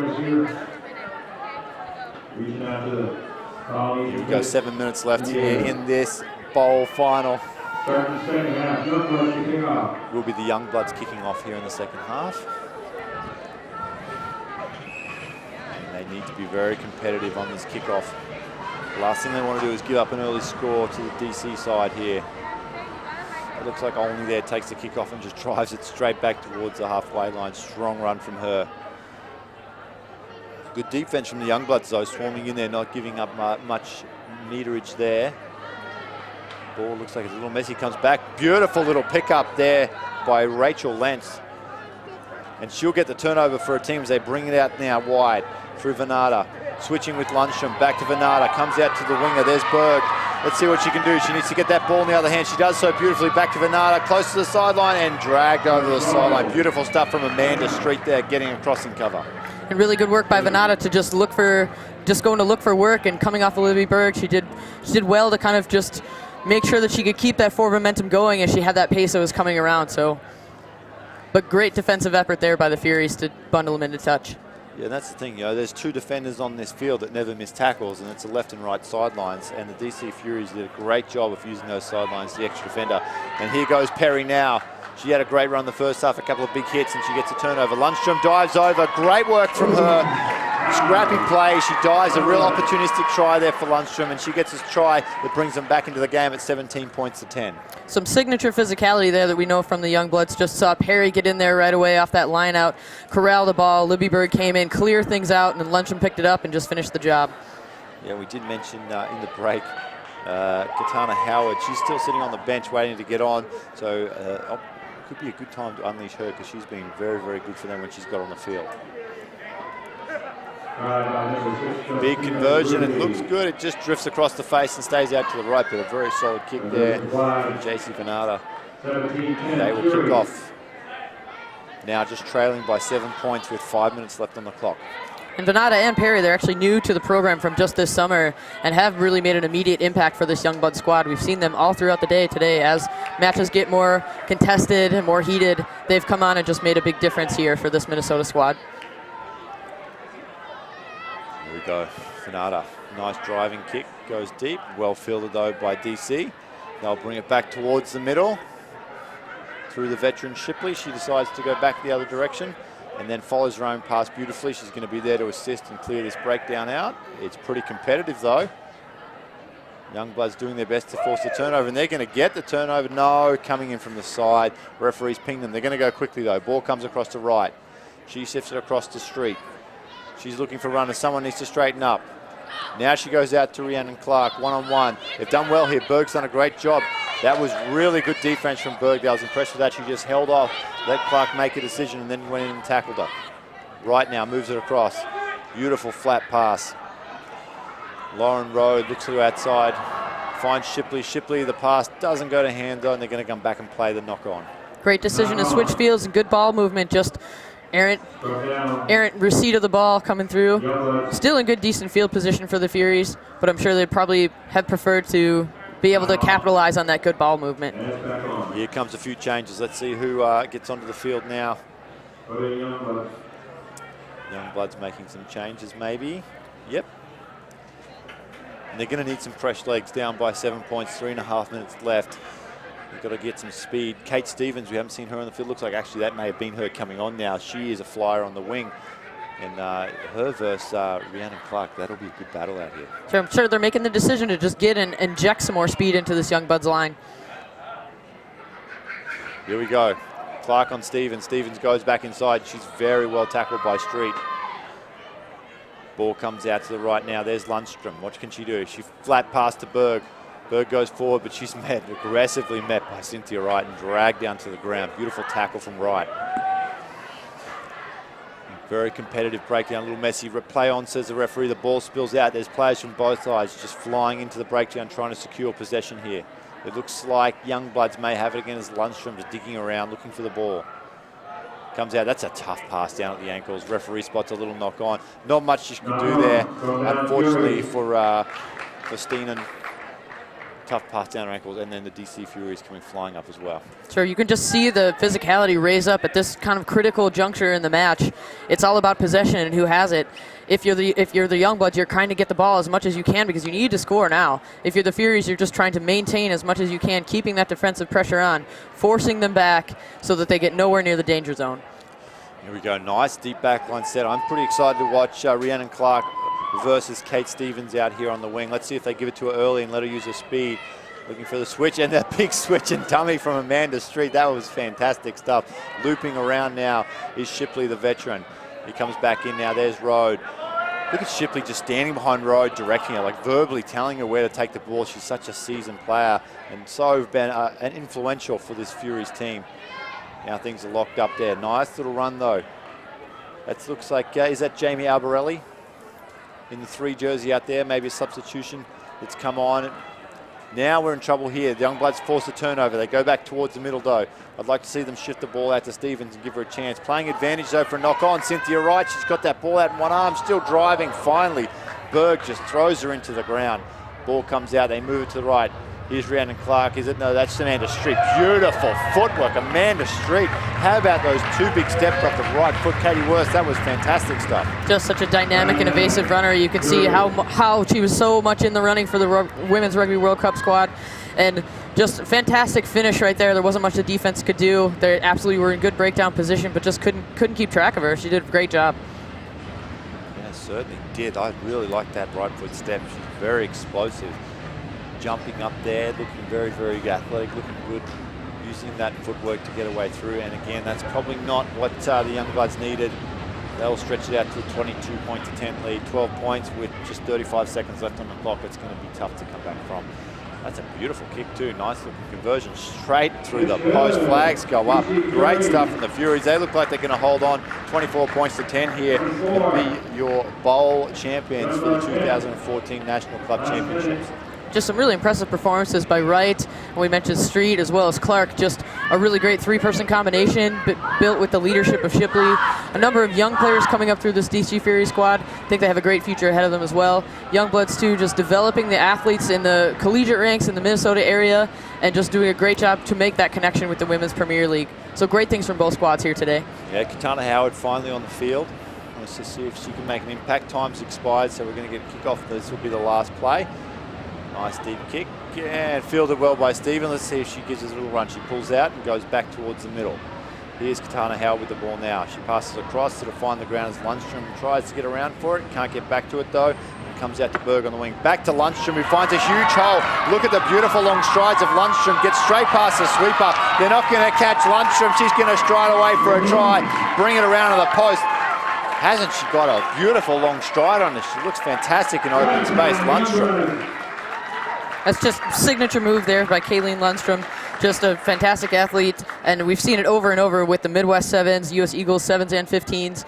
Has been a part of the different programs. Development was a contract athlete with Chula Vista programs down there, and just really those great strides. Very difficult to keep track of her. If you give her a little bit of space, had a great line of running and just finished off. And Youngbloods will be happy to finish on a good note here. Yeah, she's got a big motor, Lundstrom. Let me tell you, it only took her 3 or 4 strides to get down the length of the field. She was just streaking away. Beautiful stuff from them. They finish on a high note, the Youngbloods. It's not enough though. They go down 24 points to 17. Unfortunately for them, and the DC Furies, though, they are your bowl champions for the 2014 National Club Championships. And that was a big effort from them. There's so many players. I think I mentioned it in the earlier game as they played in the semi-finals that I just thought that a few things had gone differently for them. They could have gone into the cup rounds. Unfortunately, not to be for them. And they will be there again next year, I'm sure. As Katie Worth takes a step aside, I'm joined now by Colin Hawley again as we move on to the bowl final for the men's. We have New Orleans Rugby taking on 1823, the team out of Ohio. And we've seen they have some interesting players. A lot of the Tiger Rugby guys up there, the academies in Ohio, a lot of them will play for 1823. What are your thoughts on them? I think they've shown brilliant passions of play for their rugby. I think Taylor Howden's one of the guys that can really put them on the front foot. He's a playmaker. He's a stepper. He's had some physical moments, and he's also scored some long-range tries. I think in this final here, he's got to have a big game and put his team on his back and have those moments and open up the game for his team. But he certainly is not going to do it alone. He's got the likes of Maurer on the outside and other guys there. And it looks like Perry Baker has also put on the boots here. He didn't play earlier today. We thought something might be wrong, but I guess saving the speedster for the final here. But he's absolutely electric player. Great. You got to get the ball into his hands as early and often as possible. But, you know, New Orleans have a big ask here, but they're a bigger team. They've been playing great team rugby. let's see what they can, cook up in this final. Yeah, Perry Baker is fresh. He did not play in the semi-final. That's dangerous for New Orleans. They rested one of their stars in Bobby Rambo Johns. He is out there starting now as Taylor Howden get a start. A nice high kickoff. Great looking ball, not well taken there. Getting bottled up by 1823, but New Orleans able to maintain possession here. Got a great line step out the back. Choosing to take it up the middle and find some purchase on his decision. Great little offload outside, sweeper to beat. Frantic support coming back. Look at the offloads out of the tackle. Finding the outside. Look at the continuity coming in for New Orleans, and they will strike first. Amazing rugby, adventurous play coming up the middle, and just the skills to be able to pin and pass, offload out of the tackle, commit the defender, and find your support. Awesome stuff there. What a way to open up this final. Yeah, in the semi-final, one of the things that really stood out for me for New Orleans was how well they played as a unit, as a team. I mean, a lot of their attack comes around Bobby Johns and Chance Doyle, the king there. But as a team, they distribute the ball so well, play a lot of inside players and use a lot of switches.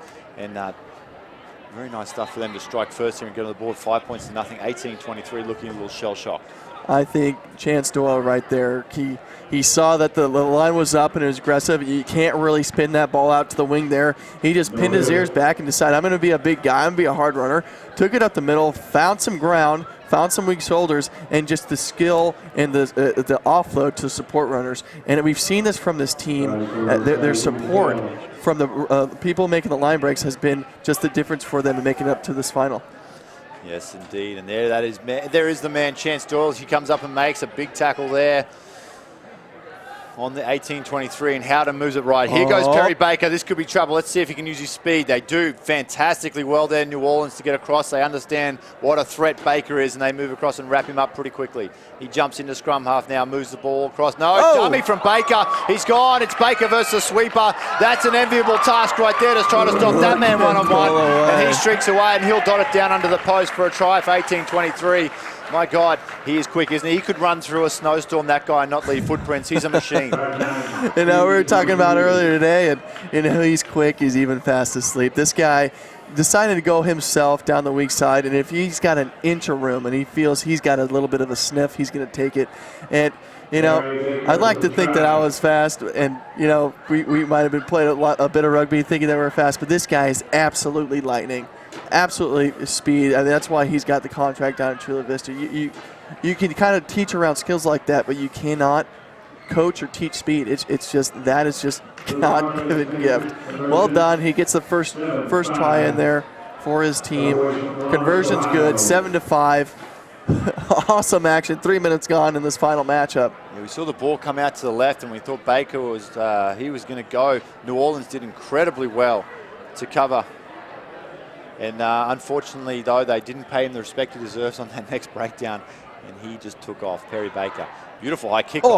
Well contested. Let's see what the referee is going to blow it up here. Looks like maybe in a little knock on off the 18-23 player. Maybe young Markovic there who got through.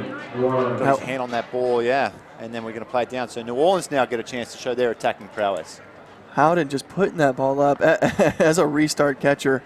When you get a ball with 4 seconds of hang time on it, you are just so happy you get to get up there and have a chance to compete for the ball. I mean, there are some, some great photos of you and Zach Tess back in the day going after those kickoffs with just looking like you've jumped off a trampoline. It's great stuff. New Orleans, though, bring it wide. Here he is, Rambo. He's got the ball. What's he going to do? He goes straight forward, crashes in. Bobby Johns just charging into the teeth of the defense there. Referee getting him back on side. Comes across to the king, Chance Doyle. He looks to his outside looking for some support. Flat ball bounces up well, though, for the New Orleans side. They're going to go back to the middle. He's run out of options. Goes for the one hand. Hakeem Olajuwon over the top pass. Here we go. Still in their own half, though. New Orleans, they need to get this out of here, and they're coming back out to the left. Beautiful stuff. Drawn past Howden. Great defense. Taylor Howden comes up and shuts down the play, and he will get a penalty for his side for not releasing the ball there. Yep, there it is, referee indicating did not release the ball. He was tackled, absolutely smashed by Howden, in fact. Great work from him. If you're going to shoot in and you're going to leave a man on your outside, you've got to kill the ball right there and then. We've seen some players take that gamble and just not make the contact or make the hit that they needed to. Howden, an experienced player, made the hit, got the turnover, and now look at this attacking platform. Look at Maurer coming in. Great run. He's a big man, hard to bring down. He's going to score the try in the corner. Yeah, he's a tough man to stop anywhere on the field, let alone 5 metres out. Big Dom Maurer there. He'll get over. And it's got to be interesting for the Maurer family. You've got Rocco playing for Seattle in the final, and they've got Dom here playing in the bowl final for 1823. That's a good rugby family right there. Both of the Maurer boys here competing for different finals, but Dom, obviously, he's a strong guy. You look at him, and he's built like a tank. Yeah, Rocco's got a little bit more of the speed on him. He was playing with the USA Sevens there for a bit. He's been a wing per se in the Sevens fixture, but I really like Dom's power play. He's a hard man to bring down. He runs good lines, and it takes two to bring him down. That's what he brings to the game. Yeah, and you know what? You know how valuable it is to have a guy like that of that size. I mean, you know, back when he was playing, you know, that was Matt Hawkins' big thing. He was such a big, powerful runner. Defences had to commit 2 people to him, and as soon as you commit an extra defender in what's already essentially, when you're playing a sweeper, a 6-on-7, it makes it very, very tough to defend. Here we go. Restart goes up. Chance Doyle gets underneath the ball, fields it well as he's done all day, gets his head through. Chance Doyle can't get an offload though. They're going to attack though. They've got numbers here. Rambo's got the ball. Johns, nice miss pass, comes out wide. What's he going to do? He's backed himself one-on-one with Baker. Unfortunately, that one's you're not probably going to win too many times there, champion. But he goes for it anyway. That was Zach Miller. And he gets the ball away though. They keep continuing to attack. Now we're sitting there, ball with Boo McCall. He's right through and he's going to score. Beautiful hit back from New Orleans there. And he's been good, Bowie McCall, all day. So that's what New Orleans can do. They got the winger out wide, the Zach Miller. Now what he did as a winger, he knew he wasn't getting to get around the corner, but he decided to go straight into Perry Baker and get his legs going and set the ruck. What that does, it sets the offsides line. The defense has to scramble back. You get the ball out quickly, you hit the other side. The defense is running every which way and not, and you get some hard runners onto the ball, and you break through the gap and you score the try. That's a great, well-worked pattern team try, and that's what New Orleans brings to the table. They brought it all this entire tournament, coming to the half, squaring it at 12 apiece. This is finals rugby. Yeah, good stuff there. Good lead-up work from Zach Miller. He saw Perry Baker was defending him. He had a little bit of space on the outside, but as we've seen this weekend, not all the players are very willing to pull out in that situation. He did a great job getting the ball, promoting it back, and then Bowie McCall there able to get through, as we've seen him do a few times this weekend, and get those points on the ball to tie things up at 12 points all in this men's bowl final. Colin, that was a good 7 minutes of rugby. Absolutely. This is a 12-12. This is finals rugby. This is what I like to see from these teams. When you get towards the final, is just really structured pattern play where you have these structures of play and people are allowed to have good moments from that. New Orleans, hitting the sides. We've been saying it all week, and with sevens rugby, you have to stretch the defense. With Zach Miller going on the outside, taking it to the 5-meter channel and getting up and getting good purchase on his attack, he resets the offsides line. 1820 had it back all the way up, moved it to the outside, and the angles have changed. The defensive shoulders are now turned out. They got to reach out and get the already set up back line. That left open the gaps. Got the try at the end of the half. 12-12 apiece. I would think Taylor Howden talking to his team right now. I think they let him off the hook there, get him the try at the end. 1823 is going to want to come out and make a statement again early on, because right now, New Orleans has a momentum. Yeah, we talked about in the semi-final, Howden needed to take more control of the game. He came out in the second half, scored 2 tries straight away. So let's see what he can do here. It's the same thing. He really is the heart and soul of this team. There's a lot of young guys in the team. The athleticism comes in Perry Baker. The aggression comes in the form of Dom Maurer there. And, but Taylor Howden, he's got to lead them around the team and put them in a position to win here. And for the New Orleans side, I was really impressed with Bowie McCall there with that try. He's got great feet, and then Chance Doyle and Bobby Johns. Oh, here we go. Chance Doyle making himself fend off. He needs to get the offload away, though.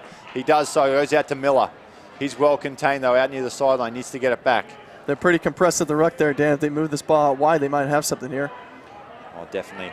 In New Orleans to have to go. Bowie McCall there. He goes out to Miller. Miller steps inside. Perry Baker.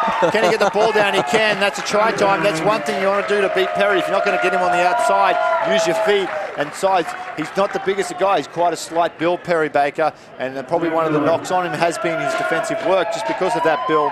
And Zach Miller there, much more physical, much bigger player, is able to brush him aside and go back on his inside. Good start from New Orleans. Great start to the second half. I just love that. You're setting it up. You know, the first phase, you know you're not going to beat Perry on the outside, so you go directly into him. The second time he gets the ball, Perry's thinking about, this guy just ran straight at my chest last time. He's probably going to hit me. You know, I think Perry uncovered a little too soon, left too much work for the inside guy to do, and Zach Miller just took advantage of it. Little wiggle, little show and go. He went through the gap, inside support wasn't there, scored the try.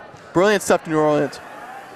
Certainly was. They'll get restarted, and you see Chance Doyle, as he always does, goes up aggressively for the ball. Referee's going to bring it back for a little knock on, though. One thing that New Orleans do fantastically is attack those kickoffs. They don't put a ton of height on the ball. They kind of just drop it right in the 10-meter line, and they go through that blitzkrieg style attack, all men on deck, and they try to just absolutely smash you or get the ball back. It's worked a treat for him here today. The difference of these kickoffs here with Chance being one of those aerialists that's so important for sevens is creating some conflict around that kickoff area. It's a place where you can gain momentum and really get some valuable possession from it. We got Maurer with the ball, decided to take it up himself, bringing 2 tacklers in, but 2 tacklers get up on their feet looking for a counter. Maurer picked up his own ball, looking to flip it out the back. No offsides line, New Orleans ball. Oh. He's got him for a little knock on there. A little bit of a reprieve for 18-23. We're going to make some substitutions with 4 minutes, 50 seconds left on the clock. Probably perfect timing to bring some fresh legs. Some of the boys starting to look a little weary here. Yeah, second day. I mean, you played a lot of rugby this far, 12-19. You got the assets on the bench. You got to use them right now. You see O'Leary coming in. He'll be playing prop there, closest to your screen. And then on the other side, it looks like Balashi there has come on to the other prop in the 7 jersey. We got Ryan Cochran putting the ball on. He's another guy who went to the HP camps as well. A lot of good playmakers, but not finding Taylor Howden on this occasion. Maurer with the ball. If anybody can bring it out here, it's his strength and power. Fending off 1, 2 having to bring it in the tackle. A little bit of trouble here for 18-23. They're going to run it hard and try to get out of their own end. They need to work together, though. Nice dummy. Here's where you want to get your nose through and find Perry Baker, who's got to make up for that defensive flaw that he had before. Howden has the ball. Let's see what he do. Throws a big dummy. There's nothing there. The defense just didn't bite on it. He gets the ball away, though, still with 18-23. Nice little offload. Back inside, still attacking. New Orleans doing well, though. Look at them swarm in. Bobby Johns in particular. You got Perry Baker one-on-one on the outside. Get him the pill. It's going to be the beard versus Baker. Look at Chance Doyle just pulls straight off and goes soft on Baker, and still there you go. He's just too fast. Look at the speed. Look at the legs on that man. I mean, Chance Doyle looked up and he saw every player on the wing's worst nightmare, and that's Perry Baker. And he almost took a right angle turn and played soft. By playing soft, I mean, he gave up the chase and stopped being aggressive and basically tried to force Baker to the sideline. You just can't give him that much room, though. He's just such a fast player. It's almost not fair. You need to start a new division of rugby. There's men's rugby, then there's Perry Baker speed rugby. You know, it's good seeing at the HP camp Perry Baker going against Carl Niles. And I'll tell you what, that was a matchup to see. They're going to be training together here coming up in the sevens team. But having 2 speedsters like that in the USA mock-up is pretty exciting. He's coming into his own. He's finding out how to finish balls like that and find the angles back to the inside. But, you know, that's what 18-23 needs to do. They're messing around there too much, I thought, at the ruck. Playing a little too much grind ball, trying to bash it up. When he had Perry Baker on the outside, you got to get him touches. I think he's touched the ball twice on attack, and look what he's been able to do. Get him the ball early and see what happens, man. It really is one of those things, Doug, you don't want to go to the well too often, but, I mean, he's just so effective at what he does. It's nothing. Defensively, there's not much you can really do. He's just so fast. Here we go. Johns with the ball for New Orleans now. All tied up at 19 apiece. 2 minutes left on the clock. They come wide to Miller. He gets to Baker. Baker again. He gets past Baker. Perry maybe showing the effects of that long run a little bit here. Comes down now. That's Lasacia. Nice little flick out the pack from Maurer right through the legs to Howden. Flat pass to Baker. He's got a bunch of space. Could be some trouble. Steps. That's a better tackle. That's beautiful work there from Ryan O'Leary. The fresh legs comes on. Oh, no. Back to Baker. Could be trouble. I don't think you're going to catch him even in a canter. He gets around the corner there. Pass it back inside. That's a cheeky little play. But in the big picture of things, this conversion could make a huge difference as they dot down for yet another try here, 18-23. Now that's an absolute heads-up move by Perry Baker. He has the try in the corner, but knowing that it's 19-19, you want a converted try. He passes back to the inside, gives his team the opportunity to get the 2 points after the try, and there you go. I was saying it before. You want to get the ball into his hands. He got bottled up before, but you know, giving him that ball, giving him more opportunities and touches, you get opportunities like that. He's just so dynamic, too dangerous not to get him the pill. But Taylor Houghton, big kick to put you 7 points ahead, a converted try with only a minute left to go. You think New Orleans has got to get something going here. It's been all Perry Baker right now. Certainly has, and good work from Hanson there to back up on the inside. I mean, when Baker gets in space, I'd be inclined just to turn around and start walking back to halfway, but Hanson follows it up, takes the pass, and gets a try right near the post. Conversion is successful, and importantly successful, 26-19. So they have a 7-point lead. New Orleans, so when there's breath, there's life, and they need 7 points to tie it up. They need it quick with just 30 seconds left on the clock. Lacecia, he takes the ball down. 3 18-23 players all over the top of him, just swarming over. The same for Johns there. Could be in trouble. It's going to be a turnover. No, he's got him for not rolling away, not releasing the tackle player. They need to go quick here. Just 15 seconds left. Johns, long, looping, flat ball, trying to stretch this 18-23 defense. Oh, nice pass. Could be trouble. Baker's off the field. I think now they just want to defend that 7-point lead and keep it. He's had a few big runs, so he's tired. So it's very important here they don't give up a try 18-23. They don't want to go to overtime. Not a bad option here. If Johns can follow up, he picks it up. One-on-one here. What's he got inside? He looks for some support. New Orleans now into 18-23 half. They need to get some help. They've got an advantage in their favor. And they're going to blow the whistle. It's all over. Look at the New Orleans players wanting to know why they didn't get a chance to pack the scrum. That is full time. 18-23 will hold on. They are your bowl champions for the 2014 Club Championships. What a bowl final. Absolutely impressive. I think Perry Baker, man of the match there. New Orleans deciding to go for the chip through. You know, fortune favors the bowl, but on that occasion, just didn't fall their way. Stay with us. We got more action to come. Thanks for watching the National Championship Weekend here at Starfire Sports Stadium.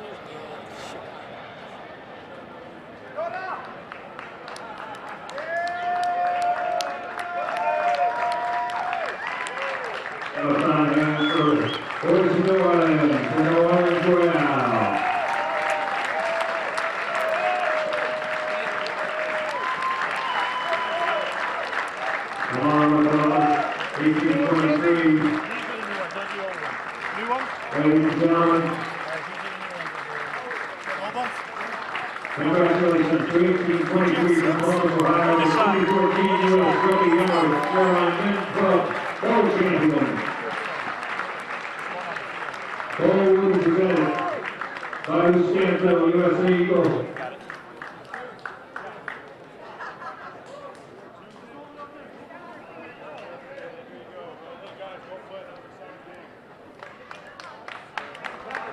Congratulations, Columbus, 18-23.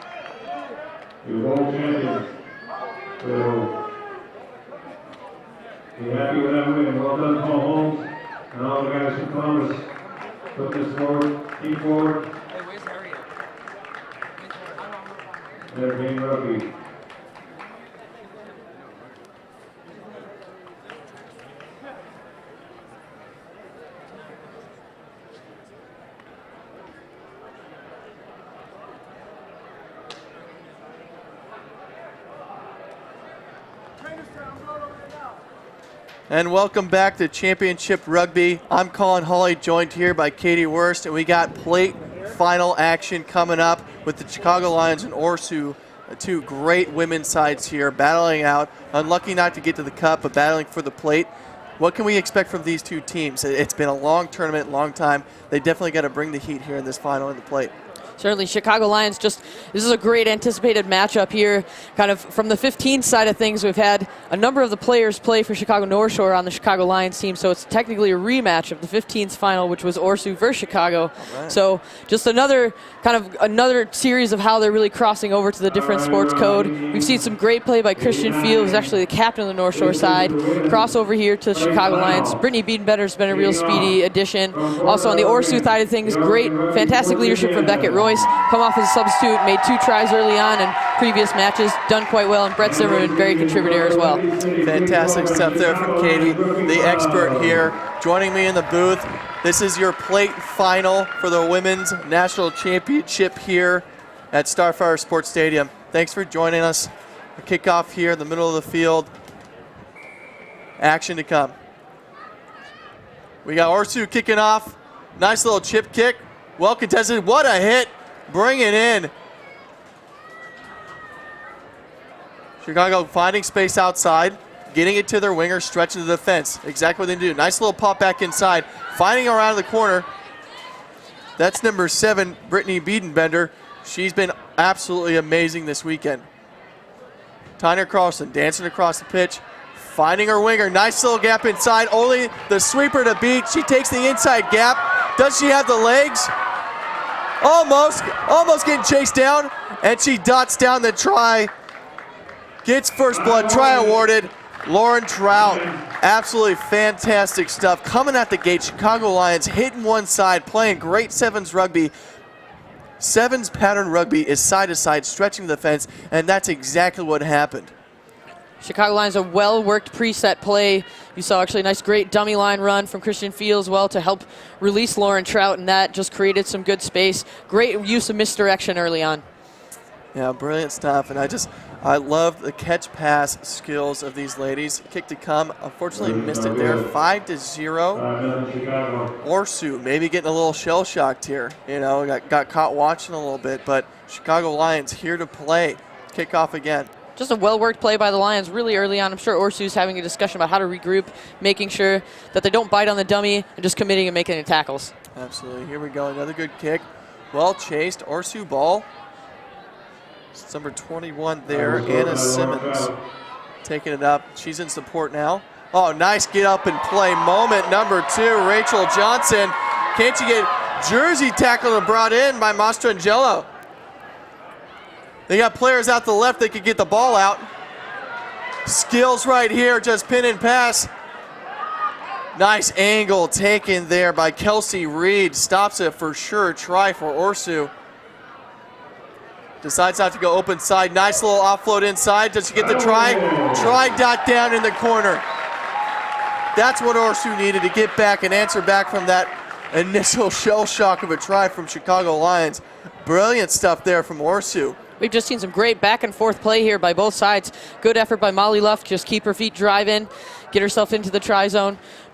We're in for a fantastic contest here, Colin. It's wonderful. The skills that we have just seen within 3 minutes gone in this plate final is just absolutely fantastic. And now this kicking game actually comes into play here.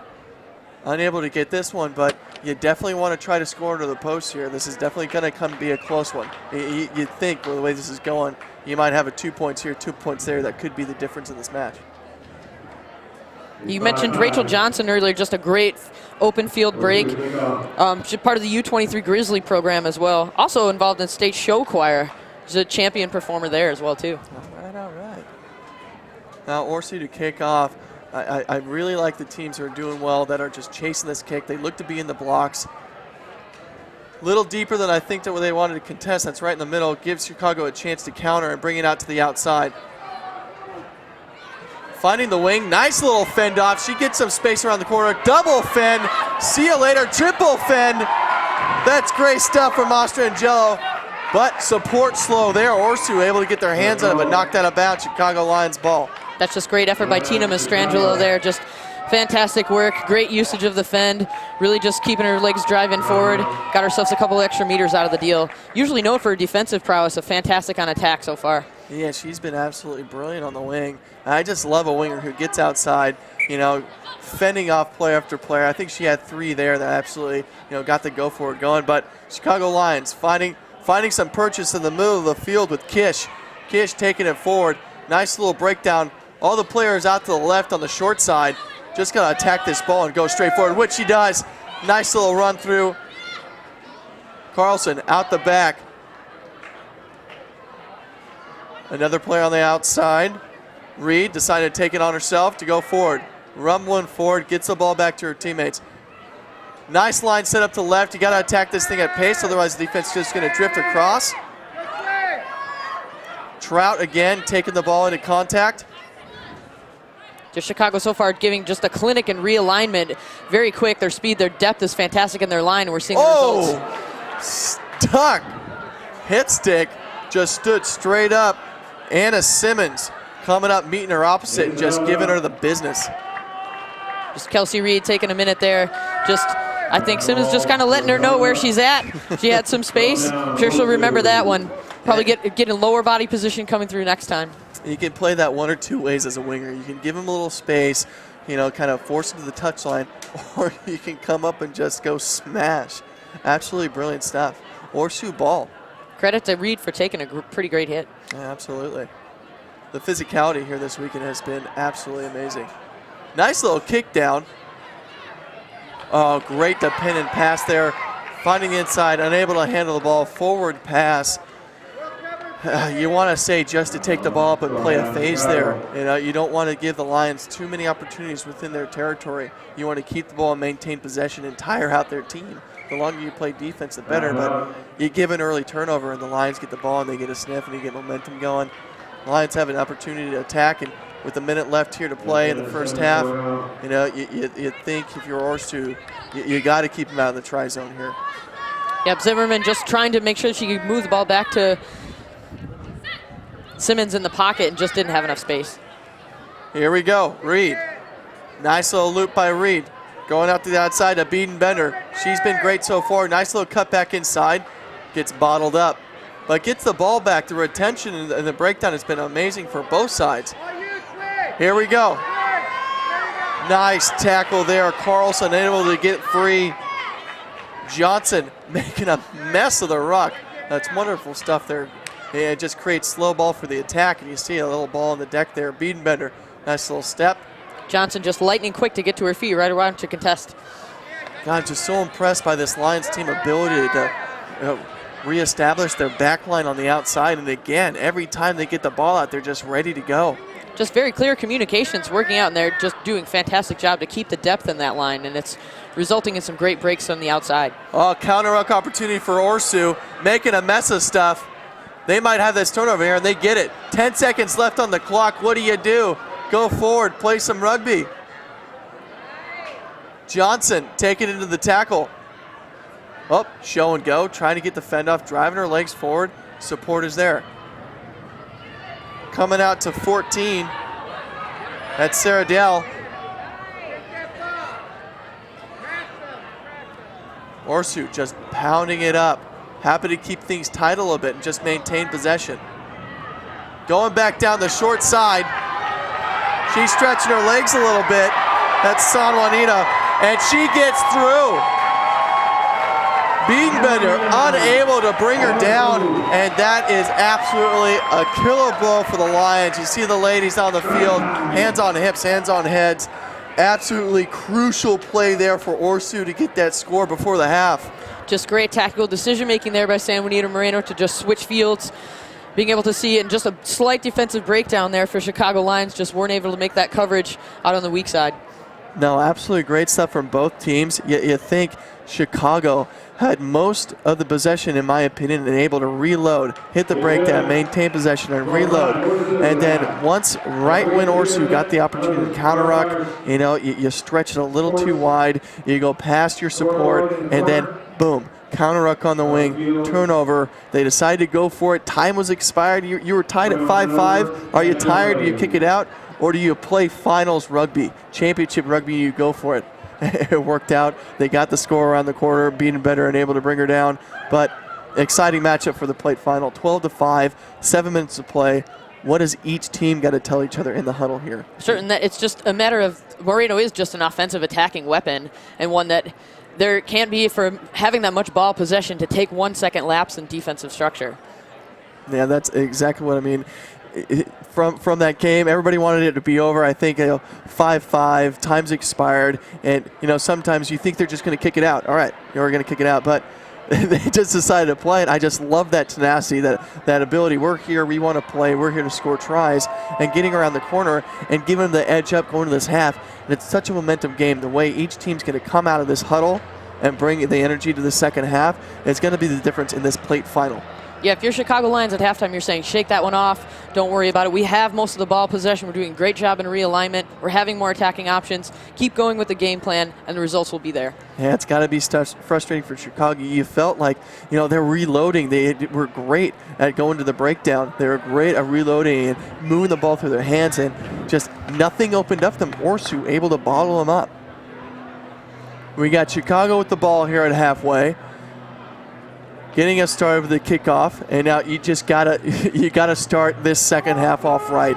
You gotta charge down, you gotta bring the heat right from the get-go, get on the front foot, get a try earlier, and even the score line. Ball in Orsu's hands, a little deeper than probably she wanted, but attacking options for Orsu. Nice tackle from Chicago. Oh, lost the ball on the tackle. Good option to just kick that thing out there. That was San Juanita just kicking the ball out, making sure of it. A little sloppy play. Don't want to give an easy try to Chicago. Make them work for it. Come back. Get your defense organized here. An opportunity to steal the line out.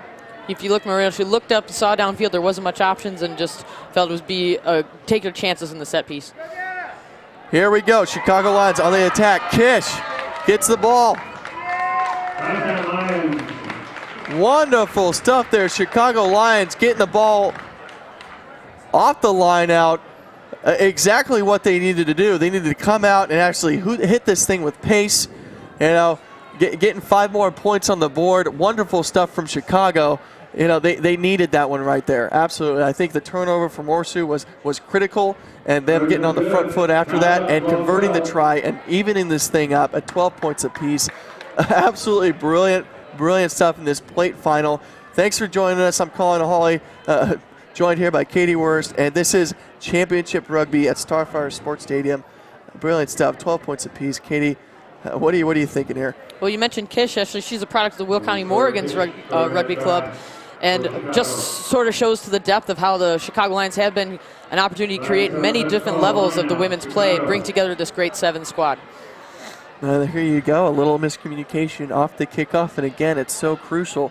You don't catch that thing, it gets knocked back, goes in the touch. Chicago Lions. Now you got to feel the momentum shifting for Chicago right now.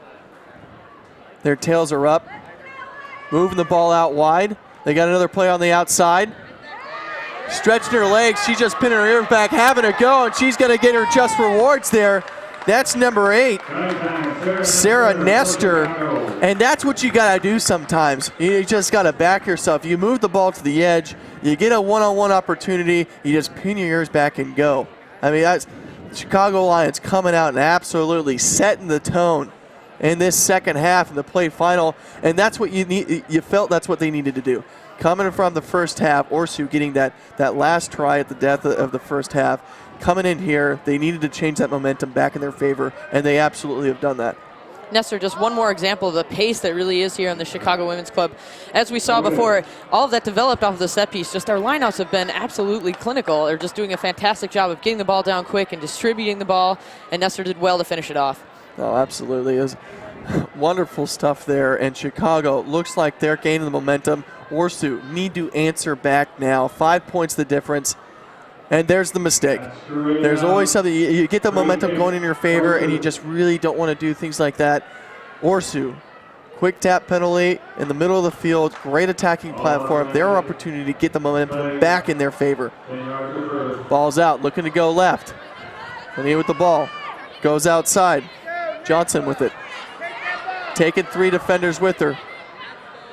A little trouble here getting the ball back. Holding on to the ball. You're just talking about opportunities there. I'm sure Orsu's not really pleased with that one. Just a little bit undisciplined, giving the ball back to Chicago when the momentum's technically in their favor at this point. Yeah, Rachel Johnson did a good job committing defenders there. I think she had 3 tacklers on her support. Just has to clean that thing up for a little bit. But there is a definite missed opportunity there for Orsu. Chicago able to battle back. You know, they had that miscue on the kickoff, and it looked like things could be going Orsu's way, and now they got the line out, attacking platform. They're on the front foot. Great line out here. Been clinical there all day. Pass out. I would think you just get this thing out here again. Into the hands of the try scorer, Nestor. Oh, wow, what a hit. Absolutely thumping tackle coming in there from Molly Luft. And now we have Chicago Lions on the opposite side. Getting the ball out. A little bit of an errant pass there. There's a slight bit of handling mistakes there by Carlson, but what you've seen Chicago Lions do so well of is just really recycling the ball off the ground as quick as they can. That last breakdown series saw Orsu just really being very physical in that breakdown, and Chicago doing well to just get the ball and move it as quick as they can. Yeah, just a little miscue there, and you just think if you play the phase and you get the ball down, and you keep Orsu, you just don't give them the ball back, they're not going to have a chance. But line out to Orsu. Let's see if they can maintain this one. Oop. And there's another missed opportunity.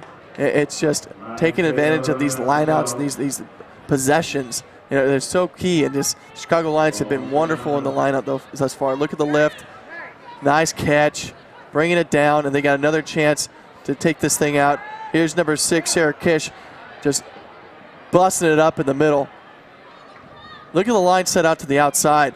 Just brilliant stuff from them. Can't handle the kick. Knock on. They're going to bring it back here. And again, we seem to be stuck in a stalemate of just missed opportunities here in the middle of the field. Another chance with only 1:30 left to play for Orsu to answer back and even the score line for this plate final. That time just maybe led the pass just a little bit too far, but it's critical to lead the pass, like a move onto it and make sure they get some forward momentum. Scrum down to Orsu.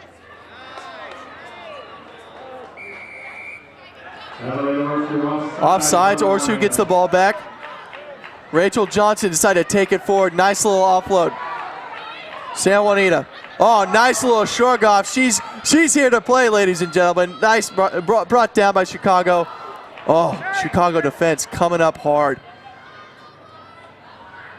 Little dummy, little show and go. Lovely stuff. She's been playing great this game. She dots it down, and that's what Orsu needed. We were talking about taking advantage of your possession. You know, you have to take these opportunities and score. And absolutely, she just dummies, goes through the side of the ruck, and puts her team and evens this try line up 17 apiece. 30 seconds left in this plate final. They needed it. Moreno just showing really that she's just so dangerous around the breakdown. For 1 minute, if your defense isn't fully aware of where she is, she's going to make sure that she'll punish you for that sort of lapse in viewing of the field. Yeah, just the defensive effort around the breakdown. You got to have a lot of communication, and nearly sliding the kick there. But that defensive presence around the ruck, there's just going to be a lot of communication between defenders. Like, who's got pillar? I've got pillar. You can't leave home until that ball's actually passed. It's just when you get tired and you play phase after phase, those are the little things that matter in this game. And, you know, taking advantage of those things when they open up. Tied, 17 apiece. Time is out on the clock. Plate final, championship rugby. Orsu to kick off. Chicago Lions, if they gather this well, they'll have the opportunity first to score. Well taken in the air. Advantage. Player not rolling away, but a knock on. They're going to have this one back. Unfortunate for Orsu not to get out of there, but Chicago. Ball in hand here. Just a giveaway penalty there for Orsu, giving possession back to Chicago Lions. Mastrangelo with the ball. She's been absolutely fantastic in this final. Decided to take up in the middle, set the ruck. Attacking option both sides, decided to go left. The try scorer, number 8, Nestor, taking it forward. I'm just so impressed by the reloading capability of this team. There's such a great steep line set here on the open side. Just running straight forward, trying to hit a gap. Number 1, Lauren Trout, taking her team forward.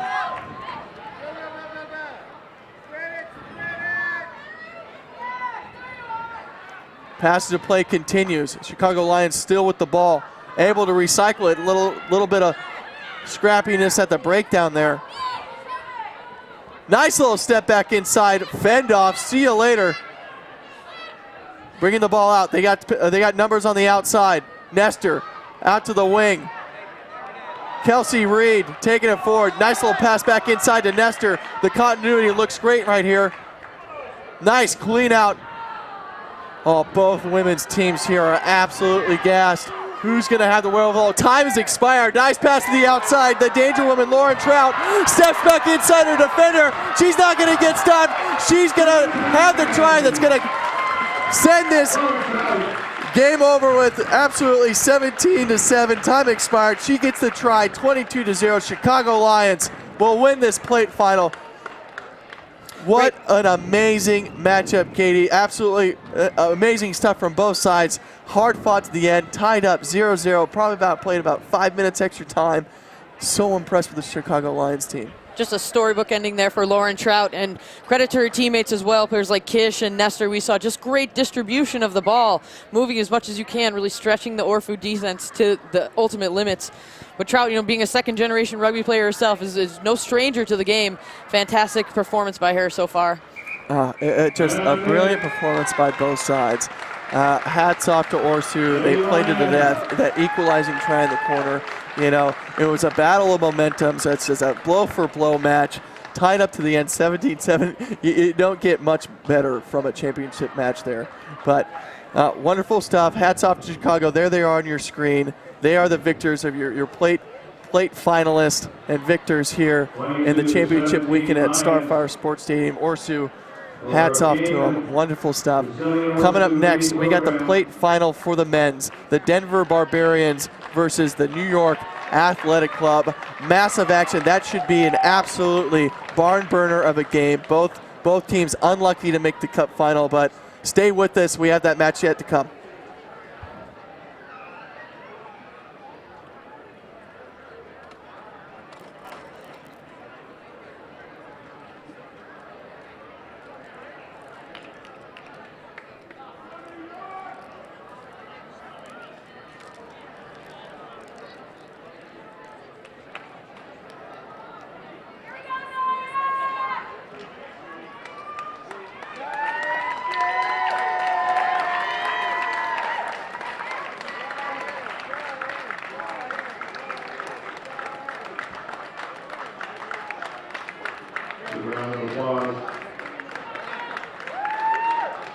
Chicago Lions Ladies Rugby Club. Congratulations. The 2014 U.S. Rugby Emirates Airlines Women's Club 7th Plate Champions, the Chicago Lions. Ladies and gentlemen, welcome back to Starfire Stadium. We are underway for the bowl final, plate final. Plate final here, the men's plate final. And it's going to be the New York Athletic Club taking on the Denver Barbarians, a rematch from a little bit earlier in the competition, and the Denver Barbarians got the better off Nyack then. So now let's see if they can even the ledger up, or what was once considered one of the favorites here, the Denver Barbarians, can get back on track and take away the fifth place for the tournament. Absolutely, Dan. Two very strong teams saw each other in pool play. A penalty given to Nyack, and Pip Hundley takes it quick, wings it out wide. These are both two very strong teams, Dan. Two teams with a lot of different aspects to them, but very much play a similar style of game. They're pretty structured. They have a lot of great athletes that can do a lot of great things, and we should see an exciting matchup here today. Oh, definitely so. New York Athletic come out to Chapman. Look at him just scheming. The big Benji Marshall left foot step there, goes back towards the middle. There's no value there as he's chopped down. The big man Berkeley goes out to Hall. Hall to Gibbs. What can he do back inside? Gareth Gibbs beats a few tackles, needs some support. Finds it in Berkeley. The big man pulls it down. He needs to get some there. He's going to turn it over here. Denver do really well to get over the top of the breakdown. They turn it over. Now, Nyack flying. And look at that saddle roll. Dan Payne, 101, as he tosses him to the ground. Earns a knock on for his team. Fantastic work by Al McFarland. Recognizes that ball is out. Attacks the man who's having trouble picking it up off the deck. It's a slick day out there. We're reaching towards 90 degrees in Seattle. So that artificial turf is not kind once that sweat starts pouring. I'll tell you one thing, Dan. You can play in the rain and you can still have a bit of tackiness to that ball. But the moment you get sweltering heat and your sweat's coming down, that thing turns into an absolute slippery pill. That it does. And like you said, the balls, those new balls too, they're tough to handle. And once they get a little wet, it's trouble as Chapman brings it across to Troy Hall. Hall comes out to Granby. Granby's got some speed. Let's see if Kevon Williams there, one-on-one with Granby. He just swats him aside. He needs some support though. Comes in Hall. Hall's going to get it through a tackle. Another tackle for the corner. Troy Hall, try time. Nyack draw first blood. And it's the veteran, Troy Hall. He gets over. And he's a little ginger getting up there as D'Archibald put it. Plenty of pressure under him. No, hang on a second. He's gone. The referee's gone solo here. He said no try. Hall went into touch. It's no try. Denver Barbarians, hats off to D'Archibald there for the stop. We have Kevon Williams is down. He is holding his wrist. The former football player, he got swatted off a tackle there by Granby. Very hard run, a hard play by both guys. Kevon looks like he's going to be okay to keep playing, though. He is a former football player and a decathlete. Little known fact about Kevon. You're top 15 in the country, Lou Stanfield. That's right. I am here with Lou Stanfield, current USA Eagle, poster boy of USA Rugby, the man, the myth, the legend himself. I'm Dan Power, and we have a very exciting plate final already underway here. Denver versus Nyack. A little cheeky play there by Denver. A little fake off the top of the line out. A little risky this deep in the end. Nyack putting the pressure on. Yeah, Impson with the ball comes back to Logan Collins, the big man, the captain of this squad. He gets dragged down by Berkeley, about 22 out from his line. D'Archibald with the ball now. Nice kick from D'Archibald. Looks up, sees Hunley out of position at sweeper. He'll pick up plenty of meters with that one. Hunley, now 5-6 years ago, Hunley one-on-one here, you'd almost back him. But the veteran now, he uses his head more than his feet, but he slides straight through. He's got McFarlane on the inside. Oh, Hunley. Oh, he was home for your T-money right there. McFarlane, all he needed was the pass to go to hand. It gets in front of him. Play on, says the referee. Nyack still on the attack. If they can move the ball to the left, there's trouble. They get a penalty. Chapman goes quick, gives it across to Hall. Hall's got Hunley outside him. He initiated the break. Out to Gibbs. He steps back inside. That's Granby, sorry, not Gibbs. Gibbs is in the 11 jersey, Granby in the 7. Turnover, D'Archibald has the ball, but the referee, another penalty here, hands in the ruck. I was close to say, Dan Power, you almost ate your words there. You know, saying that about Justin Hunley, he wouldn't much appreciate that. Shows you up a little bit of a 40-meter break. And Berkeley breaking through tacklers. The big fellow, love to see it in a sevens game, putting his head down, making people pay for it. Beautiful stuff. He is a big man, Berkeley, too. I saw him down in the player tents a little earlier, and not an ounce of body fat on him. Absolutely chiseled from granite, that man. Statue of David.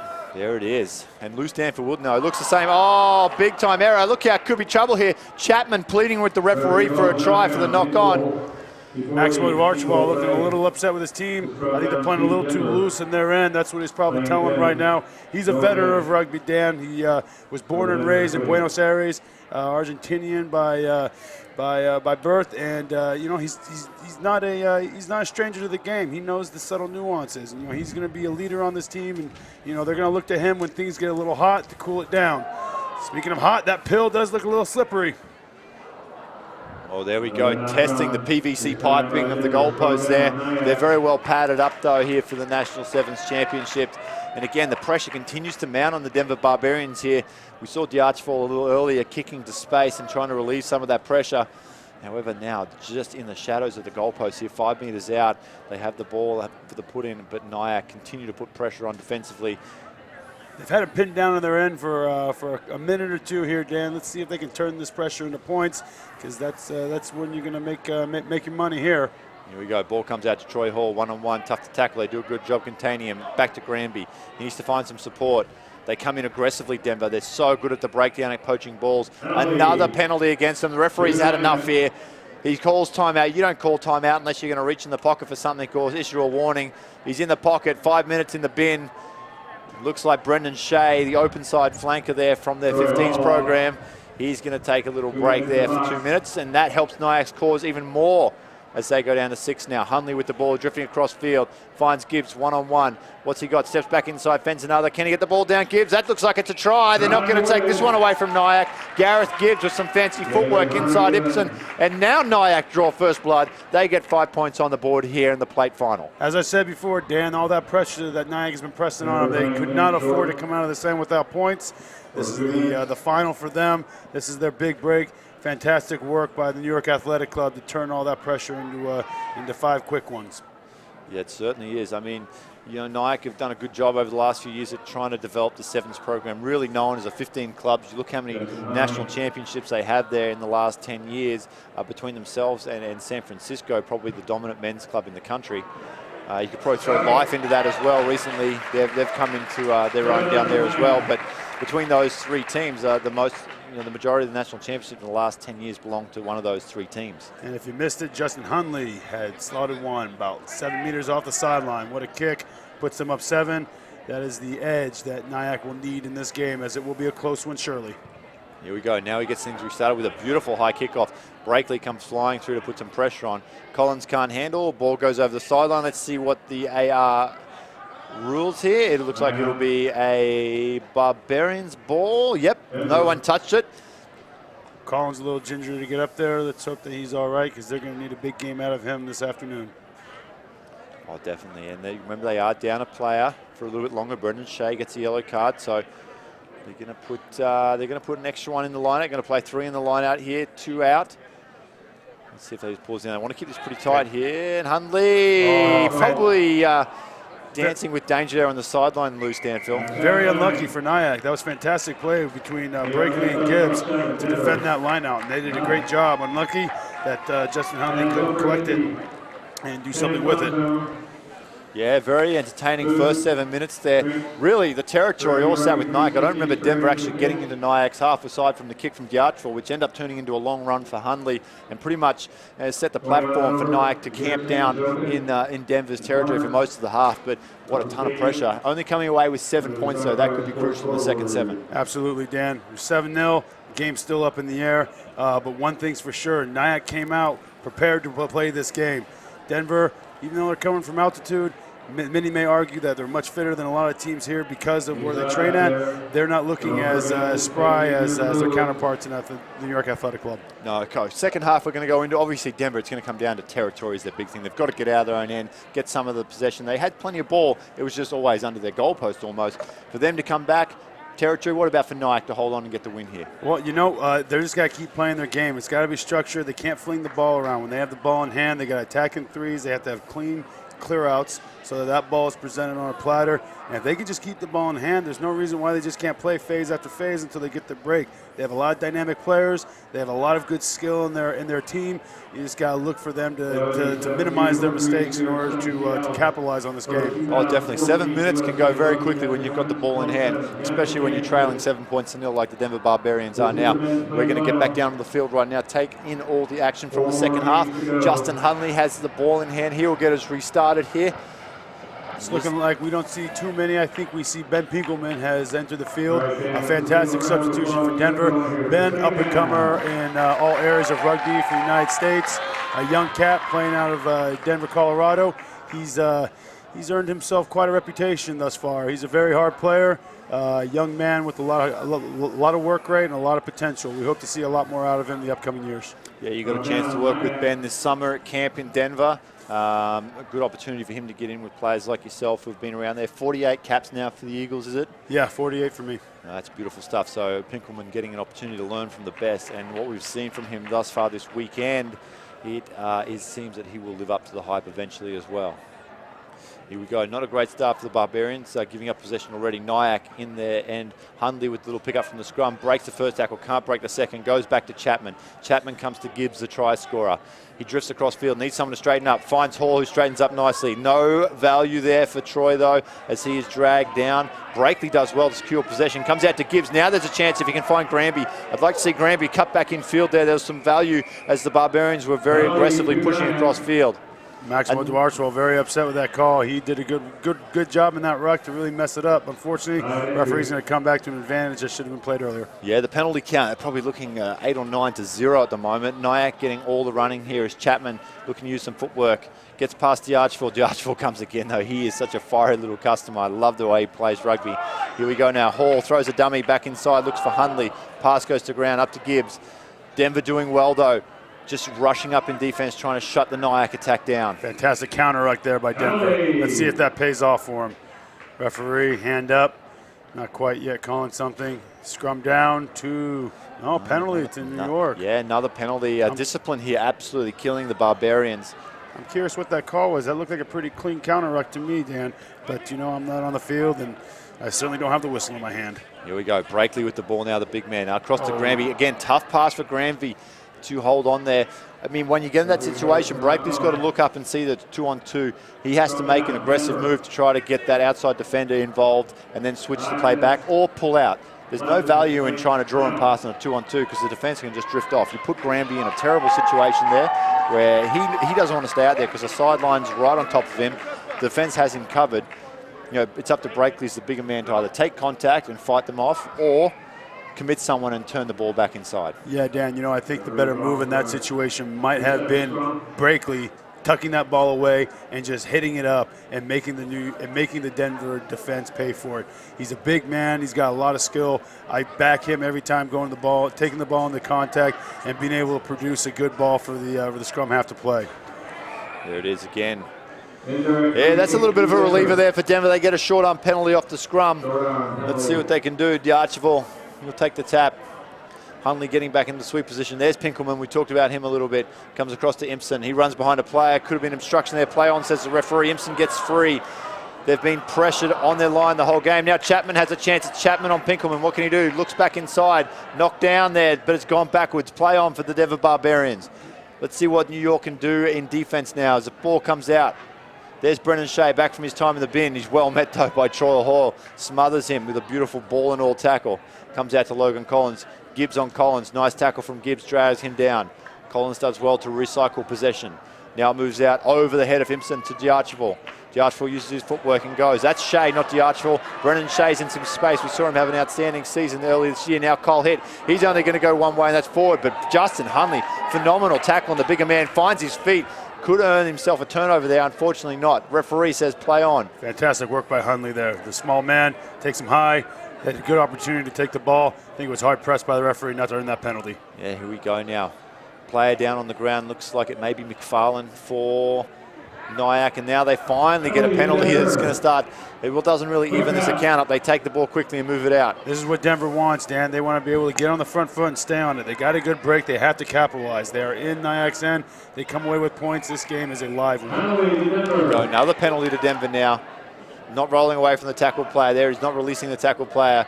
Tough pass. D'Archeville pulls it in nicely. Sticks the fend out. Beats a tackler though. Falls down. Loses the ball there. Or is he just playing it to play himself? Gets up and goes play on.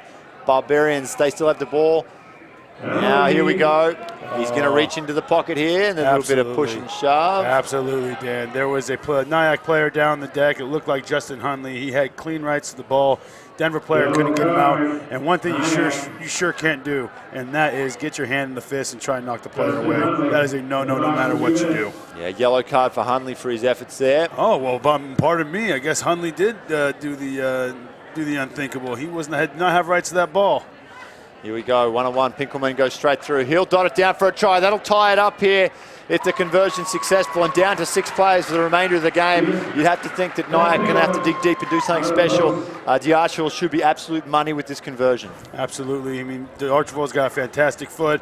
He's not but a meter right of the post. I think he'll slot this one, and we got ourselves a game. A minute 30 left. Nyack's going to have to continue to play what they were doing in the first half. So far, the second half, it's been all Denver. They've had the possession, they've made the meters, and all of a sudden, this 7-0 game turns into 7-7, and we got ourselves a run.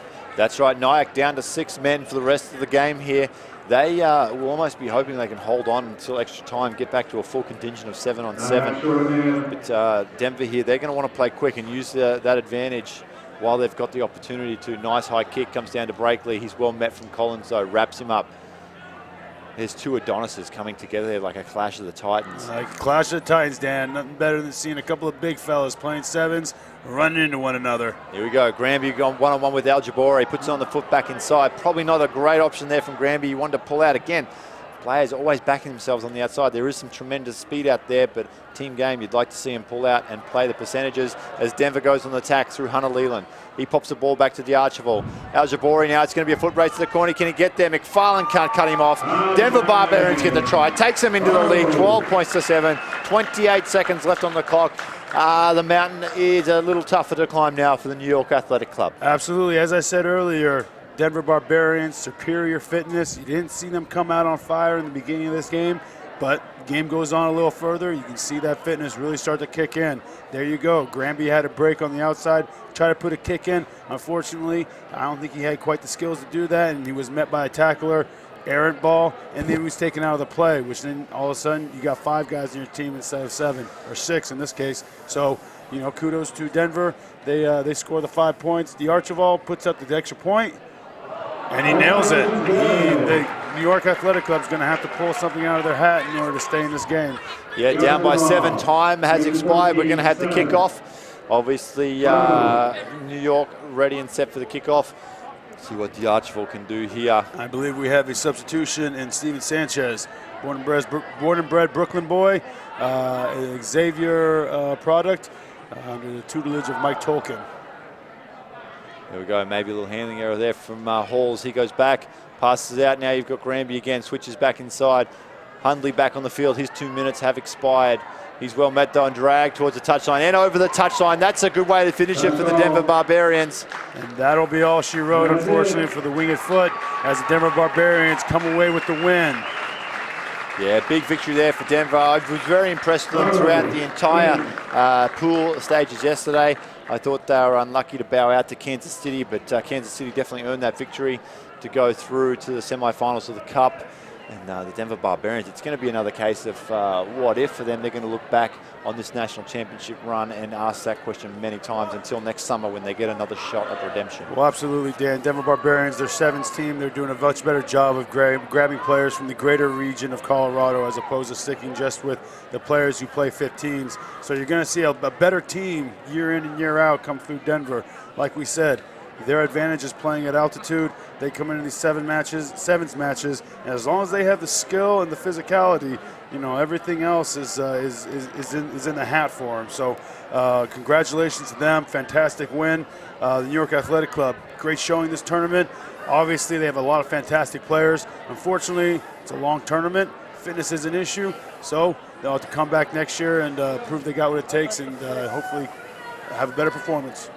Yeah, certainly is. They're a great club. They'll be back, as is the Denver Barbarians. Expect them to be back better than ever next year. We move our attention now back to the women's brackets as we have the Berkeley All Blues on the left of your screen. They will be taking on Nova here from the North Virginian outfit. And this joining me again is Katie Wurst. Welcome back, Katie, and happy to have you here. Great to be here, Dan. And this promises to be a pretty good battle here between these two very well-established sevens programs. Kicking off. This is the women's third place game. There we go, the bronze medal. Third place, third v fourth, and Nova versus Berkeley. And obviously you have head coach Dana Krieger from Nova. Would be hoping that her girls can get over the line and take third place here. Be a great story to cap off their so far 20-5 season over the summer. Just really dominant in the club scene so far leading up to competition. There we go. There's Maddie Tonga. She's had an outstanding form, Maddie Tonga. The referee takes a tumble. He gets sniped right in the middle of the field. Ball comes back towards the middle. Good defense though as they move up very, very quickly here, trying to shut them down. Presented by Justin Fitzpatrick, assistant coach of Come across, there's Davis with the ball, just playing a little bit with the ball out on the left-hand side, trying to get someone interested. They come back towards the middle of the field. Long pass, could be trouble here, ball's on the ground. Nova does really well to recover. Emily Blease there, she jumps on it. Quick tap, nope, referee's gonna pull him back there. Referee Kurt Weaver decides he just wants to restart, get things settled down a little bit early on, set the tone for the match. Beautiful stuff there. Let's see Nova. They can dive over and get a try there. The first try of the game, easy as you like. High fives all around as they take an early lead, 5 points to 0. It was Megan Atkins down for Nova. Yeah, quite a few of the players wearing the scrum caps down there. It gets kind of hard to tell them apart. I remember when I was younger, no one used to wear one on my team, and so my parents bought me the scrum cap, the headgear, so they could tell which one I was on the field. Within a week of getting it, everyone went and bought one, and I think nearly half the team was wearing it. My poor father went crazy trying to figure out who was who. Well, Atkins is a product of Stonehill College Rugby Club. Actually played a little bit of time in Heidelberg, Germany as well. Yeah, a bit of Germany. Rugby's growing over there, actually, believe it or not. The Germans obviously known for their soccer at the moment after a somewhat successful run at the World Cup.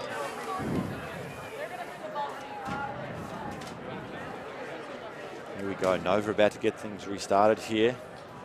Geez, they're a good sevens program, Nova, men's and women's. Comes down to Azevedo. I think I've said the bobsledding sensation at least 100 times this weekend, but it's great to see players like her finding the game.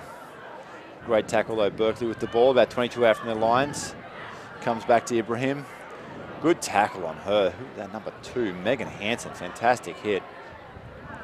And look at the counter ruck coming from Nova. Let's see if they can turn this over. Yes, Kurt Weaver spots a little infringement there. Forward pass. Thought I saw that one myself. Mr. Weaver, always on the spot. Picks that one up, and it's going to be another scrum feed to Nova and another chance for them to attack, Katie. Nova just credits a good low leg drive body position coming in. Both basically forced the forward pass. There really wasn't anywhere to go but backwards for Berkeley. Yeah, it's tough, you know, in sevens you just haven't got the players to come into the breakdown to try to secure it, and if there is a solid counter ruck, that's what happens. We get a good look now at number 4, Emily Blease. She'll put it in, and Lauren Heck standing right behind the back there. Short arm penalty, they'll go quick, watch Heck loop around, and Kurt Weaver just pulls them up to give them the mark. Goes back to the right instead with Stacey Fraser. She runs across field, ball in 2 hands, beautiful stuff from Fraser. Looks to support back on the inside. Little knock on though from Blease, and Kurt Weaver spots it. We're going to come back and pack a scrum. Berkeley's probably looking to alleviate a little bit of pressure, but just committing, making some decent tackles, but wants to make sure they stay disciplined and don't make any type of penalties here in this attacking area.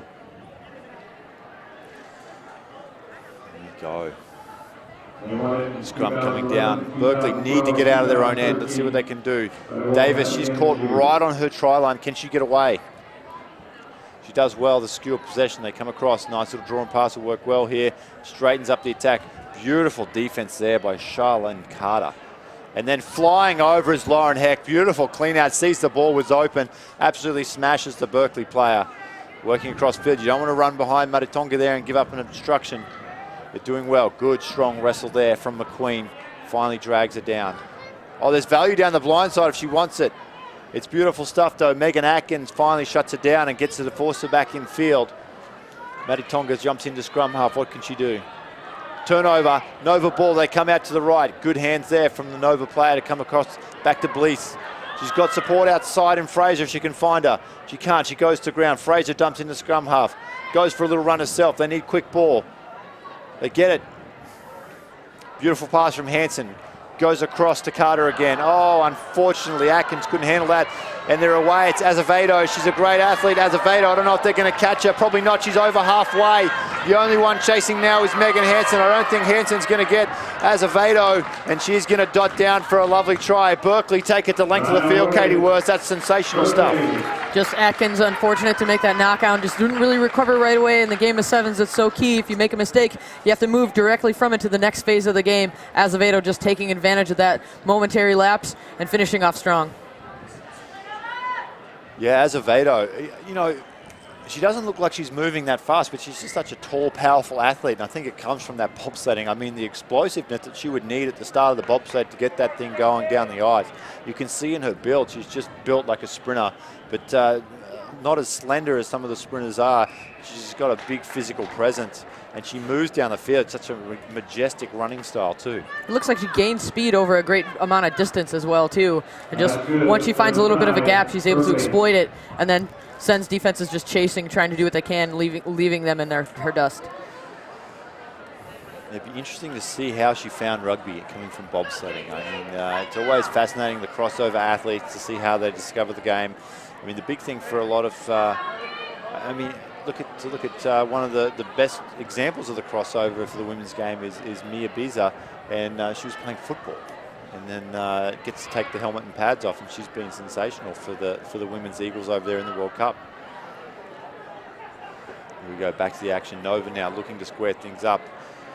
They are still in a slight lead of 7 points to 10. Sorry, down 7 points to 5. So they need to get some points on the ball. Nice flat ball. Referee says forward to Gustistas. And Abby Gustistas, she was really good yesterday too, wasn't she, for Nova? She's been a constant threat. Another one of those taller girls with the long strides. It's very deceptive when you're trying to defend these players because they get moving and you can't. They don't look like they're going that quickly. But next thing you know, you haven't closed the distance on them and they're gone. Yeah, I'm certain that she uses her speed and her height here for this Nova team, and a product, as we said, of the Collegiate All-American program participant. I'm sure she earned a great deal of experience here through that system, and she's done very well for Nova so far this tournament. Yeah, she certainly has, and they're going to need her here as they are down by 5 points to 7. Berkeley, pass goes behind though. Warewine goes back foot, maybe a little knock on there from Davis. Play on, says the referee. Beautiful work for them to scoot back around and get that ball up. Flicks it over the top. Ball goes to ground. Maddie Tonga can't get on it. Oh, here's trouble. Azevedo, she's going to stream away, sweep it a beat. She steps back inside. Probably a good option there as the defense was starting to cover well. Penalty. Referee, they're going straight off their feet. That's a big pickup for Berkeley, though. Takes them down into Nova's territory. Quick tap, and they're straight back at it. Looks like Jessica Turner on the field now in the Stars and Stripes. Beautiful little ball. The Maddie Tonga should be tough to stop from there. 20 out. She'll stride over for another Berkeley try. Great stuff, and that'll take us through to half-time at 12 points to 5. Kick to come.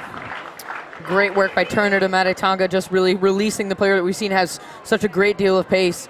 Turner, just a very experienced player, has two-time national champion with the All Blues, 15s and 7s. Also part of the Atlanta system. Has been to Spain as well and Australia, part of the Coast Sevens program there, a product of Humboldt State University. As we look here with the conversion to come from quite a tough angle, the wind's actually started to pick up a little bit here, Katie. You look at the flags over on the back end of the field, you can see them on your screen there. American flag. And they're starting to whip around. That takes us to halftime, 12 points to 5. We're going to take a quick little break as the girls grab a drink, and we'll be right back with all the second half action. Don't go away.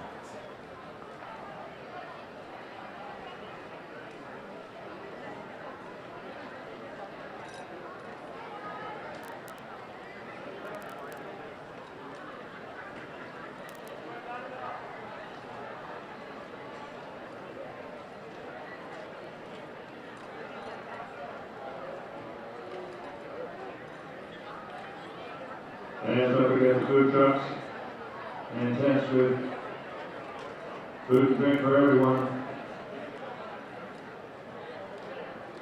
Plenty of vendors out there with fun things for you to take home.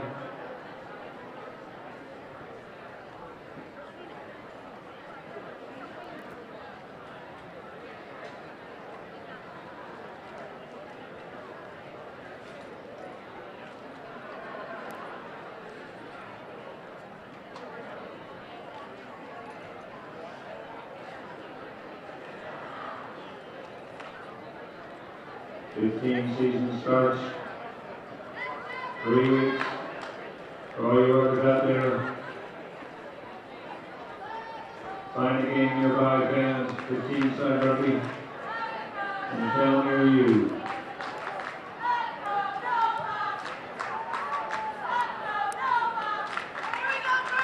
Let's get this second half going, fans. Let's bring it back. Berkeley All Blues and Northern Virginia Rugby. Bring it on.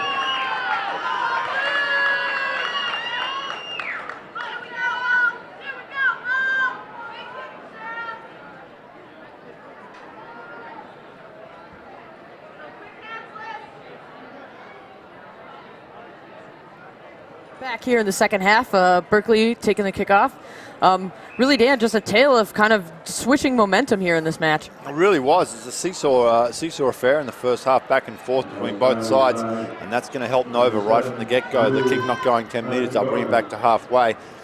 But yeah, you're just waiting for someone to jump out and take the game by the scruff of the neck. And I think it's going to come down to a little bit of individual brilliance.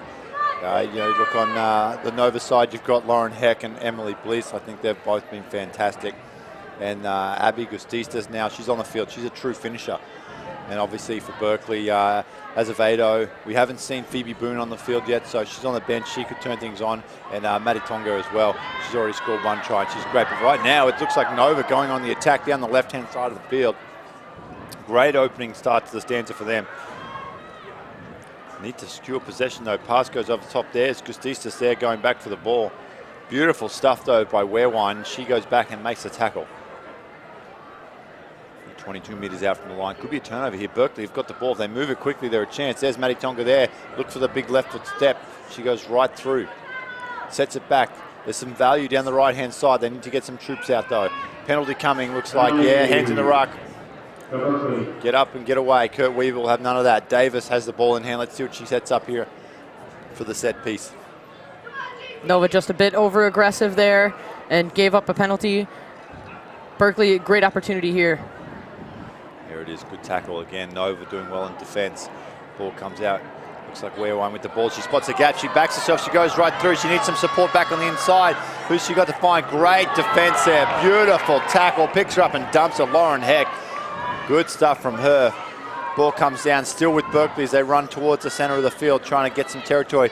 Absolutely no one down the blind side. If Weirwine has a heads up here, she'll see no one's in front of her. Unfortunately, they can't get the ball out in time. Now she goes in. She's going to have to play some scrum half. It's pretty loose. Kurt Weaver signals play on. Anyone's ball. The girls flying in from both sides. There's Jessica Turner down the blind side. Turner, she got one to beat. She gets through her. Oh, she's doing a sensational job, Turner. That's a big try from her. And she's pumped up too. Look at her. Turner's ready and just really speaking to her teammates right now about how she's able to just do a fantastic job having good field vision, seeing the blind side for 1 second. Nova just took their eye off the prize. And just back to Frances Weirwine, she just did a great job of making sure she secured ball. She started with the line break to begin with. A former product of Stanford University, also an All-American, and was in the National Championship 2012. Yeah, she's been great, the number 10, Weirwine, and Davis filthy at herself for missing that conversion. That stretches their lead out just a little bit more though. 17 points to 5, 4 minutes left to play here in this third place game in the Women's Cup bracket. Berkeley, I think they'd be probably a little bit disappointed to be in this game to start with. Champions last year, but like we've talked about through the broadcast, they're missing a lot of talent here with World Cup and injury. So they've done a great job to bring a side here with the depth they have and still get to this game. So many players on this Berkeley side are just no stranger to national championship experience. There we go. Again, just not going to hand there as the ball comes down now. It's still with Alyssa Baccarella. She's on the field now, and Davis throws the big dummy. Looks for some value down the middle. It closes pretty well from Gustistas. There goes Jessica Turner again, the try scorer. She looks for some support inside, finds it in Weirwine. That's Baccarella, I'm sorry. On the field now. Penalty coming though. Here we go, Turner. Look at the season campaign of Turner, just slowing things down here, trying to get a team to take some time off the clock. 3 minutes left to play. 12-point lead in the bag for them right now. Turner also doing well to gain her team a couple of hard yards from just using great evasion, going left and right. Nova just having to make sure they get back. Once she gets them back on her heels, not much they can do to recover. Davis there takes the tap. Really wasn't offering much, just drifting across field. Nova shoot up in defense, shut her down pretty quickly. Great hands there from Baccarella. They go back inside though. Well defended. Oh, another step out of a tackle. Can she find some support? She pops it up to Maddie Tonga. Spins out of one tackle. Can't get out of the attention though from Emily Bliss. She drags her down 22 out from the line. Baccarella now with the ball. Moves it across to Turner. Throws the dummy outside. She needs some support. Flying over, and yeah, rightly so, falling straight off the ball there. Jessica Turner made it unplayable for the Nova players trying to come in. And Kurt Weaver has no option but to penalise her. Turner maybe took that one on her own, really didn't quite have the support there, and Nova just punished them, making sure to contest. Weaver had no choice but to call it. There we go. Again, falling over here. Little knock on. Just things not going Nova's way here in the second half. 2 minutes left to play, down by 12. A few unforced errors starting to creep into their game. Maybe some fatigue showing. You see Berkeley just with their seasoned experience, a lot of veteran players like Turner stepping up, Davis doing great work, Azevedo, just a great mix of new players into the fold and players that have long-standing been involved in these different national championship series for 15s or 7s. A minute 42 left on the clock, 12 points.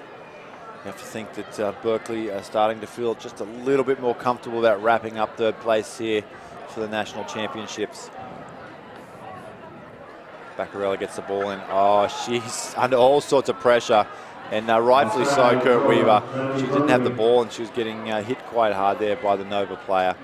And they'll slow things down again. Let's see what Davis does here. She's going to take the tap, kick the touch. She's going to kick the touch. Good option. Just take a bit more time with the clock. Pretty much kicks it directly across field, not looking for too much territory. And they're going to take a line out with just over a minute left on the clock. Sure, great decision at this point, just buy themselves a little bit of time, force Nova to have to hurry up so that there really has potential for some indecision in what they're going to do next.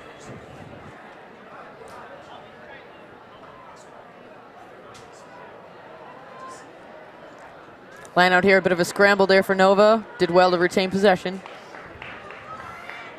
Oh, that's going to be pulled back forward pass. That was, yeah, that wasn't even close, that one. Yeah, see a bit of frustration, just Lauren Heck trying to do everything for her team, just coming across the field. Timing was a bit off. Just unfortunate series right there. Yeah, well, and it's been the story of the second half here for Nova, just things not working out for them, not going to hand. And credit to Berkeley, they are, like you said, a very experienced team and used to this finals type of football, and they're just putting the pressure on Nova. And again, we are at the end of 2 days of 7s rugby. A lot of the girls will be feeling the pinch right now in terms of the fatigue. Nice flat ball comes out there. Here's Emily Vaughn. We haven't seen her much in the finals, and she tries to get the ball back inside, but beautiful tackle. Again, Emily Blease, she's been outstanding, especially defensively. Her and Lauren Heck for this Nova side. Penalty coming, though. Time expired. Let's see if they can throw some attack on here and get a few points at the end of the game. Blease takes the tap and moves it out to the left. There's Heck. Nice little switch play back outside, but well defended by Davis. She moves up and shuts it down. Could have a poach here, Berkeley. Fantastic job there by Katie Chow. She gets up and takes the ball. Now Van has the ball again, looking to go on the outside, use that long reach. Beautiful grassing tackle, though. That was a beautiful tackle by Meredith Nelson. Chops down the bigger player in Van. And now they get loose in Costistas. Can she get the ball away? No. She's taken over the sideline, and that should wrap it up. Let's see what the referee says. No penalty. Sorry, we can't end on a penalty. Kurt Weaver's back in field. I'm watching the touch judge here. And they're going to keep going over, thinking if they can finish this game with a try. As Blease heads across field, throws a dummy, she's through. Turner's really the only one pursuing. Maddie Tonga is starting to give up the chase. No, she's going to pull her in. Can Blease get past Maddie Tonga? No! Oh, that's a beautiful effort from her. Flicks the ball back up inside, though. Hildreth will get the easiest of tries. She dots it down under the post. That's a good finish for Nova. They'll get 10 points, takes the score to 17 points to 10. Kick to come, Katie. Just such a great athletic effort by both sides here. Nova to finish it out, put some points so they can leave knowing that they gave their full effort. Berkeley never giving them up. Great work on the chase there. Just fantastic match we've had. It certainly has been a fantastic match. Kicks unsuccessful, leads the score at 17 points to 10. Berkeley claim third place. Nova slide down to fourth. We're going to take a quick break. When we come back, we've got the men's third and fourth place. Kansas City taking on Belmont Shore. Don't go away.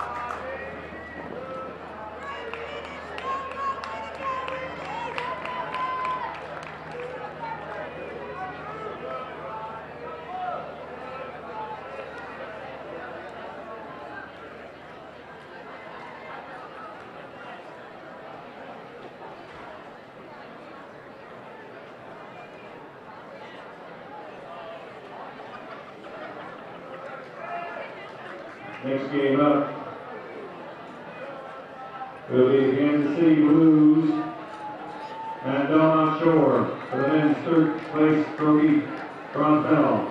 But first, presentation.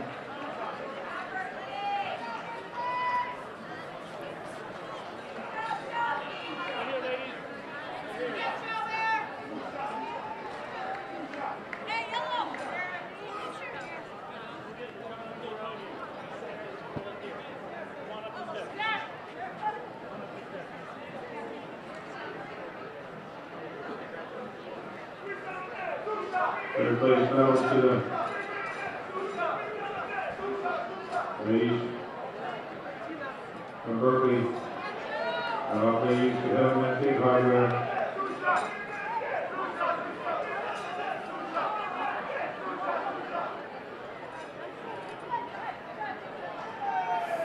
Welcome back to the Starfire Sports Stadium here in Seattle, Washington. We have the men's third and fourth place game here. Belmont taking on Kansas City. I'm Dan Power, joined by Colin Hawley. And Colin, we're starting to get to the money end of the day here. This is our last game before we head to the Cup Championship for the women's and men's. Two very, very talented, very tough squads here in Belmont and Kansas City. Yeah, absolutely. Belmont had a great matchup against Seattle earlier in the day. Kansas City not getting the win that they needed against Old Blue, but both these guys getting the third and fourth place match here today. Traveled all this time, played the entire season to get this third place match. They definitely want to choose this to be like their final and play it like a cup final, but it's going to be a great matchup. Belmont, I think they might be the stronger of the side in this one. Big Eric Duchel, the beast. He's just carrying defenders across the line right now. Absolutely impressive stuff from Belmont. Peter Seo in for the injured Mike Teo. Bringing it out to the outside.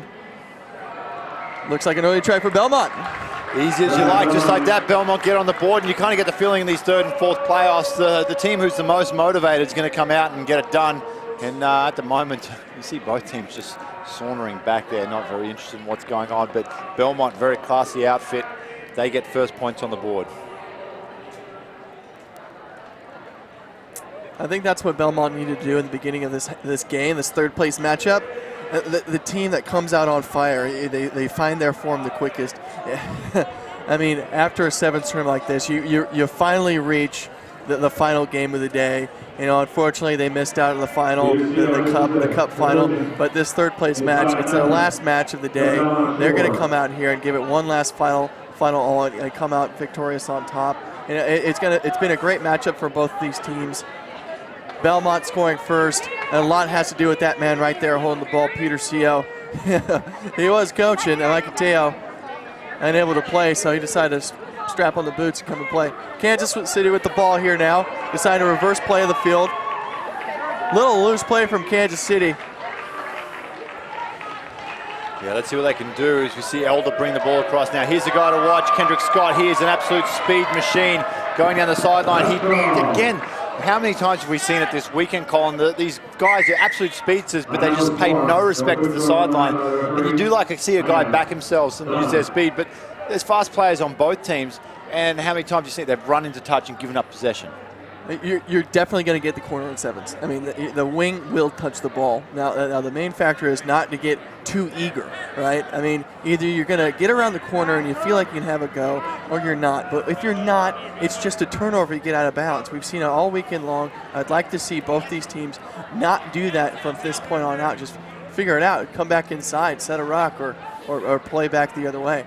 Here we go. Pitts with the ball with Belmont Shaw, switching inside and out, turns it back to Schwartz. He moves it back across now, the hot stepper. He goes right through. He looks for his outside man, can't find him. That looks like Parinelli out there. Coming back inside. Again, they need to find some support here as they come across the field. Now Pitts again with the ball. He's got the beast outside him, Duchel. Oh, big beast. Look at him go. Great tackle from Elder, though. Drags him down.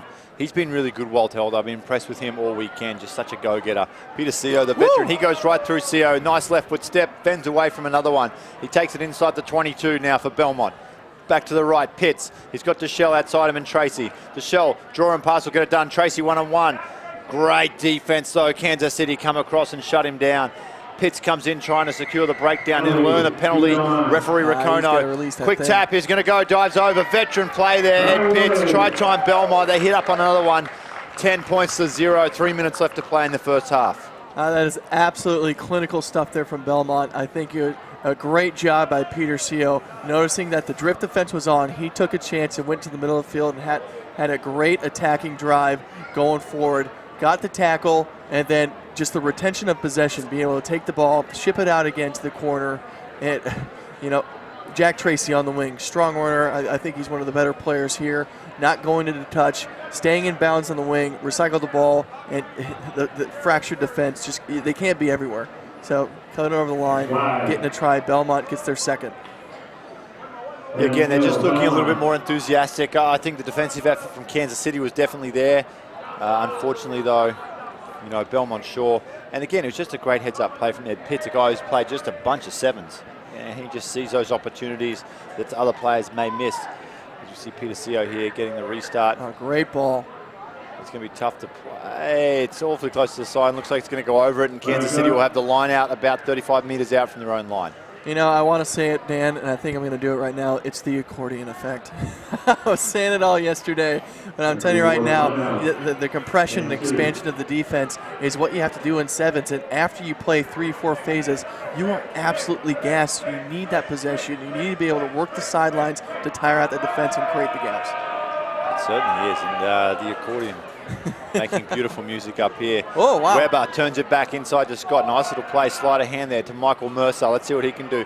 Throws a dummy, runs around Elder. I like it. There's some value there. He's got players outside. He needs someone to straighten it up, though. The defense is going to slide along with the attack there, and they do beautifully as Tracy makes the tackle.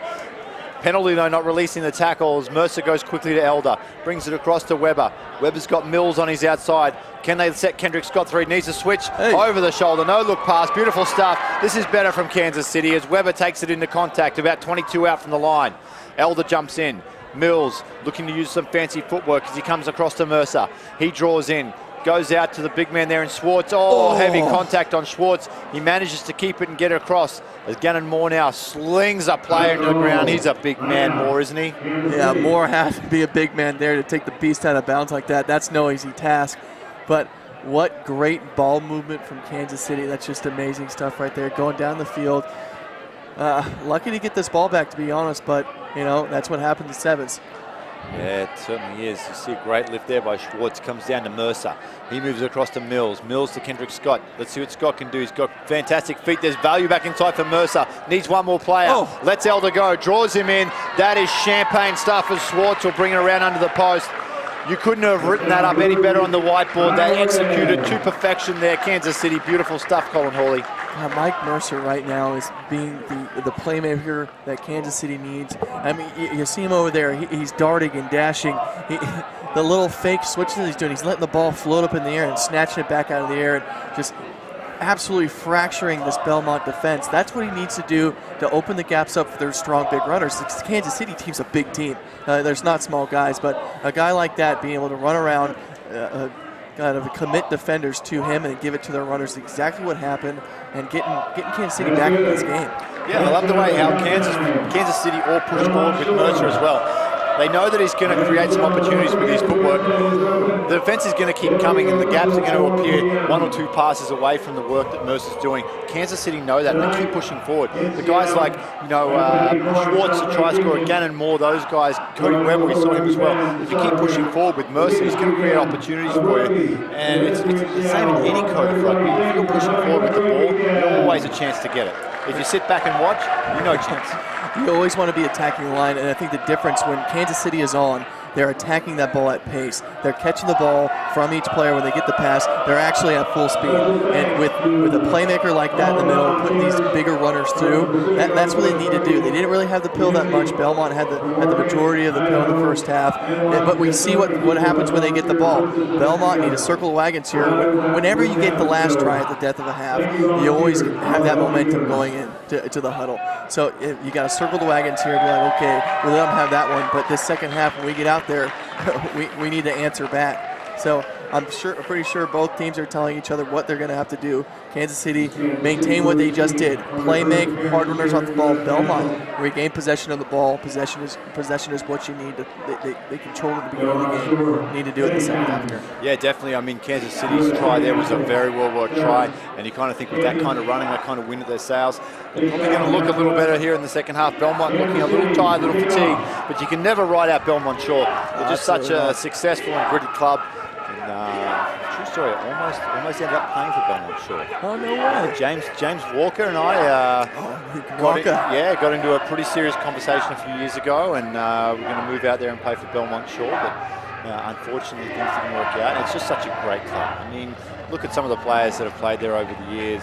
It's really a who's who as you see one of those guys, big beast Eric Duchel, goes up for that ball, can't handle it. I don't think that thing was going to go 10, and maybe that's a mistake there from Belmont, from the beast. But that thing was not going 10. You see where he's marking the ball there, but you let that thing go, you got a penalty at the halfway. This is given, we talked about momentum coming into the second half, and you definitely didn't want to give Kansas City an attacking option here in the middle of the field. Yeah, Big Michelle probably being a little bit overly aggressive there, attacking that ball, could have let it bounce, hopefully over the sideline, not going 10 like you said. That's a tough pass. Mills has to go back for it. Look at the ball rolling on the ground. Always difficult to go down and pick up. Shapes to kick, dummies, finds Kendrick Scott. Kendrick Scott's in a bit of space, turns it back inside to Weber. Look how well they support the ball. Mills now flicks it to Scott. Beautiful no-look stuff. Skills. Who am I watching here? Kansas City or the Fijian Sevens team? This is fantastic stuff as they move it across field. Oh, definitely. They've made some changes now. It's Moore. Now he tries it. He should probably stick to going forward. Big Gannon Moore, the giant guy there with the beard. He's a beast as well. Now Weber now moves it across to Mills.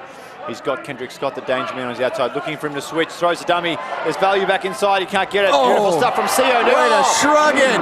Beautiful stuff from Mills. He boxes the corner post, Tim Cahill style there.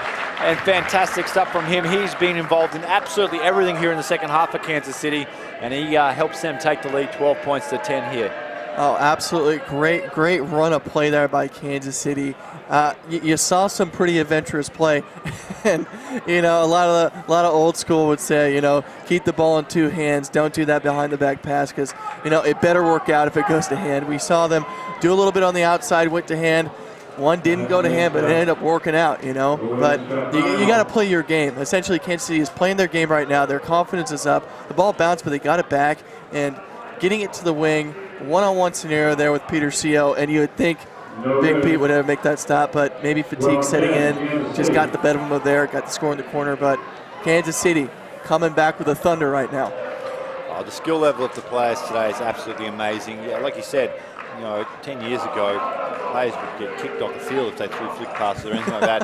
Now it's just the norm, the creativity of the game and what they can do with the ball. It's amazing stuff.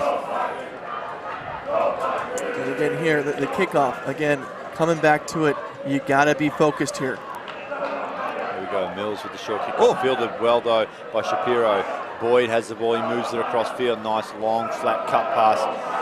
They've got some speed here on the outside. I don't know if he's made the right option there. He tried to pull out the last minute. That looks like Robert R.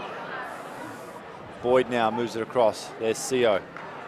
Nice flat pass out to Tracy. He's going to back himself, Tracy. He's done it all weekend. He can't get around Elder, though. Drags him down. Needs to release. Kansas City just diving straight over there. Yep, referee Rakono has none of that. They've got to go quickly. 3 minutes, 50 left on the clock. They're down by 2. What you don't want to do if you're Kansas City, start getting up silly penalties and not make Belmont work for it. Uh-oh. Oh, I don't know about this. It looked a lot more dramatic than what it was. He's going to pull out a card for Cody Weber. Yellow card. I don't think he got him high. I think it was just a combination of where he got him across the shoulder and then Robert R. was stepping back inside. As you can see, R's back on his feet. He's fine. I didn't see anything from the touch judge there. I think the referee has run across. Maybe didn't get a good look at it. I think he's hard done there, Dan. I mean, I think sometimes they're more in concerned with the reaction of the collision than what actually happened. And again, in a game like this, you hate to see a yellow card dictate what happens. Nonetheless, play on. Belmont have the ball with Jack Tracy, and he is surrounded. Oh, the mongoose in the cobra den right there, wasn't he? He didn't know where to go. As they bring across with Robert R. now, he's made a full recovery and Boydie on the outside. Yeah, here we go, Shapiro. He finds Justin Boyd. Let's see if Boydie can fly it off here. He's well contained by Gannon Moore, though, and dragged down. Holding on. I guess he didn't release in the tackle there. Yeah, again, interesting call. I don't think anyone had their hands on Justin. He fell over on the ground, but play on. Here we go, we're even now. Ball comes back out, Kansas City with it. Schwartz, the try scorer, backing himself one-on-one with Tracy. That's a big ask. Tracy corrals him in, knocks it down. Beautiful stuff by Parinelli, though. He knocks the ball back for Belmont Shore. We're going to bring it up. Referee's whistle. What do we got? Going forward. We're going to pack a scrum. Too many bodies on the ground. We've got about 2 minutes left in the game here. 12 points to 10. Kansas City holding on to the slenderest of leads here over Belmont Shore. But they're down a player, Colin Hawley. They're down to 6. Belmont need to take advantage of that, and they need to do it quickly. 2 minutes left to play. In Sevens Rugby, you get a one-on-one matchup, which is what you need to do right here, and beat a player and get on the score line. That's something that could happen here, but down a man, you got to make something happen here. Oh, that hurts Belmont's chances there, giving away a penalty. Let's see what they do. Kansas City probably should just slow this down. You see Schwartz with the ball in hand. He's telling the referee, I'm going to kick it into the touch, soak up a bit more time, and change his mind and give it to Mills. So frustrating, giving up a penalty right there. And you know they're going to take their time. They're going to walk to the line out. They're going to use as much time up as possible. You just got to be disciplined in those areas of the game and see if you can get a turnover or force an error. It certainly is. They took a good 40 seconds off the clock there. May not sound like a lot, but when you're playing 7-minute halves, it's a pretty good chunk of time, especially down by 2 for Belmont Shore. Here we go, Cummings with the throw now for Kansas City. Beautiful pick up there. Comes out to Mills. Mills goes back, nice little set play nice from dummy. the scrum. It's with McDonough. Held up, bounced off one, bounced off another. Spin move, a pirouette. Very close, pops the ball up as easy as you like, and there he is, the big man, Gannon Moore. He'll get another try for the weekend, and that one could just about wrap things up here, taking it out to 17 points to 10, kick to come with 40 seconds on the clock. 40 seconds left.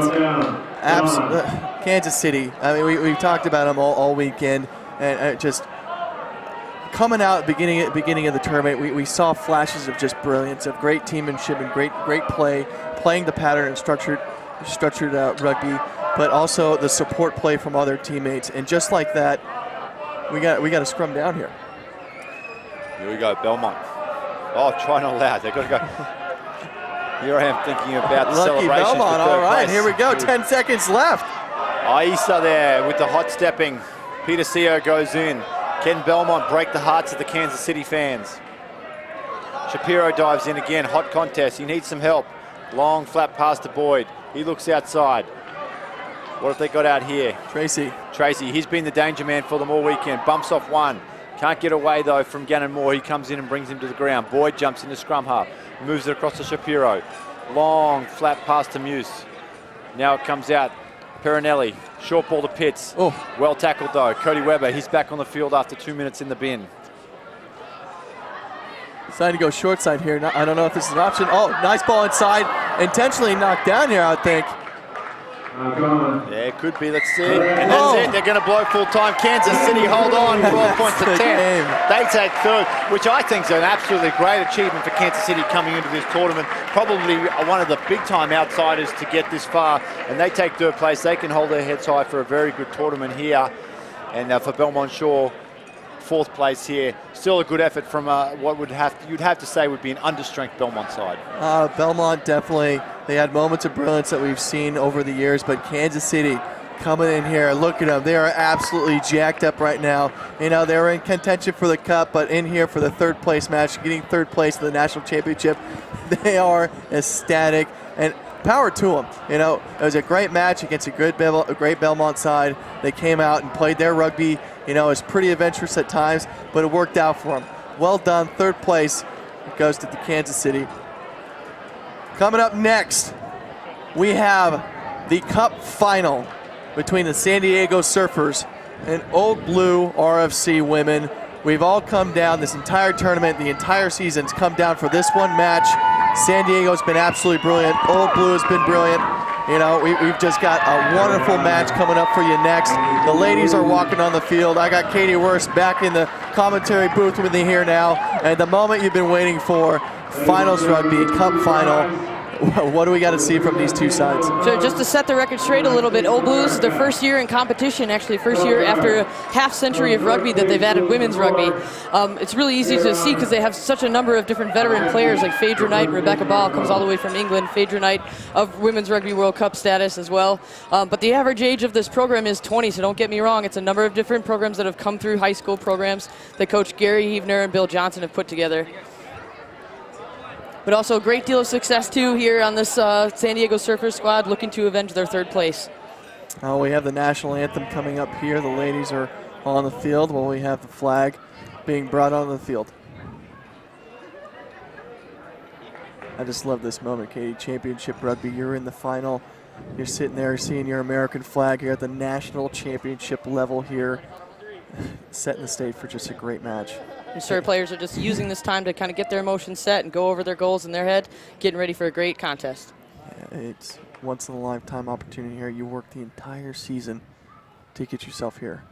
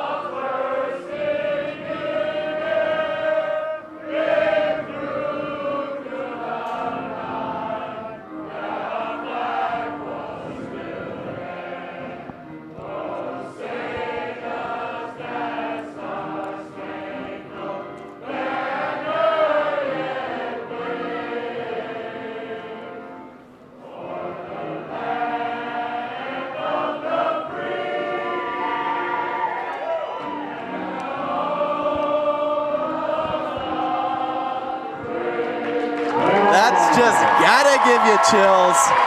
Ladies are ready. Here we go. Cup final. San Diego. The Surfers against Old Blue. Both teams have been seriously impressive. Such a long road to get here. A couple names that pop out. You know, Molly Martin for San Diego Surfers. She's been absolutely fantastic. You got Amy Neighbor, she's been great, and Nia Williams has been one of the standouts here for this tournament. And you look at Old Blue, some of the ladies there. Dominique Kamick, she's been absolutely fantastic, and you know they're going to need to have a great game from Phaedra Knight. She's been the leader of this team, a veteran player, a new team, veteran player, but here to get us underway. Championship Rugby. It's go time. Yes, you mentioned just some of the other tools that Old Blue has. They have a couple of athletes from the Lindenwood varsity program in Devon Thomas and Tiana Camus, who actually comes from the wrestling program on Lindenwood. And Phaedra takes the ball well off the kickoff. Well taken. We've seen a lot of teams struggle with the kickoff here. Oh, intercept pass in the middle. Surfers with the ball. 20 meters out. Ball in the hand to Kara Matthews. She gets taken down in the middle of the field. It's danger time for Old Blue. Nice pass to the outside. Anna Lorenz can't handle the pass there. And a knock on. Whew. Just a little bit ahead of the pass there, but Kara Matthews did a great job to just corral that ball after a little bit of a bobble, trying to spin it out as much as they can. Good field position here for San Diego Surfers. Scary moment there for Old Blue. Throwing an intercept pass under goal line. Usually you would think ends up in a try. They did great to have scramble defense there. They got the put in. Hopefully they can relieve the pressure here and get out of their own end. They win the scrum. Nice little kick through. Oh, great ball, great run. Two players chasing down on number 7, Nia Williams. She's been absolutely fantastic. Look at the step in, step out. She finds a little space on the sideline. Oh, what a hit. Bring the hit stick, Tiana Camus. Saying hello in her own way. Here we go. Kara Matthews on the outside, getting her fend out. Looking for support on the inside, gets the offload. Oh, pass not going to hand. Referee says went back, play on. Nice little fend off. Jennifer Sever. Oh, backhanded offload. Skills to pay the bills, and Anna Lorenz is going to score the try and get first blood in this cup final for the National Championship Women's Sevens. Oh my gosh. Just great work from Seaver there, actually former product of the Berkeley All Blues program who won the Sevens National Championship previous year.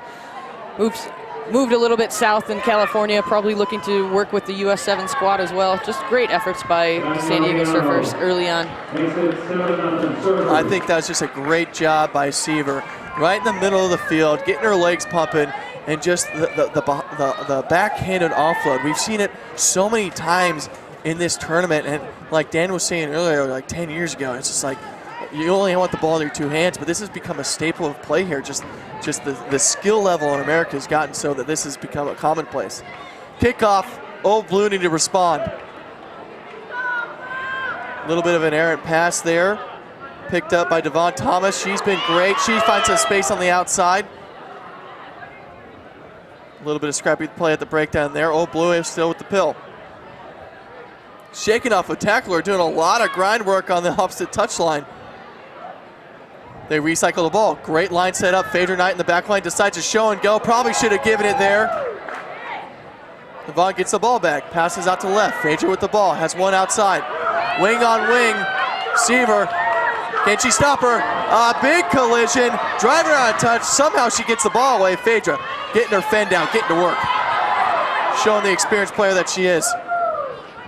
A little scrappy there. Ball popping out the back. Thomas with the pass outside. They got space out on the wing. Nice switch back inside. She finds a lane up the middle of the field. Only the sweeper to beat. She's got the angle. Nice little inside and out. Well taken down. What a tackle by Miano. That's Melissa Ullman. Great open field running. Woo! Hits are coming in from the Surfers. A little bit of a scramble ball there. Had to get picked up by Hibner. Still going backwards, Old Blue, but they still got the pill. Nice little show and go. Misses one. Another tackle in the middle. You got to think something's going to break it open for them. They still keep on the ball. They just... Phaedra Knight just a little miscue. They're talking it out there on the sideline. No big thing. You're just having a conversation there with Thomas, who's collegiate player, kind of learning, great veteran, kind of giving the newer player some expertise, but just maybe a bit of an errant pass, a little bit too led, probably a combination of efforts to not make that a quality result for Old Blue. Yeah, they definitely did a great job maintaining possession, but Surfers now with the pill. Great line out. Seaver on the outside. Kara Matthews decided to truck it up. Not a bad option. Martin. Fend. Battle. 2 to take her down. A lot of contact there in the breakdown. Not releasing the call. Quick tap for the Surfers. They're going on back 10. Phaedra can't get her hands on her. Sweeper to beat. Looking for the dummy back inside. Great open tackle there. Seaver back to the inside. Nice little inside and out. That's the lady we've been talking about, Williams. God, she's got such great skill. Had the ball in 2 hands. Just a little sidestep to off foot the defender, and she's under the post for, again, San Diego Surfers' second try of the match here. 12-0 with the kick to come. Seems like, what does Old Blue have to do here to combat this Surfer tide? Certainly, just Nia Williams, so athletic, has great deal of speed, and just seeing very confident early on in this game. Had support there, Kara Matthews, but no need for it. Her speed was just enough.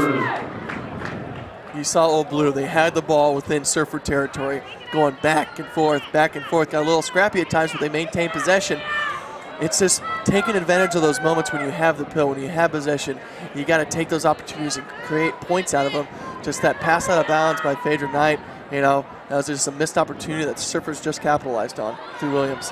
Look at this kick. Old Blue does well to recover. Going to ship it out wide. You got Thomas on the end. Going straight up the guts. We're not messing around here. I'm just going to pin my ears back and go. Nice inside out move. Sweeper to beat. Can she reel her in? Again, the sweeper with a wonderful try-saving tackle on Gathrow. More scrappy play from Old Blue. Surfers, just defense is relentless. They're not going to let them in. Penalty against the Surfers. New York's ball. Old Blue. Here's the lady that you want to make an impact on the game. Nice offload out of the tackle. She's looking for support. Little scramble here. Old Blue need to do a better job of getting their backline set up. Nice little show. Nice little go. Offload out of the tackle. And again, referee says going backwards. Thomas with the ball. Nice little move. Just seems like they're going back. The Surfer defense is just relentless in their pressure. And they cause the turnover. Just really, really impressed with the San Diego team's defensive structure. And I think that's the most important thing you have to get on your team right, is how we're going to play defense together. And that's what really makes a championship team. Kick does not make to touch.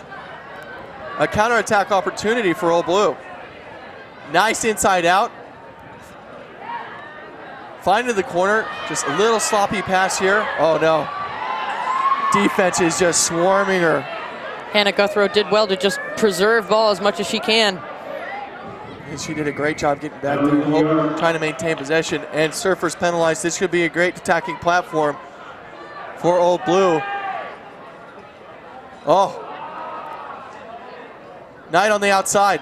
One-on-one. And the fend off. See you later. Hop, step, and a jump. Inside support. Knocked back by the Surfers. It's a play-on moment here. Knight over the pill. Looking for a poach, and she gets it, holding on. You gotta think Old Blue needs to push the tempo here. San Diego slow to get back, 14-0. Full credit to Nia Williams for getting in that passing lane, saved her team a try. Oh, back inside, errant pass, kicked through by the San Diego Surfers. Matthews kicking it through. Oh, look at the speed on Knight, getting back there to gather up the pill. Defense is there, she shakes her off, get off me, spin move, offload, and down the sideline. Just keep on going, ladies. What a hit. Just a flattening tackle there from Jennifer Seaver. Both teams are absolutely exhausted. 1 minute left in this 10-minute final half. Oh, no sweeper back. Little cheeky kick through. Stroker back. Nice offload inside, one-handed. Hook shot back inside to number 5, Leilani Martin. And she's gonna go in for the try with 40 seconds left in the cup final in the first half. Holy cow, Old Blue. If you're Leilani Martin, you're going back and you're thinking Elizabeth Stroker for a great offload pass. Had a bunch of green space there and really just seeing Old Blue just gasp because they're just constantly being put under defensive pressure. Wasn't much they could do there. Just ran out a little bit of steam towards the end. This is absolutely what we like to call Surfer Sevens here. This is their plan, their game plan. Their defense is setting the tone. I'm telling you, Old Blue has had the ball. They just keep on maintaining possession, and phase after phase, the Surfers are up. They're around the ball. They're playing defense, and you know, power to Old Blue. They kept on maintaining possession, but just could not break through the Surfer defense. That's halftime for us here. 21 points to 0. Old Blue and San Diego looking to go in the second half of this cup final with a three converted try advantage.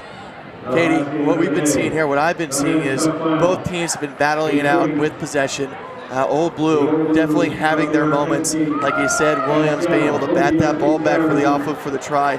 Just seems like the Surfers' scramble defense, their ability to keep on getting up off the ground and make tackles, it's starving Old Blue of the try zone. They have possession, they just can't get in the try zone.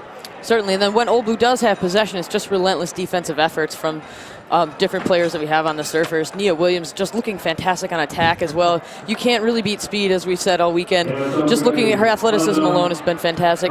Jen Seaver's just doing a great job to just lay down those punishing tackles. Old Blue, just a very different program, brand new this first year here, and credit to them for their first year out. It's just a fantastic job. Just speaks to the continuity of a system that Old Blue's had for over a century of rugby there in the New York area. Pretty impressive new team. Got some old blood in there. First time out, making the finals. You know, it's pretty impressive story for that team. But the Surfers right now, absolutely dominating the first half. Just what's been happening is Old Blue's been having the possession, not being able to convert it into points, but the Surfers having those explosive talents like Nia Williams, being able to have the step and finish the try with the speed and break open the game in that way. And Seaver in the middle with those big, powerful runs, committing defenders. It's what's really putting San Diego on the front foot right now. If you're Old Blue, I would just say you need to keep on doing what you're doing. You've had the ball, you've had moments, you just got to keep on being relentless. I'm sure at this point Old Blue's looking for some of those veteran players, as we said, Phaedra Knight, Rebecca Ball as well, just veteran players that have a great deal of experience in the game.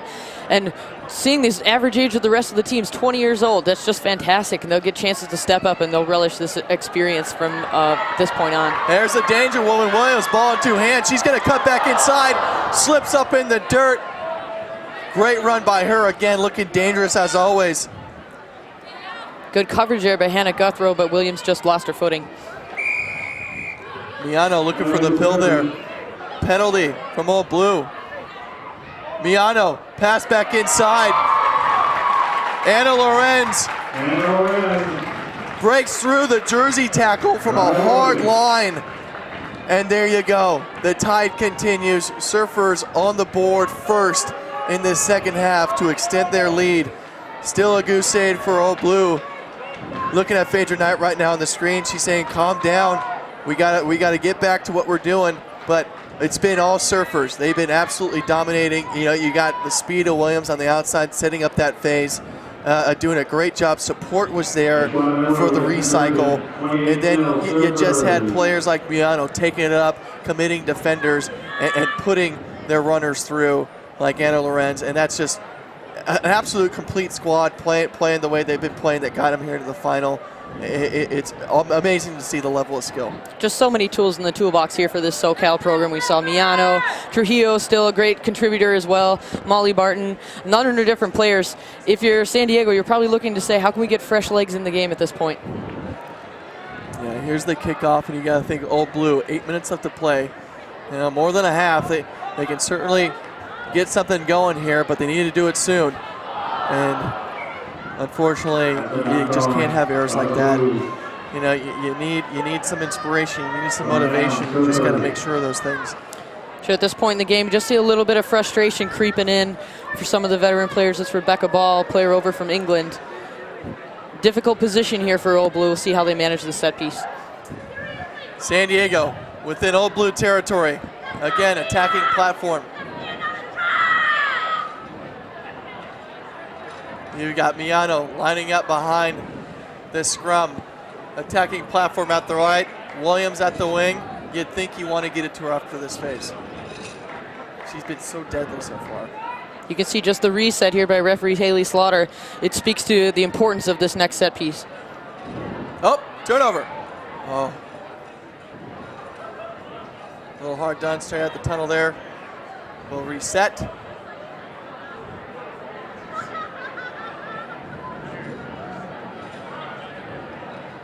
Put in by Stroker. And again, look at the scrum power from Old Blue. That's exactly what they needed. 7 minutes left to play. You need something to happen here. Thomas. Just Thomas, an unfortunate mishandle there after a great scrum effort by Old Blue. Oh no. A little knock on and Old Blue lucky there. San Diego looked like they had that try, but a double knock on the goal line. Daunting stuff here for Old Blue. As time clicks away, their opportunity to chip away at this 28-0 deficit slowly slipping away. San Diego, another opportunity to extend their lead here. Half-arm penalty, pushing early. Great heads-up play. Does she get the ball down? That's Stroker. Held up. Another chance for a scrum. Great defensive effort from Old Blue. Now they got penalized for pushing early. The Surfers know that they're the stronger pack, so they're probably delaying the put-in. Trying to gain any little bit of advantage they have, but really fair play to them for getting to their feet quickly, getting back and being able to get their hands underneath the ball to avoid the try. Absolutely. And here we go. Phaedra Knight, amazing player for this Old Blue team, is subbed off, bringing some fresh legs in, hopefully revitalizing this attack and get some points on the board, but you got to keep the Surfers out of the try zone in this end. You see Giovanna Cruz coming in for Phaedra Knight, experienced player as part of the Women's Junior All-American squad. Ball comes out. Nice little show and go. Wing commits. That's number 12 to the outside, Molly Martin. And she gets the try. Molly Martin's been great all weekend. Happy to see her cross over the touchline, get the try. You saw there from the middle, just a nice run by Josephine Zilica, excuse me. And she ran directly at the inside shoulder of the opposition wing.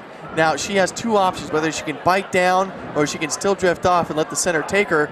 Unfortunately, the wing bit down, just gave enough space for that pass to get out to the wing, Molly Martin, and her to have an opportunity to score in the corner, which she takes and she succeeds.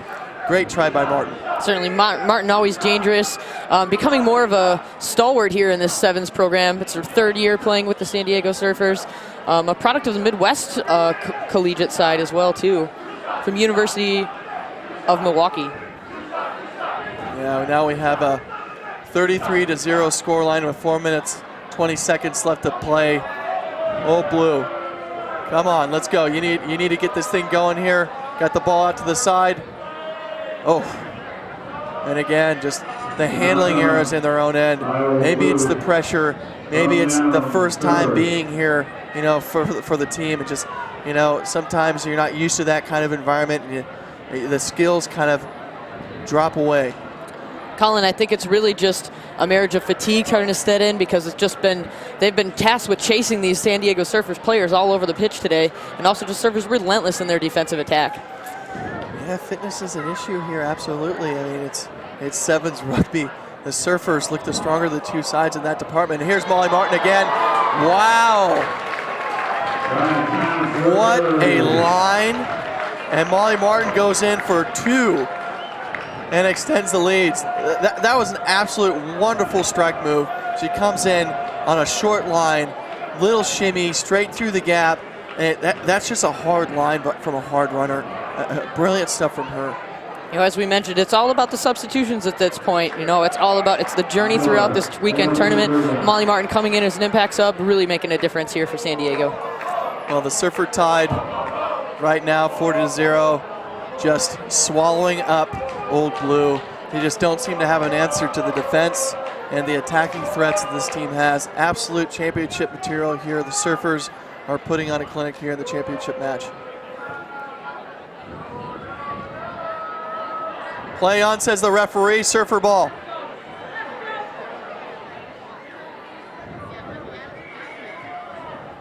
Penalty here, offsides, and again, Old Blue giving up a penalty. Surfers on the attack. Outside.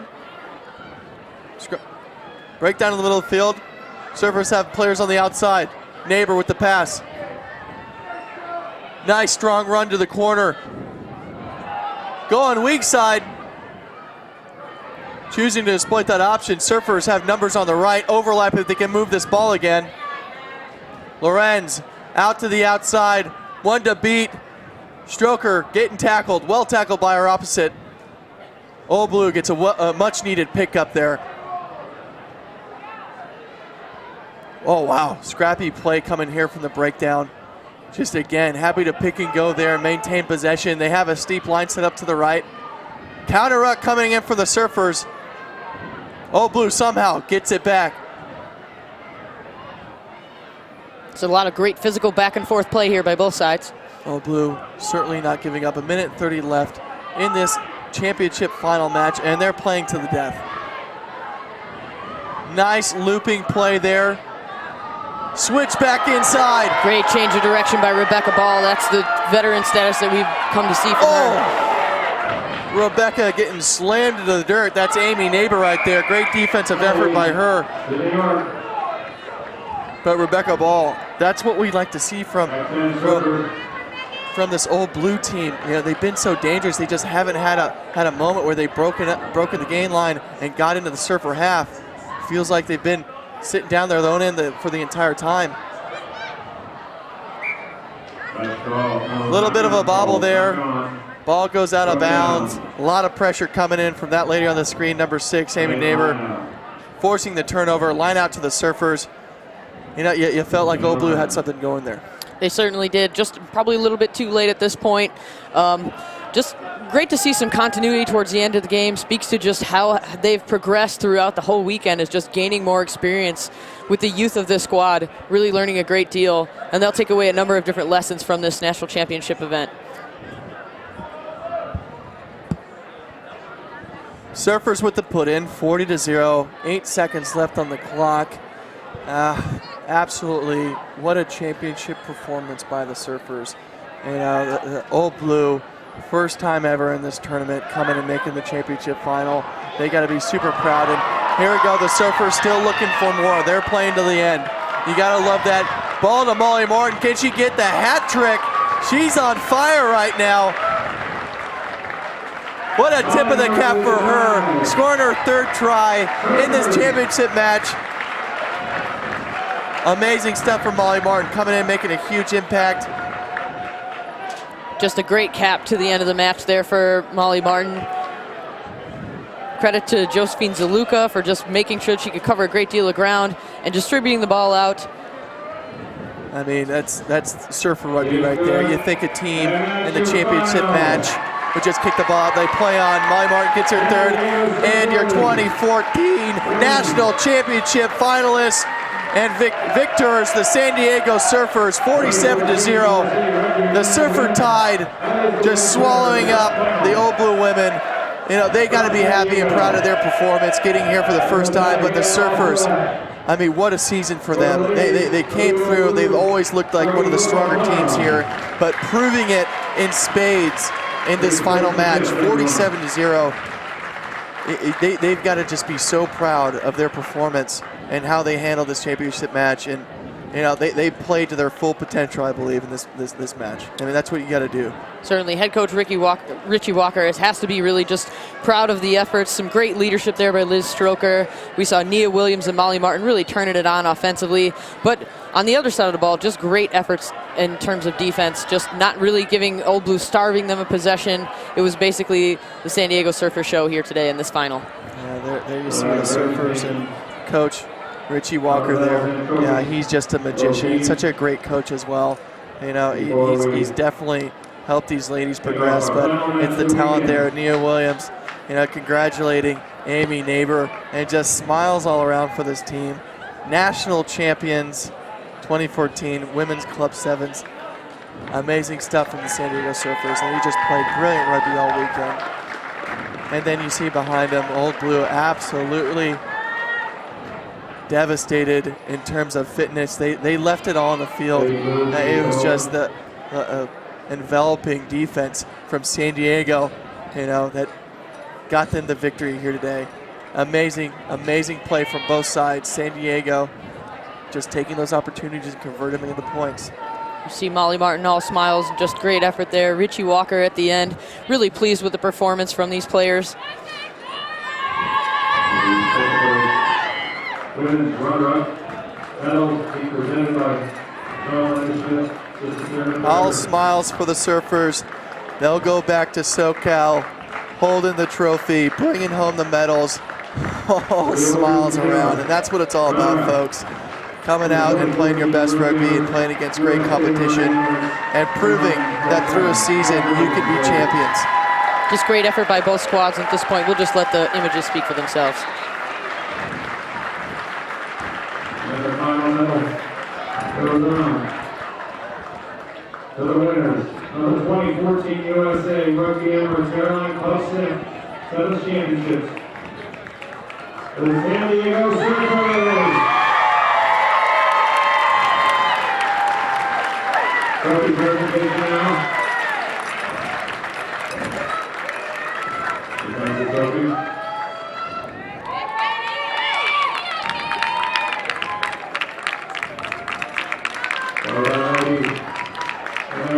There is the championship trophy. Your 2014 national champions, the San Diego Surfers, celebrating the victory, holding the trophy high above their heads, and that's why you play sport right there. #1 in the USA, hoisting the trophy after a great season, getting your just deserves. Thank you, Greg.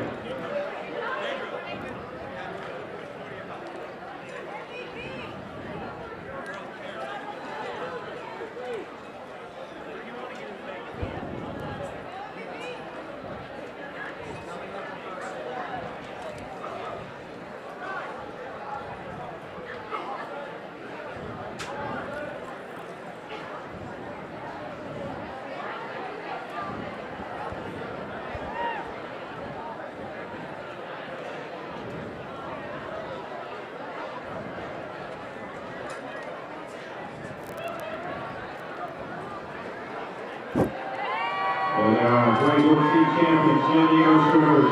Well done, ladies.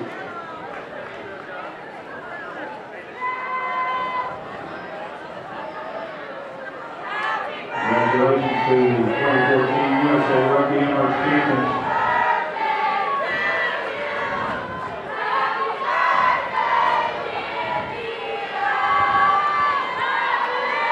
That's the MVP. MVP. Yeah, Williams. we've got our MVP, and Nia Williams here being awarded the MVP trophy. She was just absolutely amazing on attack and on defense the entire time. Congratulations to her. Her team's hoisting her up on her shoulders with the trophy and the MVP medal right there. Katie, she's just been fantastic. She's just a young talent. She's got to be on the radar for these national honors, and it's actually her birthday today.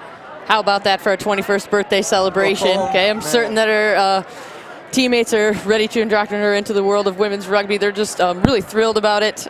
She's done just fantastic all over the field. Excellent pace, done a great job today, and credit to you, Nia Williams. You've just really earned it. Good job. I mean, how special is that? 21st birthday, you win the national championship and you get MVP. It's hard to beat that. Absolutely fantastic matchup. Old Blue in San Diego. You know, one of those classic matchups there with the team that's, you know, it's their first time here in the tournament, making the finals. Kind of a Cinderella story there, and just the Surfers putting on a clinical, you know, enveloping performance. But championship team nonetheless. Congratulations to Nia Williams. Coming up next, we have the men's cup final here at Starfire Sports Stadium. We have more action to come. Please stick with us while the team takes the field, and we'll take a quick break. We'll be right back to you.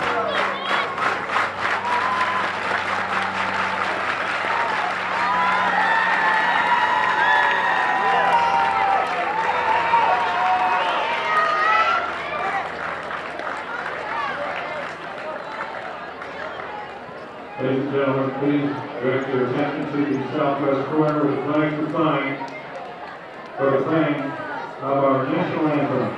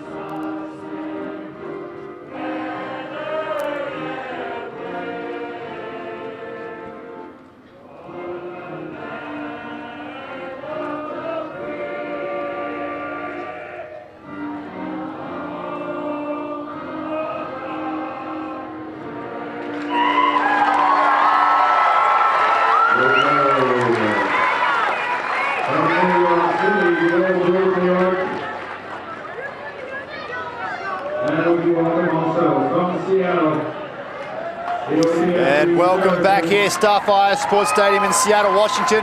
We have reached the penultimate game here in the championship. 1 versus 2. It's going to be Old Blue against Seattle. One champion will be crowned after 20 minutes of 7-a-side rugby. 2 days come to this. Colin Hawley, you've got to be pumped up for this one. I'm so jacked up for this right now. I got a lot of former teammates out there on the field, and I'm telling you right now, this is going to be an amazing display of rugby here. I think Seattle has definitely been the favorites here, but don't count out, you know, Luke Hume and his teammates here. Luke is definitely going to be one of the guys who's going to have to put this team on his back, and he's just so explosive. You just can't count him out. He's a guy who could turn around a game with just a single play. I mean, he is a dead-set magician, Hume. He can do anything out in the sevens field. We've seen him do some amazing stuff already here. And we are ready for kickoff as Shalom Suniula gets us started. Old Blue goes back, huge collision as Miles Craigwell introduces himself to the game, and Dan Free-Pastor is the receiving end of that one. There's the footwork of Hume we talked about. He switches back inside to Bird. Great defense from Swearin, but he's offside though. Referee has none of that. And that's a nice little pressure reliever as they go quickly through Finley. He moves it back to the left. Hume, he's got some space, Hume. He looks on the outside for Henderson. Can he handle it? No. And those are the little 1%ers that Old Blue's going to have on point here if they're going to upset Seattle in the final.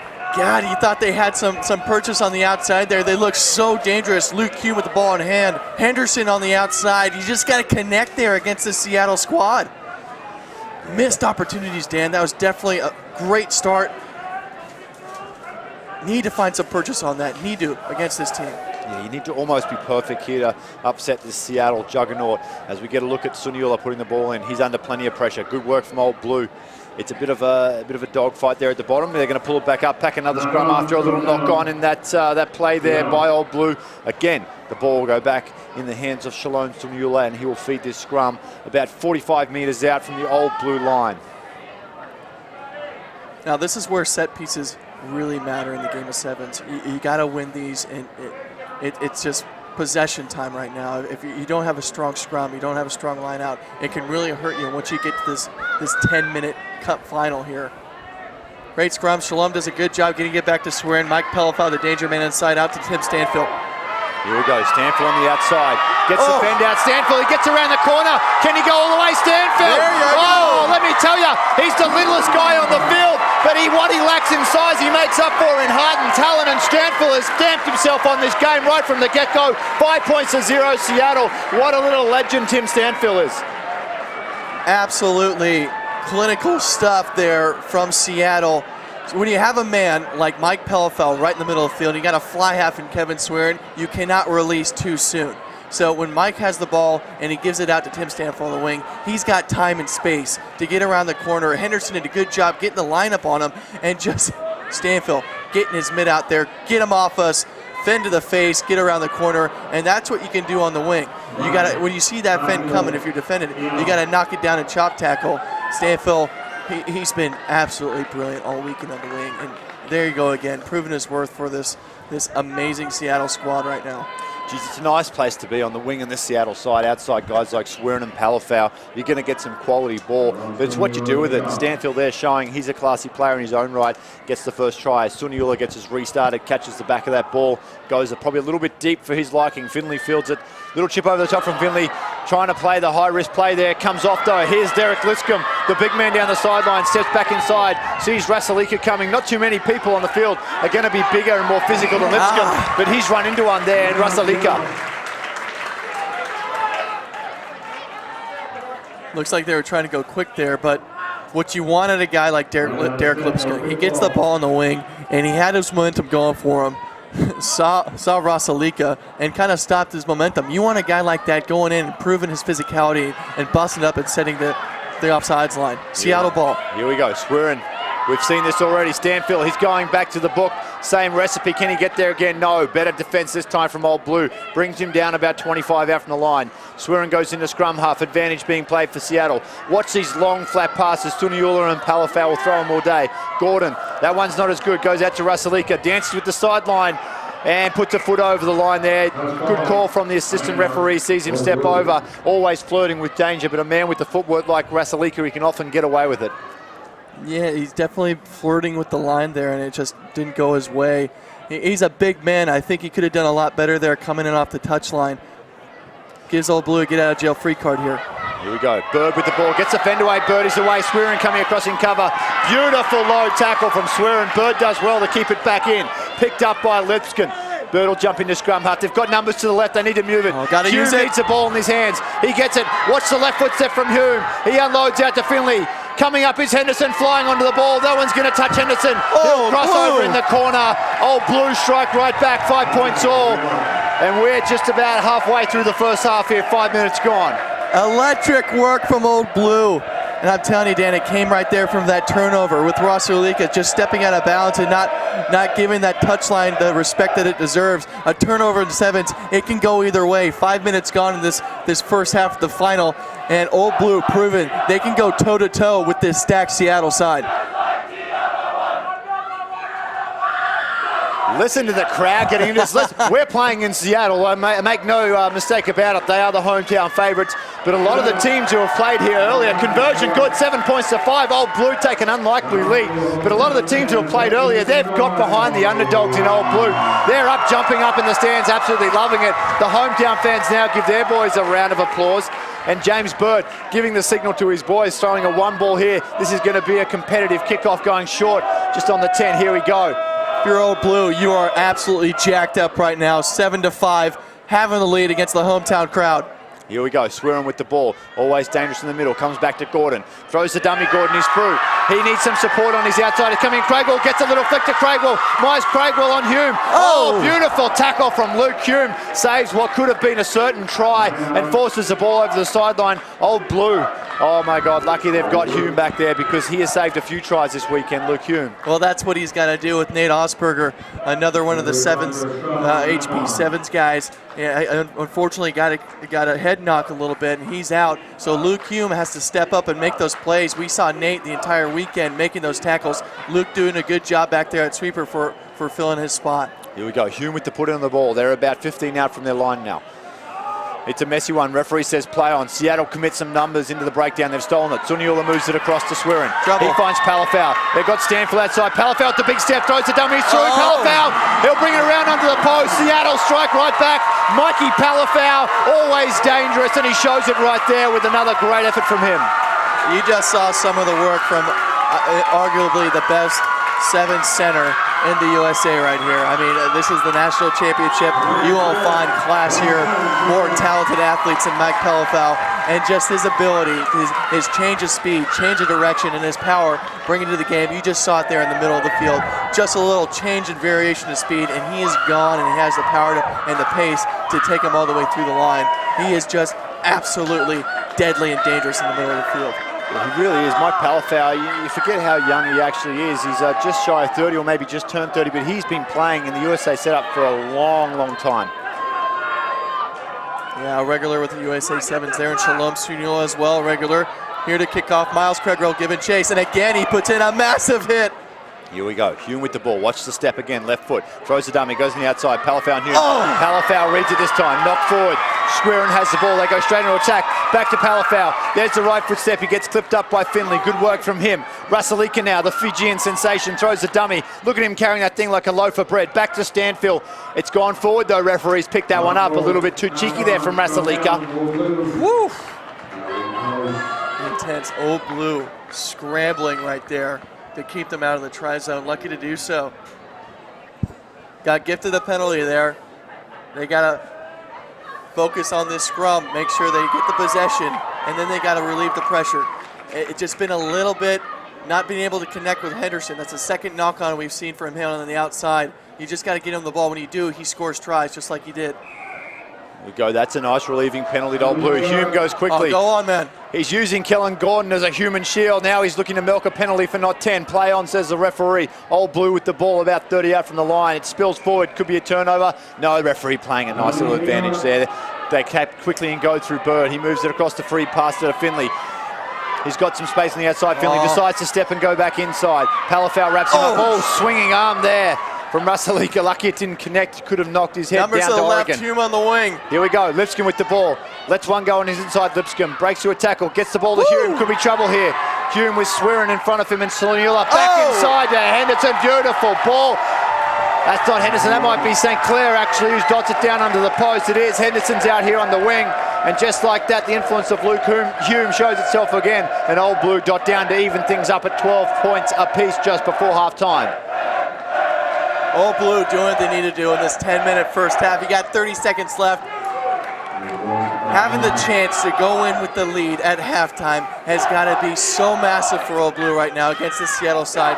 Kick to come, big kick. Does he get it? Over. Old Blue with the lead with 20 seconds left in this first half. Well, let me tell you, it's end-to-end stuff here. High-octane sevens rugby. And the influence of Luke Hume is absolutely huge. That was a beautiful try there. Was Michael St. Clair out there on the left. They've got some speed to burn between him and Henderson out in the wings, and they're both doing a fantastic job. A try apiece so far as Bird gets us restarted. Free passer flying down, repays the favour to Craigrell, smashes him into the ground. Suniula goes back in to recover. Rusalika steps into scrum half, moves the ball across to Swearing. He dummies, steps back inside looking for some support. Nothing in front of him now, Swearing, as he goes back to Rusalika. Turns it around to Gordon. Back to Swearing, he's got some space, Swearing. Look at the beautiful stride of Kevin Swearing. We haven't seen it for a few years. It's good to see him back. Turnover for Old Blue. Can they turn defense into attack here? Bird's got to get the ball away quick. That's a great tackle from Stanfield. Still, now it comes out to Lipscomb, one-on-one with Palafau. Let's see what he got. He needs to change the ball the other hand, use the fend. Palafau does well, corrals him towards the sideline, then back in. Stanfield goes in for the tackle there. Could be in trouble. Let's see if they call it. He hit advantage like Old Blue. Finley, one more pass. Hume, he'll score. Another try for Old Blue. Right on the death there at halftime. Takes them out to the lead. 19 points to 12. This has the makings of a boil over here, Colin Hawley. Old Blue playing out of their skins right now. Amazing stuff there from Derek Lipscomb. I don't know how he did it, but he was going one-on-one with Mike Palafau on the sideline. He made a miss, came back inside, ducked in 2 more defenders, and got the ball back out to his team, out to Luke Hume, and they will get the next try. And they're coming into this half 21-12. Would you have thought that coming into this first half? Seattle, obviously the stronger side, the upset story, the underdogs. Old Blue coming out here, boxing above their weight. A Rocky and Drago story, if you want to go there and get those old boxing references in. It's got me all jacked up. Championship rugby, baby. Oh, it's beautiful stuff in Old Blue. You know, you love an underdog story, and Seattle, not only are they playing at home, you look at their roster, it's absolutely littered with capped Eagles, and they are, and rightfully so, they're the favourite. But Old Blue, not really giving, much of 2 cents about the reputation here, coming out and playing, and it comes down, we're going to talk about a lot, but Luke Hume, he really is the master, the magician for this Old Blue side, and he is weaving some of his magic here today and creating opportunities for his players. St. Clair, Henderson, and how about Big Lipscomb down there, one-on-one with Palafau. That was a clash of some big bodies right there. We were talking about Derek Lipscomb needing to have very, very big moments in this final. He just had one. Luke Hume is doing exactly what he needs to do, being the man for the squad, opening up the game for his teammates, setting him up for tries and scoring tries himself. I think that the main difference here, Seattle has definitely had enough opportunities, but the scramble defense from Old Blue has been fantastic. They have kept Seattle at bay. They're always going to score, but how much is the question? They have scrambled well, kept them up the scoreline, and we got back here with the second half action. Old Blue up 21-12. Seattle needs to do something. Oh, they certainly do. Points are going to come. There's still 10 minutes to play. There's too much attacking weapons on the Seattle side of the ball for Old Blue to try to defend a 9-point lead here in 10 minutes. They're going to have to keep scrambling. They did a great job, and they're going to have to look to the bench. I mean, it almost makes you wonder if Nate Augsburger was available, what could happen in this game? So now we've been dealing with the kickoff to side to reverse play in the field, go short side to Lipscomb. Oh, Stanfield over the top, but called off sides. I'm telling you, these mistakes in the beginning of the second half that just, you switch off mentally for a second, you go off sides, you give Seattle the ball in the halfway. Here we go, Suniola moves it over to Russellika, Craigwell. Old Blue, nothing much in front of Kellen Gordon there, so he just drops the head and goes forward. Well tackled though by Henderson. Old Blue seem to have recovered well here as it comes out to Palafau, to Swearin. Swearin to Palafau, they were linked so well together, interchanging positions between fly half and centre. Swearin's tackled out into the sideline, flicks it back to Suniola. He finds Craigwell. Craigwell across to Russellika. He's got defenders in front of him, he comes out to Gordon. Here they go with that accordion style play that Colin Hawley's been talking about all week. Just going coast to coast, trying to stretch this defence out, seeing if they can entice someone out of the line. Here we go, Tim Stanfield with the spin, can't get away. That's a borderline pass to Swearin. Play on, says the referee. Goes out, Lipscomb's right over the top of him. Can he get the poach? No, play on, still with Seattle. Suniola with the ball, across to Craigwell. He's got Russellika on his outside and Gordon. Turns Russellika back in, one-on-one. Finley holds on to a bootlace like Jack and the Beanstalk there, the giant coming down on him. Gordon, one-on-one, oh, he steps him up, he's gonna dot it down. That's just a little bit too easy, one-on-one from Kellen Gordon. The big man uses that long fend of his, he dots it down, and Seattle start the second half exactly how they wanted to. I'm telling you, Dad, right there, that's the mark of a championship caliber team. Being able to maintain possession and go through the phases, side to side, and I keep on seeing the accordion on defense, but the defense has to compress and expand every single time you have a breakdown. So the longer you keep the ball, the more times you move it to the sideline, the more tired the defense is gonna get. Right there, it was a clinical display by the Seattle team playing their pattern. I know what kind of style they want to play. They want to hit the corners and open up the gaps in the middle. Absolutely clinical stuff from them. You know, it all started there from Old Blue not getting the kick right. You know, the kickoff is where it started. It gave gave Seattle attacking platform at halfway. And there's got to be more stress around that kickoff going further here. Yeah, clinical is probably the best word to describe it. The patience from the Seattle side there was unbelievable, just to keep moving that ball side to side and wait for something to open itself up. Kickoff's there, well fielded though. Lipscomb, play on. Old Blue had the ball through Finley. He moves it across now to Bird. Bird to Hume. Here's the trouble man. Let's see what he can do. Seattle have had some troubles containing him so far. Switches it back inside. Henderson, can he get away from Palafau? Great defense from Palafau. He get back up. He plays the ball. Play on, says the referee. Now Swearen's got the ball. They're on retreat, Old Blue. Hume takes Swearen. Ball bounces. Which way is it going to go? It sits up beautifully. St. Clair picks it up for Old Blue. He takes off now.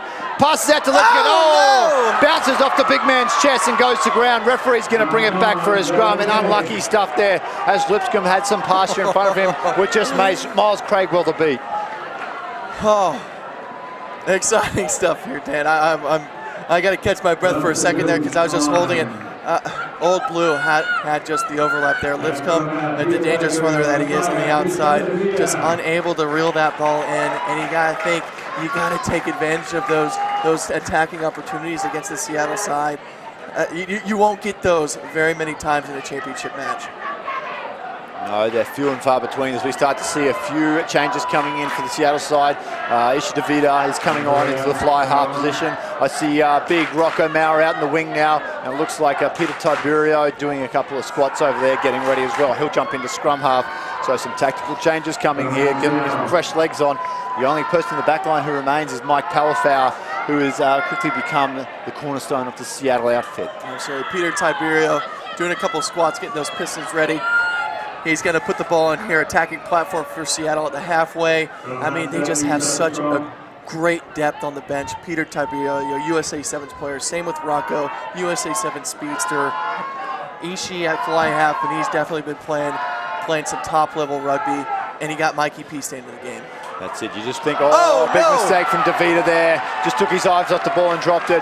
You just wonder if the depth of Seattle, though, might catch up. If Old Blue are going to hold on to this lead and win this game, it's going to be a courageous effort because they do rely so heavily on one player, and Luke Hume. Hume's going to have to play 20 minutes of Sevens rugby, and that's going to be tiring. I'm not saying he can't do it, but it's going to be tough for him to have that same intensity in the 19th minute as he did in the first. He's playing scrum half here, puts the ball in. Hume runs back with the ball, finds Bird. Bird shifts it across to Finley. Looks in front of him, Finley steps back in, turns Bird out, running across field, now turns it. Look at the defense from Seattle though, just enclosing him in there. He's absolutely trapped. Henderson got nowhere to go, needs some support.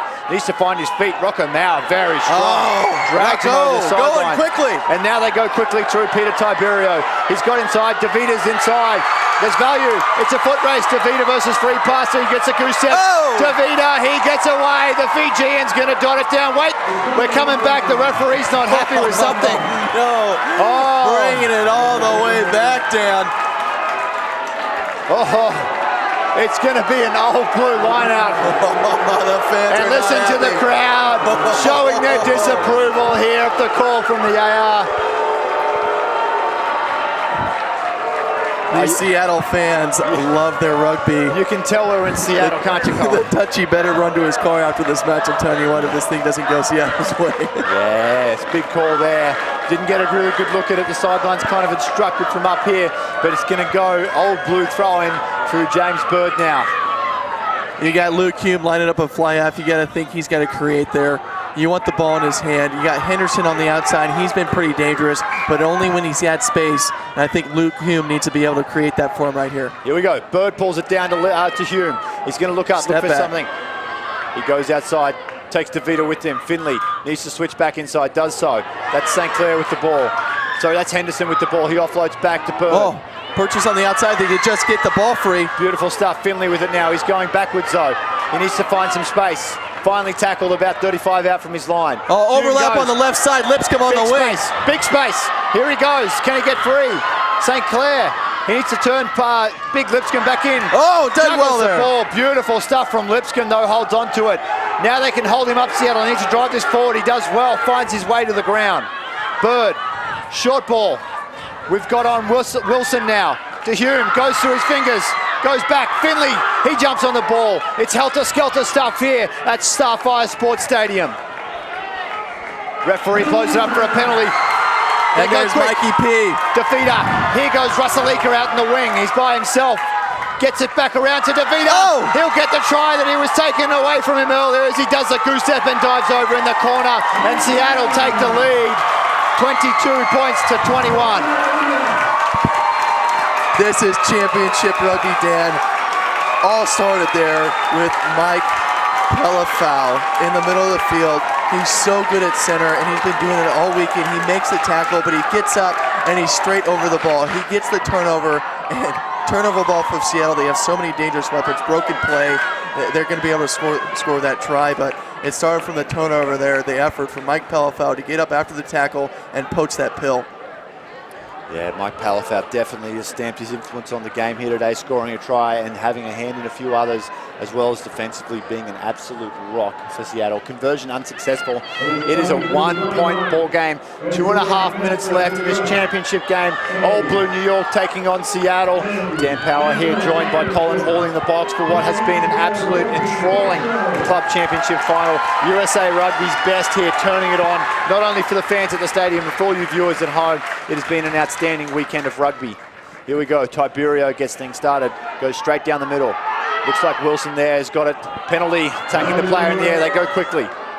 Come across the left to Bird. He's got Hume on the outside. Hume and Pelafau. It's been a great battle. He steps inside. Big Pelafau. Another step through Tiberio. He needs support though, Hume.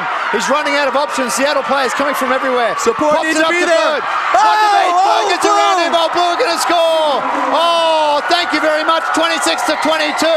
And we have a ball game with 1:40 left on the clock. Old Blue retake the lead. And again, it comes down to that man, Luke Hume. He may be a little hurt here. He's limping it off. That would be tragic if he goes off. 1.5 minutes to play. Still plenty of rugby. Luke Hume, you absolute gem. He's doing exactly what he needed to do. He is so dangerous with ball in hand, just breaking up the middle. His feet are so quick and he's so hard to bring down. But the best part about that was he made the break, his support was there, and that's what ended up getting the try. The team is there, he's leading from the front, but the team is right there supporting from behind. Missed conversion, that may come back to haunt him. Yeah, 4-point buffer, could have been 6 there, needing a converted try. Now all Seattle need to do is score to win this game. 1:17 left on the clock. The clock's actually stopped. Let's see if the referee noticed that. The clock needs to start running again, and Luke Hume is coming off the field. Looks like an ankle injury for Hume. Will end his day. They do have the lead. The important thing now is they just need to scramble as Andrew Kozak comes on to replace Hume. He's out in the wing. Just defend. They've got to defend for 1:60 seconds.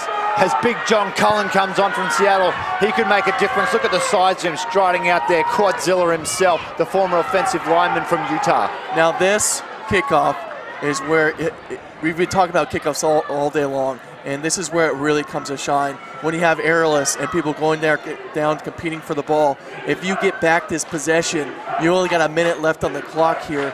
You got to get some structure. You got to get down there. You got to compete for this ball. Here we go. There's the kickoff by Bird. Oh, tragic mistake. Goes out in the full. Gets a short arm back at halfway. 55 seconds left on the clock. If they're going to win this national championship, Old Blue, they're going to earn it. They're going to earn it through defense. Let's see what they got. Peter Tiberio. He gets up at halfway, takes a tap. Comes out to his right to Rusalika. Craigwell with the ball now. He's got Big Cullen on the outside. Cullen's going to back himself. Gets away from one. Gets away from a second now. Good job from Old Blue to contain the big man. Tiberio moves it across to Nelson. Here's Pelafau. Nice flat pass out there to Maurer. He's going to back himself one-on-one. Maurer, there you go, Rocco! And another tackle. He's not going to get stopped. He's going to score under the post.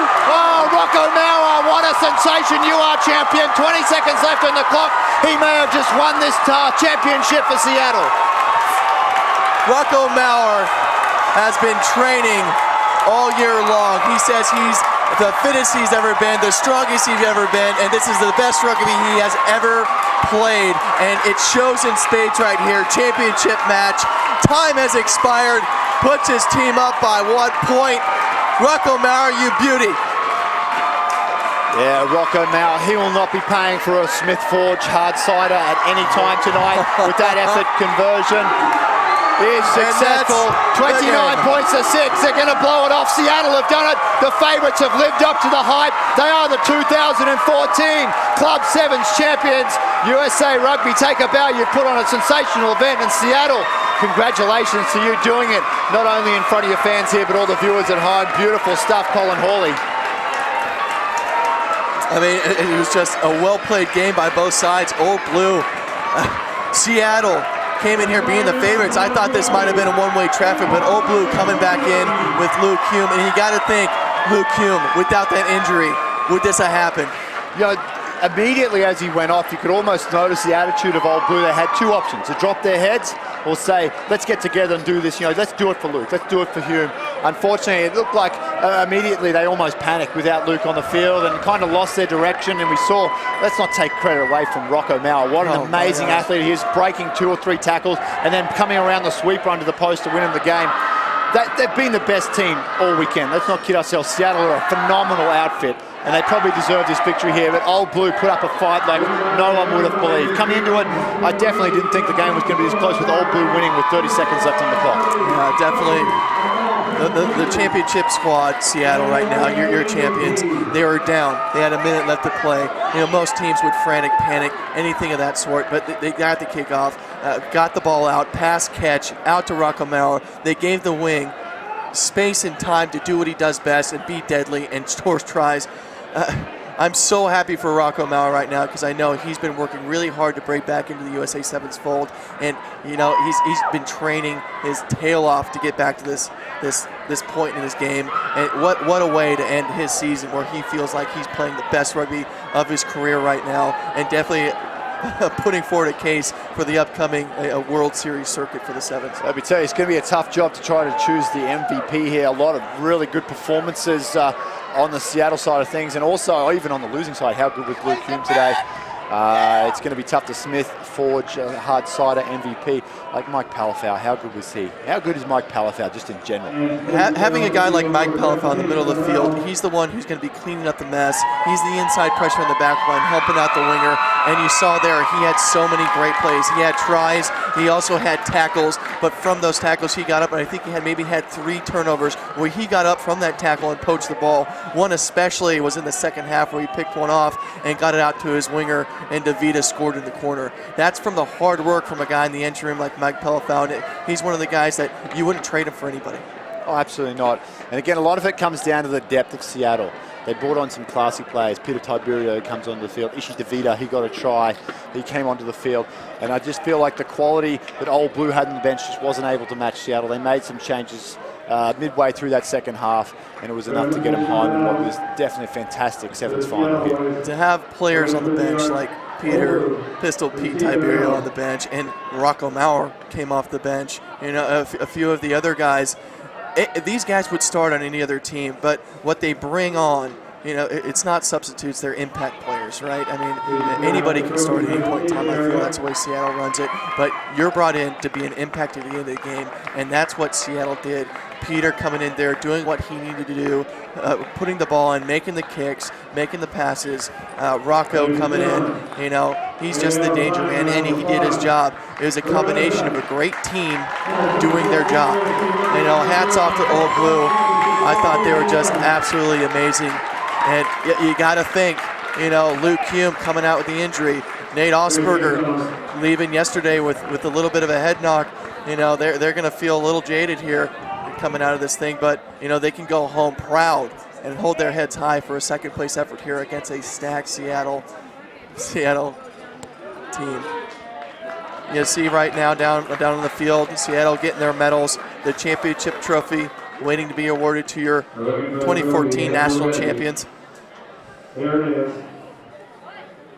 Presenting the 2014 USA Rugby Airlines Club 7's national champions, the Seattle RPSB Rugby Football Club. There we go. You hear the hometown fans very happy there as Captain Mike Palafau accepts the USA Rugby 2014 National Champions Trophy. Obviously, proud father there. Palafau has a son in hand. Beautiful stuff there. Probably a future USA Eagle if he's anything like his dad, and they get together to celebrate. And you look at really that picture, it's a who's who. There's Vasily Serevian there as well. What a classy bunch of guys they are. He has just been the backbone of the Seattle team, having him being as a coach and a resource, and he's one of the main guys who have brought together this squad of all-stars. and really creating a rugby mecca here in Seattle. This year's most valuable player, Captain Mike Palafal. There he is. There you go, the Smith Forge Hardsider MVP on the men's side. We saw Neil Williams claim it for the women's, and Mike Palafal, a very, very deserving MVP of the tournament. He has been fantastic throughout the whole weekend. Yeah, absolutely. Mike Palafal, we were talking about before the awards were given out, but he's the guy that you wouldn't trade for anybody. He does the hard yards. He's the one, chasing down the tacklers. He's the one getting them off the ground, creating that support and setting up the tries for everybody. He gave the pass to Maurer. It was a brilliant pass to him that scored the winning try. He's the one who made the tackle, made the poach, got it out to DeVita for the other try, and he scored himself. So, the guy can just do it all. Yeah, he certainly can. And that's going to do it here from Starfire Sports Stadium in Seattle. For Colin Hawley, all our guest commentators throughout the weekend, I'm Dan Power. Thank you very much to our sponsors. Thank you, Fly Emirates, to BLK Clothing, Smith Forge Hardsider. Thank you all for your support. Thank you for tuning in, and have a great day. We'll see you next time.